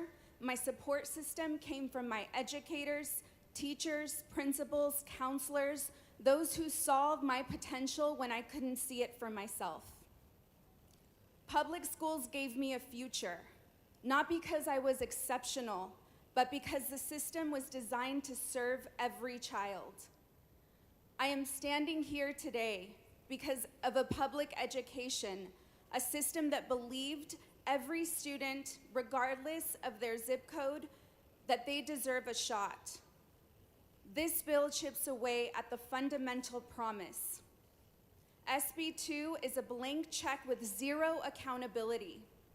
It redirects our constituents' hard-earned tax dollars to private schools that aren't required to meet the same standards, serve students with disabilities, or be transparent with how they spend their public funds. We hear a lot about parent choice, but what about the choice of parents who want their neighborhood school to have a full-time nurse, a school librarian, or enough certified teachers who aren't exhausted and underpaid? That's the choice parents are begging for us to protect. Make no mistake, parents across Texas have spoken. They do not support vouchers. They want us to invest in their neighborhood schools, not dismantle them. They want teachers respected and paid what they're worth. They want resources for mental health, enrichment, and real opportunities for their kids' futures. SB 2 delivers none of that. So I ask you, why are we turning our backs on millions of Texan students? Why are we abandoning the thousands of teachers who pour their hearts into their classrooms while buying supplies out of their own pockets? This isn't fiscal responsibility, it's financial injustice. Instead of giving billions away to the wealthy few, let's invest these dollars in public schools where they're needed the most. Public education is the greatest equalizer we have. It lifts communities, creates opportunities, and enshrines in our state constitution. We are duty-bound to protect it. A vote for this bill is not a vote for families. It is a vote for privatization at the expense of our public school system, and our constituents will remember. History will judge us by this moment. If SB 2 passes, we'll look back and recognize it as the day we failed Texas students when we chose politics over people. Chair recognizes Mr. Kane.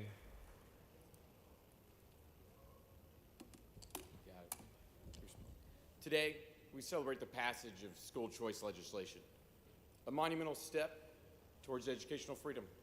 School choice, as I believe, is a civil rights issue of our time, empowering families to break free from failing systems. It ensures every child, regardless of background, has access to a quality education tailored to their needs. This law restores parents' power, giving them the freedom to choose what's best for their children. And no longer will zip codes dictate destinies. We're unlocking opportunities, fostering competition, and igniting hope for generations. This is about liberty. This is about equality.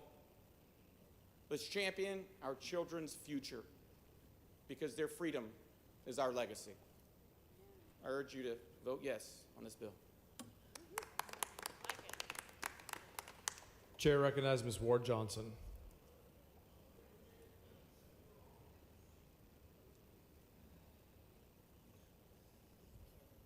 Thank you, Mr. Speaker. Colleagues, I urge you to vote no on this bill. Right now, we have neighborhood schools that are closing, and this bill does nothing to help them. Right now, we have teachers who have to relocate, and this bill does nothing for them. The schools that are failing, it's not the student's fault. But what are you going to tell that student when they get this coupon to go to a private school and they're waitlisted. This bill does nothing for them. What about that parent who does not have the transportation to get to the private school? This bill does nothing to help them. So if you really care about all students, remember those who don't live near a private school.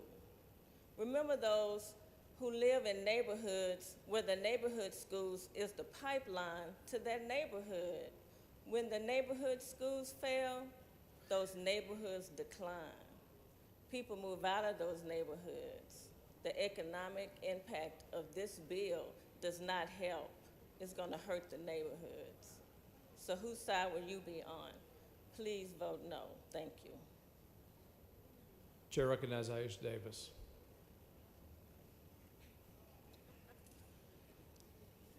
Mr. Speaker, members, and most importantly, all of the Texans watching tonight, I rise in opposition of this voucher bill, knowing how harmful this policy is to our public schools and families that they serve. In many communities, just like some of mine, the public school system is the largest employer in the area and is the only option for a lot of our families. This issue has torn this body apart for decades, and now it's reached a fever pitch. We could and should have left this decision to the will of the voters and put this forth as a referendum. Fox News released a poll where 95% of Texas voters said that they wanted this to come to the poll. Members, please take your conversations outside the rails. A poll of Texas voters where 95% wanted this measure on a ballot. I know that a referendum is constitutional and is not unprecedented. And I know this because in 1987, there was a referendum, not a constitutional amendment, but a referendum placed on the ballot where voters were to decide whether or not the State Board of Education should be elected by the people or appointed by the governor. The people made their voice clear. They wanted to elect, not appoint. They wanted to vote, weigh in, and be heard. Because of that 1987 referendum, me, my friend, Representative Terry Leo Wilson, and my beloved colleague and mentor, Dr. Alma Allen, all had the esteemed privilege and heavy responsibility of serving on the State Board of Education. We're spending billions of tax dollars on this initiative without approval from the voters. This is money that could be going to our kids and families that need it the most. It's diverting money away from our rural schools that are so small but very mighty. And we're taking money from our special needs kids and giving it to private schools that likely won't even accept them. But I want to tell you something. Many of you know my background is as a public teacher. I taught high school in DeSoto ISD and Irving ISD. I taught everything from 9th grade biology to high school advanced engineering. I also taught at a DAEP because I wanted to serve the students who needed me the most. Tonight, my heart truly hurts, and I'm not going to rehash everything that's been debated. So I want to talk directly to the people that have been affected by our actions. Our students, their families, their teachers, administrators, counselors, everyone who contributes to the students in our public schools. What we did tonight is not good, but we know our teachers are resilient. And I do want to take a moment to thank our teachers who were brave enough to contact many of us to tell us how important it is to fully fund our public schools. Those same teachers that are with our children each and every day, that give their all when they walk into the school and they leave it all on the line when they leave. I really and truly thank all of the educators for what they do for our children in our public schools. And we already can predict how this is going to end because we see it in other states. Private schools are going to raise tuition. It's going to be a majority of students who are already in private schools who will benefit from this. And they won't accept a lot of our students who we said that we wanted this to go towards. We already know how this is going to play out. This is the same story that has played out in every single state that has adopted vouchers the way we have. So I urge you to think twice about this. I know it's a hard decision and I know it's a lot of pressure, but the pressure should be in making sure we have fully funded public schools that take care of each and every one of our children, that can't turn anyone away. And we need to thank our teachers more. It's been so many negative things said about public schools, but yet many of y'all gonna send y'all kids to one tomorrow. So we really need to think twice about what we're saying and how we're debating public schools, because they do so much each and every day with very, very little. So I stand firmly against this, and I hope you will too. Chair recognizes Ms. Garcia Hernandez. Sorry, guys, I couldn't wear my heels anymore. Thank you, Mr. Speaker and members, gallery guests, and viewers at home. I'm speaking against SB 2 tonight because, just like so many of my other colleagues, I'm a proud product of public education. Public schools in the Panhandle, in Houston, and North Texas built me. I moved all over the state of Texas because I was raised by a single mother after losing my father to suicide. I've gone through a lot in my lifetime, but the people in public schools are what has kept me going. I wouldn't be who I am today without the support and encouragement of educators, staff, counselors in my public schools. And that's why today, yesterday, and this morning is personal for me. I was elected by a broad coalition of community members in House District 115, not just Democrats, but Republicans as well, specifically to fight for our neighborhood schools. Yesterday and into this morning, there has been this push for school vouchers, a policy that we know siphons off taxpayer money away from public schools and hands it over to private institutions. Public dollars belong in public schools, period. For those of us in recapture districts, the communities that are already sending millions, sometimes hundreds of millions of dollars back to the state, vouchers aren't just bad policy, they're a slap in the face to districts like mine. We're already doing our part. We're already sharing our local tax dollars to help fund schools in lower wealth districts across Texas. That's part of our shared responsibility, and we have accepted that duty. But now, while our schools are in deficits, we are about to divert funds to subsidize private education. My school districts, Capel ISD, Carrollton Farmers Branch ISD, and Dallas ISD in 2023 and 2024 sent a total of over $73 million in recapture, meanwhile operating under $169.9 million deficit, translating into teacher layoffs, school closures, and program cancellations. I was even able to be present whenever I witnessed one of my school boards have to vote on school closures in our district. And I got to hear firsthand from the people in my school district testify, including little children begging that their schools not be closed. That's not fair for our students. That's not fair for our educators, and that's not fair for our taxpayers. We have amazing public schools. Our teachers are working miracles every day. Our parents are involved. Our kids are achieving despite aging facilities, growing class sizes, and inadequate funding from the state. We should not stand by while our schools are auctioned off for billionaire financial gain. If you want to talk about choice, here's my choice. I choose to fight for our public schools. I choose to defend recapture communities from being used like ATMs. And I choose to vote no on SB 2. Members, please vote with me for our neighborhood schools. Please vote with me against SB 2. Thank you.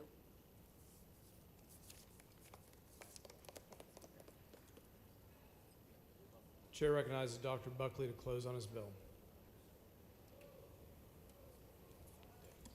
Mr. Speaker, Mr. Schatzline, for what purpose? would the gentleman yield for some final questions? Does the gentleman yield for a question? Thank you, and respectfully, I so appreciate it, Mr. Chairman. There's been a lot of discussion about providing education freedom for students trapped in failed schools, but I think it's important to talk about defending the freedoms of traditional private school and homeschool families. If this bill passes, it's my understanding that there will be no change to the traditional homeschool and private school families who choose to not participate in the ESA program. Is that your understanding as well? Yes, that's correct.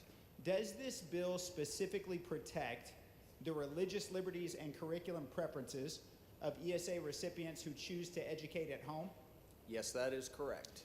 Does this bill specifically protect the religious liberties, curriculum preferences, hiring and firing standards, and behavioral standards of private schools and private school families who choose to participate in the ESA program? Yes, that is correct. Great. While I hope that private schools do participate, is there any private school that is forced to participate in the ESA program? No, they're not. And while I hope that families do participate as well, is there any family in public school, in private school, or in homeschool that is forced to participate inside of the ESA program? No, there is not. And isn't it true that there's a direct connection between states with the highest educational outcomes, like Florida and Arizona, and their robust school choice program? That is correct. And isn't it true that ESAs cost the Texas taxpayer less money than traditional public school? That is correct. Would you agree that there is a direct correlation between the introduction of school choice and vast improvements in educational outcomes statewide? That is correct. Thank you, Dr. Buckley. Just a couple more. Does this bill require that ESA recipients take the STAR test? No. Would it be fair to say that the main requirement for a private school to participate in the program is that they are accredited? That is correct. And is it safe to say that traditional homeschool families and traditional private school families who choose not to participate in the ESA program will continue to have the exact same freedoms that they do today if this bill passes? That is correct. 3 more. Dr. Buckley, you and I both know that the sad truth is that the legislature does not need an ESA bill in order to take away the freedom of homeschool families and private school families. However, at the same time, would you agree that the only way to give education freedom to all families, especially the many who are trapped in failing schools or schools that are indoctrinating our children, is to pass this piece of legislation? That is correct. And so is it safe to say that this bill is going to lead to more educational freedom, not less? That is correct. I couldn't agree more, Dr. Buckley, and I cannot wait to give education freedom to every family in Texas. Thank you for this bill. Thank you. All right, Mr. Speaker, members, it's been a long day, and I will be very, very brief.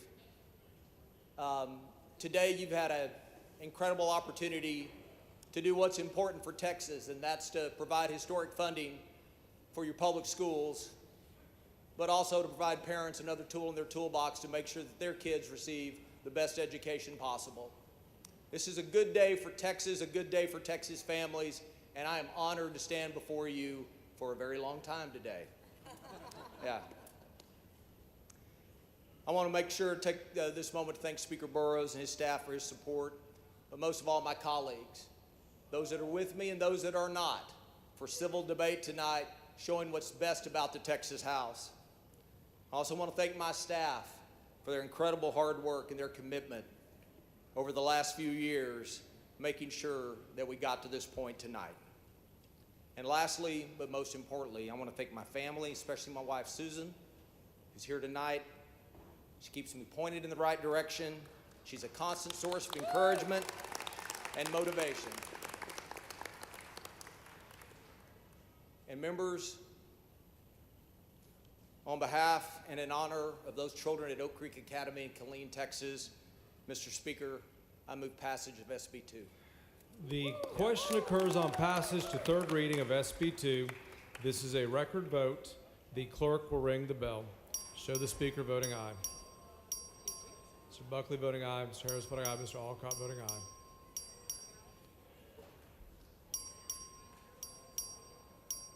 Have all members voted? Have Have all members voted?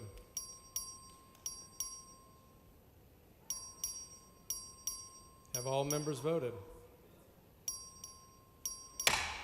There being 85 ayes and 63 nays, SB 2 is passed to engrossment. Members, we still have bills on a calendar. If you have a bill, please be ready.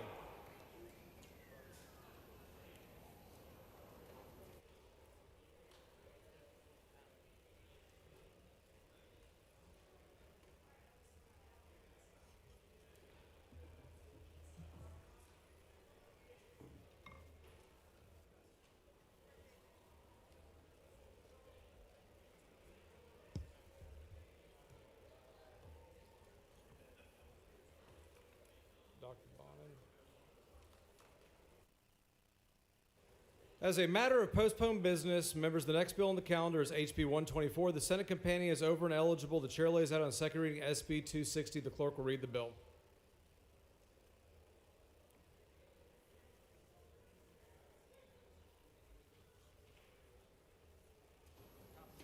SB number 260 by Huffman, relating to the school safety allotment under the Foundation School Program. Chair asks Dr. Bonin to explain the bill. House Bill 24 seeks to increase the school safety allotment under the Foundation School Program. The bill increases the daily allotment from $10 to $14 for each student in average daily attendance. The bill also increases the additional per campus allotment from $15,000 to $37,000. I move passage. The question occurs on passage third reading of SB 260. The record vote has been requested. The clerk will ring the bell. All members voted. Harris voting aye. Have all members voted?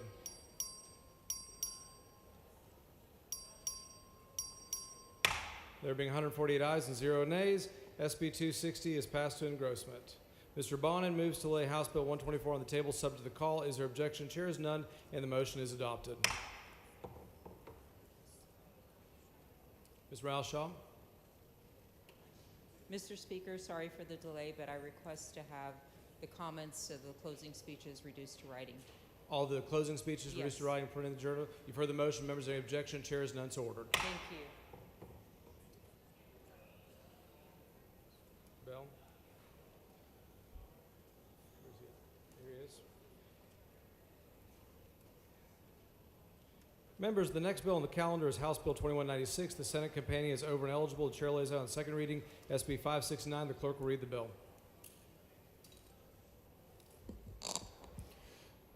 SB number 569 by Bethencourt, relating to the provision of a virtual education in public schools and to certain waivers and modifications by the Commissioner of Education to the method of calculating average daily attendance in an emergency or crisis for purposes of preserving school district funding entitlements under the Foundation School Program during that emergency or crisis, authorizing a fee.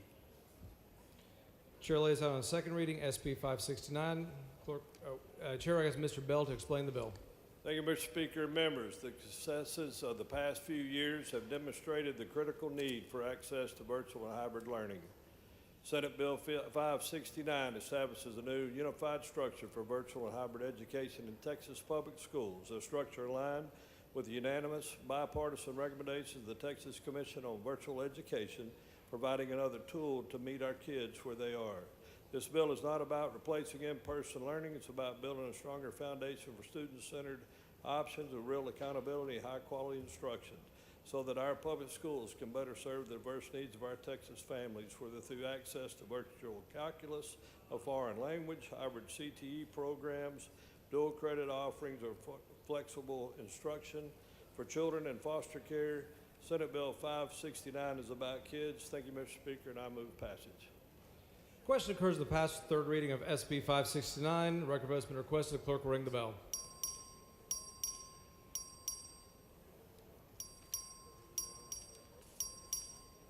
Have all members voted? Have all members voted?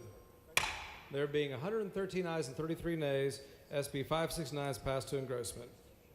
Mr. Bell of Coffin moves to lay House Bill 2196 on the table subject to call. Is there objection? Chair is none, and the motion is adopted.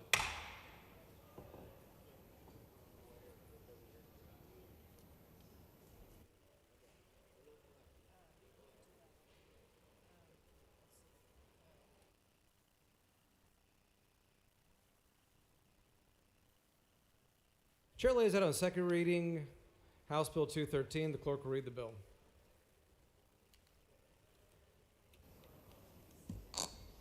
HB number 213 by Gonzalez of El Paso, relating to the inclusion of chronically absent students as students at risk of dropping out of a school and the collection and reporting of data regarding those students. Chair recognizes Ms. Gonzalez to explain the bill. Thank you, Mr. Speaker, members. Members, this is a recommendation from the Public Education Interim Committee report. And all it does is define chronic absenteeism and adds it to the at-risk category. I move passage. Question occurs in the passage of engrossment of House Bill 213. Record vote's been requested. Clerk will ring the bell.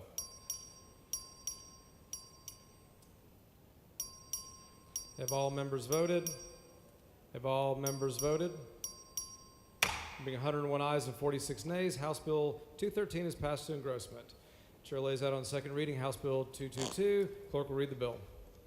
HB number 222 by Tallarico, relating to the permissible uses of the school safety allotment under the Foundation School Program. Chair recognizes Mr. Tallarico to explain the bill. Thank you, Mr. Speaker. Members, this bill allows for school districts to use funds in the school safety allotment for classroom management training for teachers. Classroom management is a lost art in the teaching profession. Having clear consequences, clear rules, clear systems, and practicing those systems with your students is critical to handling 95% of the misbehaviors. There's always going to be some that you can't handle, and we heard a bill yesterday, I believe, or the day before, to handle those extreme misbehaviors. This will help with all others. Also want to thank my joint author, also a fellow teacher, Representative Leo Wilson. I move passage. Question occurs passage and engrossment of House Bill 222. Record vote's been requested. The clerk will ring the bell.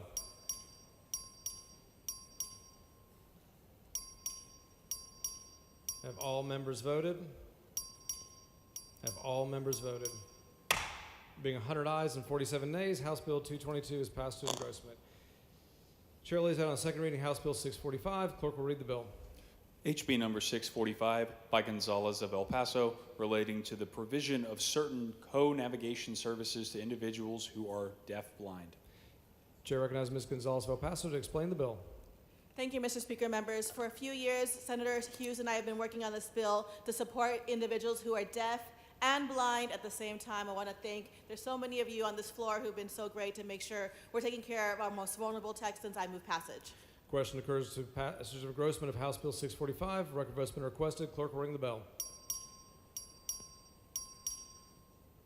Have all members voted? Have all members voted? Being 114 ayes and 33 nays, House Bill 645 is passed to engrossment. Chair lays it on second reading House Bill 1458. The clerk will read the bill. HB number 1458 by Metcalf, relating to the armed security officers required to be present at public schools. Chair recognizes Mr. Metcalf to explain the bill. Thank you, Mr. Speaker. Members, this bill expands the eligibility of who can serve as armed security officers on a campus, include reserve deputy sheriffs, reserve police officers appointed by school district police departments, and honorably retired police officers who keep their license current and meet all requirement training. I move passage. Question occurs to passage of engrossment of House Bill 1458. A record vote's been requested. The clerk will ring the bell. Have all members voted? Have all members voted? Being 146 ayes and 0 nays, House Bill 1458 is passed to engrossment. Chair lays out on second reading House Bill 1022. The clerk will read the bill. HB number 1022 by Morales of Maverick, relating to the course levels offered at Sul Ross State University Rio Grande College. Chair recognizes Mr. Morales of Maverick to explain the bill. Members, I had a longer layout since this is a piece of legislation that is key to Maverick County. However, because of the lateness, this 1022 strikes just two words, upper level. It allows Sul Ross Rio Grande College to offer a 4-year degree program. With your help and with your support, hopefully tomorrow, I can lay out a more detailed vote so that we can send a strong message back home that we support them. Sul Ross right here, 4-year university for Maverick County. And I move passage, Mr. Speaker. The question occurs to passage of engrossment of 1022. All those in favor say aye. All those opposed say nay. The ayes have it. House Bill 1022 is passed to engrossment. Chair lays out on second reading House Bill 141. The clerk will read the bill. HB number 141 by Manuel, relating to the adoption of the revised Interstate Compact or the placement of children by the state of Texas, making conforming changes. Chair recognizes Mr. Manuel to explain the bill. Thank you, Mr. Speaker and members. HB 141 updates the revised interstate compact for placement of children. It ensures children placed across the state are safe, stable, and supported, and it gives Texans a seat at the table, shaping national child placement, and it'll put us at the forefront as we are moving forward with the compact move passage. The question occurs passage of engrossment of House Bill 141. All those in favor say aye. All those opposed say nay. The ayes have it. House Bill 141 is passed to engrossment.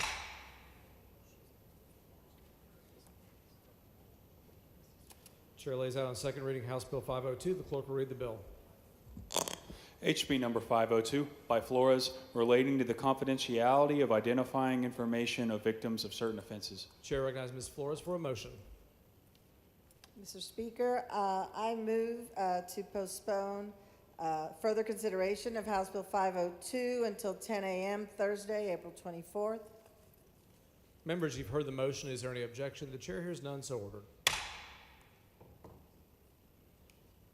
Chair lays out on second reading House Bill 643. The clerk will read the bill.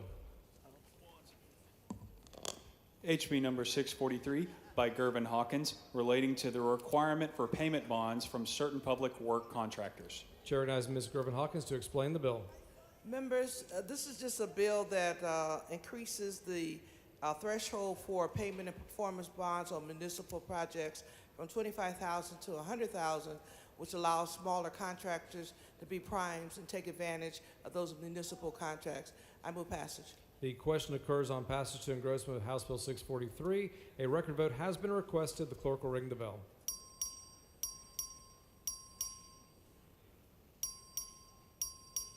Have all members voted? Have all members voted? Being 96 ayes and 48 nays, House Bill 643 is passed to engrossment.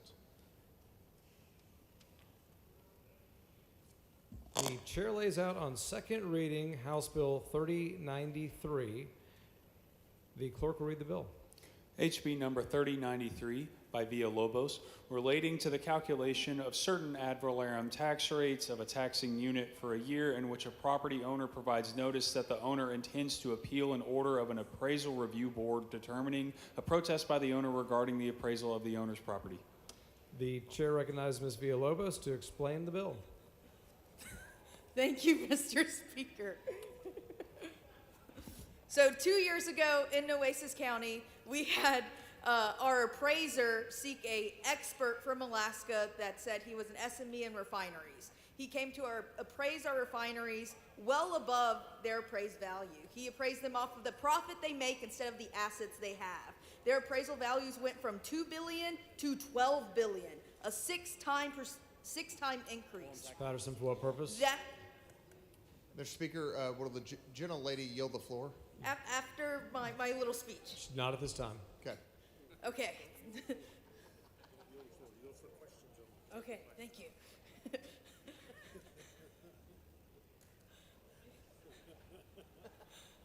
Okay, so when that happened, as is their right, the refineries protested and sued the appraisal district for this six-time increase in the evaluation.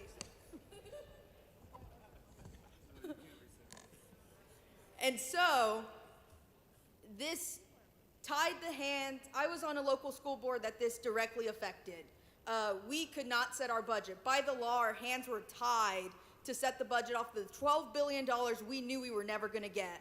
Our community colleges, same exact thing. Our county, the same exact thing. Our county almost went bankrupt. Our community college almost did layoffs. It was this whole ordeal of things. This bill is not a tax bill, it is a budget bill. It will allow for local entities to budget off of uncontested values for the top 20 properties in their county, and it specifically along the coast of Texas. I now yield for questions. Oh, where did he go? Move passage! Oh, Mr. Move passage! Mr. Speaker. Mr. Speaker, will the gentle lady yield for questions? Does the gentle lady yield for questions? Yes, I do. She yields. Representative, do you always get your way? No. What? Have you ever had one day where you didn't smile? Okay, sometimes, yeah. Do you realize that you have the most infectious smile, that you brighten up everybody's day whenever you are around? Thank you so much. And I want to tell you what a joy it is to serve with you and to brighten up this place, because you make it very easy. Thank you. Thank you. That was really kind. Kane, for what purpose? Question for the author. Gentlelady yield for questions. Yes, I do. She yields. Can you tell me about what Section 1 of your bill does? Section 1 of my bill. Yeah, Section 1 of your bill. I'm not advised at this time. I do not have my bill book with me. Okay, thanks. That's all.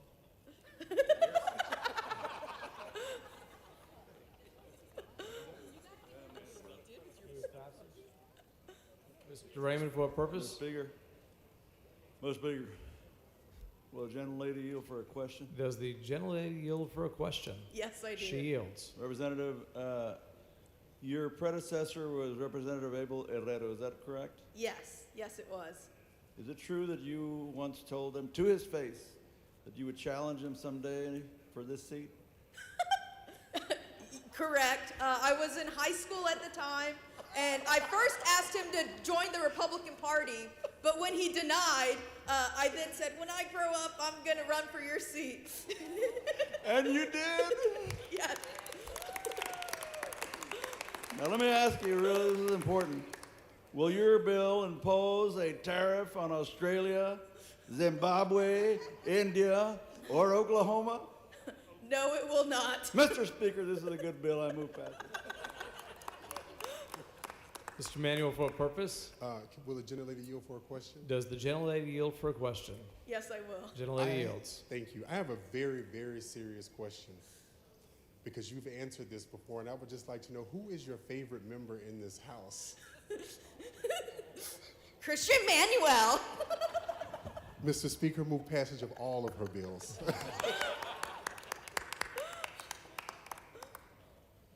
Ms. Leo Wilson. Will the gentle lady yield for a question? Does the gentle lady yield for questions? Yes. She yields.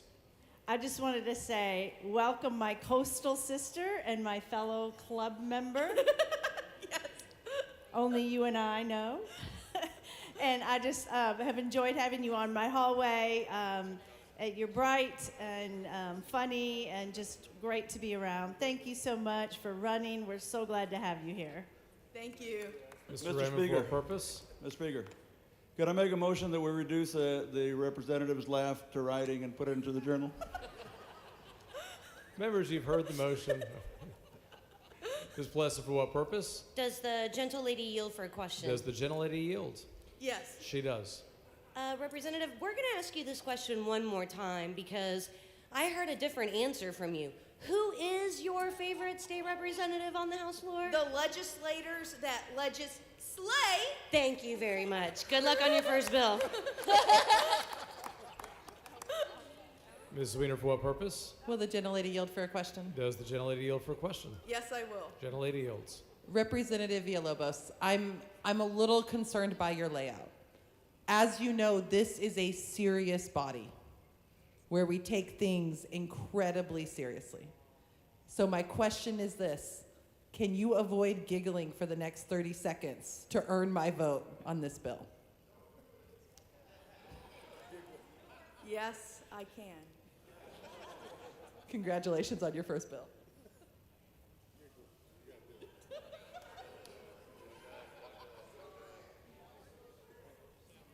Mr. Moody, for what purpose? Mr. Speaker, parliamentary inquiry. State your inquiry. Under Rule 1, Section 5, is it the duty of the Speaker to maintain decorum on this House floor? That is correct. Does that include shutting down terrible jokes from the back microphone? Bring your inquiry down front.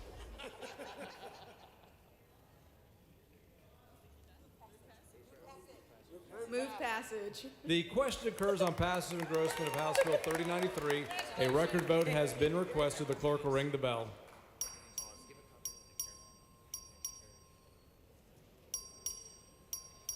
It's fairly voting aye. Have all members voted? Have all members voted? There being 143 ayes and 1 nay, House Bill 3093 is passed to engrossment.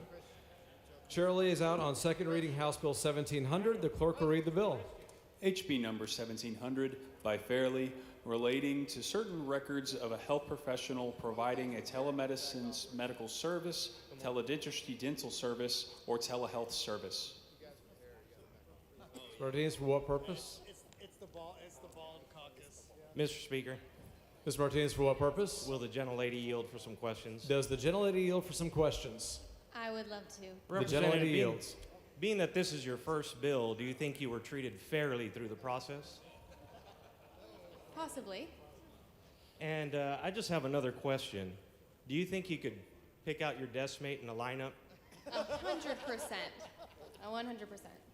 Now, does this bill solve real problems, or are you flexing your political muscles on this? Ooh, I would say it solves real problems, but also maintains some political savviness. And being that this bill, I guess it talks about health care, is this an expansion of Medicaid? No. Let's not. I get guess that I wrong. might have rubbed off on you a little bit. You being might that, have, considering the different parties. I mean, Absolutely. And being that we're desk mates and you pass in your first bill, does that mean we get matching tattoos or matching amendments? ooh, I'm not advised. Well, I'm proud to be your desk mate. Welcome to the Texas House. Thank you. Thank you. Mr. Tepper, for what purpose? Will the gentlelady yield for questions? Does the gentlelady yield for questions? Yes. Gentlelady yields. Is a gentlelady aware that in about 4 weeks or so, maybe sooner, that the House calendar will carry over into the weekends? I was not aware. It will, and I'm just wondering if the gentlelady is aware or has any concerns that it will interfere with her high school graduation.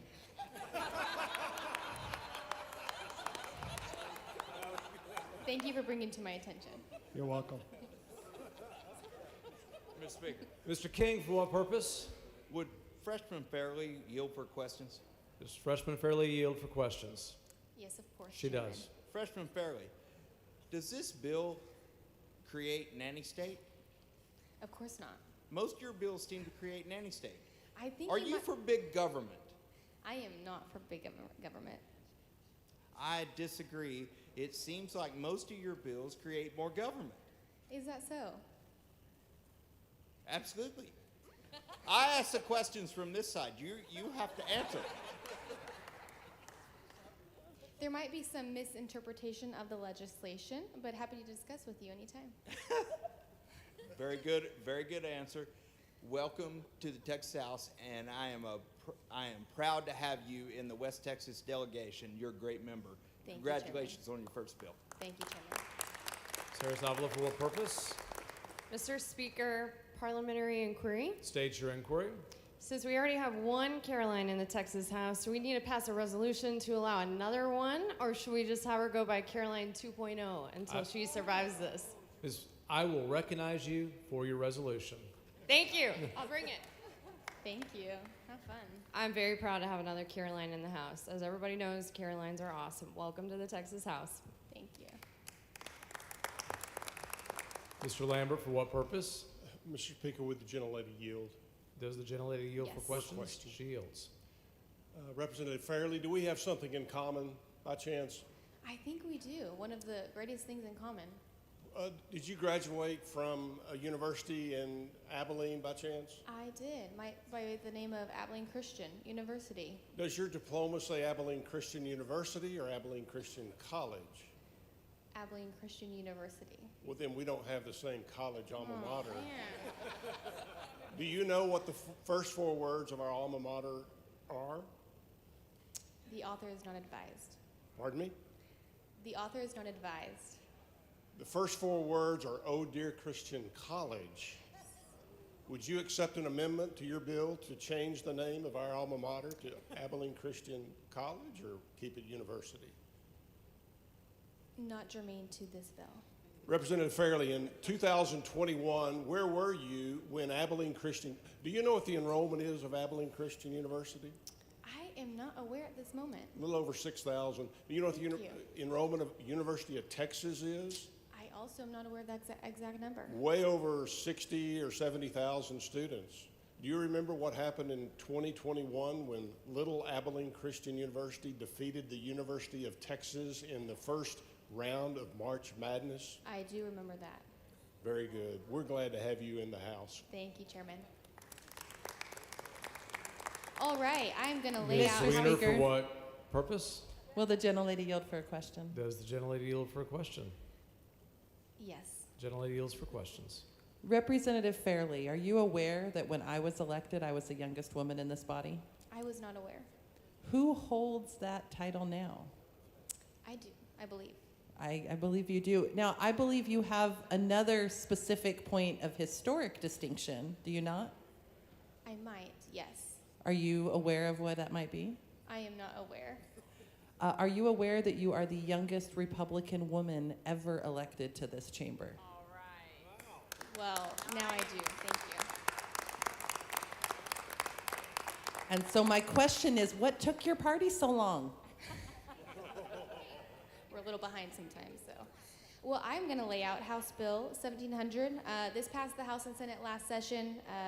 The state of Texas right now does not have standardized rules for retention of records for telemedicine, teledentistry, or telehealth services. And so essentially what this bill does, it addresses the issue and directs entities with regulatory authority to adopt rules to make uniform procedures for patients' consent to treatment. I move passage. Mr. Bumgarner, for what purpose? Does the gentlelady yield? Does the gentlelady yield for questions? Yes, sir. She Rep. yields. Fairley, as the youngest member of the body, I really hope that you can answer my question because no one else has been able to all night. Have you ever put butter on a Pop-Tart? I have not. I'm so disappointed. I am so sorry. I'm committing to that this week then, I guess. I move passage, Mr. Speaker. The question occurs the passage of grossment of House Bill 1700. All those in favor say aye. All those opposed say nay. The ayes have it. House Bill 1700 is passed to engrossment. Chair lays out on second reading House Bill 117. The clerk will read the bill.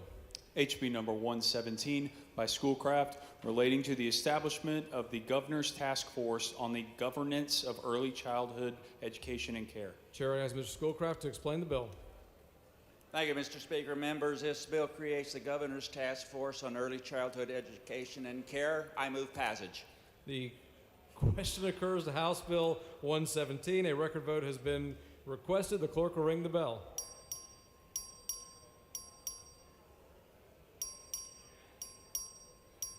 Have all members voted? Have all members voted? Being 119 ayes and 24 nays, House Bill 117 is passed to engrossment. Members, the Speaker's desk is clear. Before we depart, I do want to thank the members of this body for engaging in a respectful debate on a very difficult issue.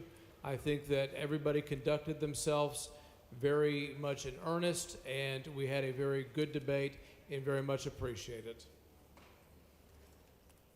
With that, Mr. Guillen moves that the House recess until 9 a.m. Thursday. Is there objection? Chair hears none. The House stands recessed.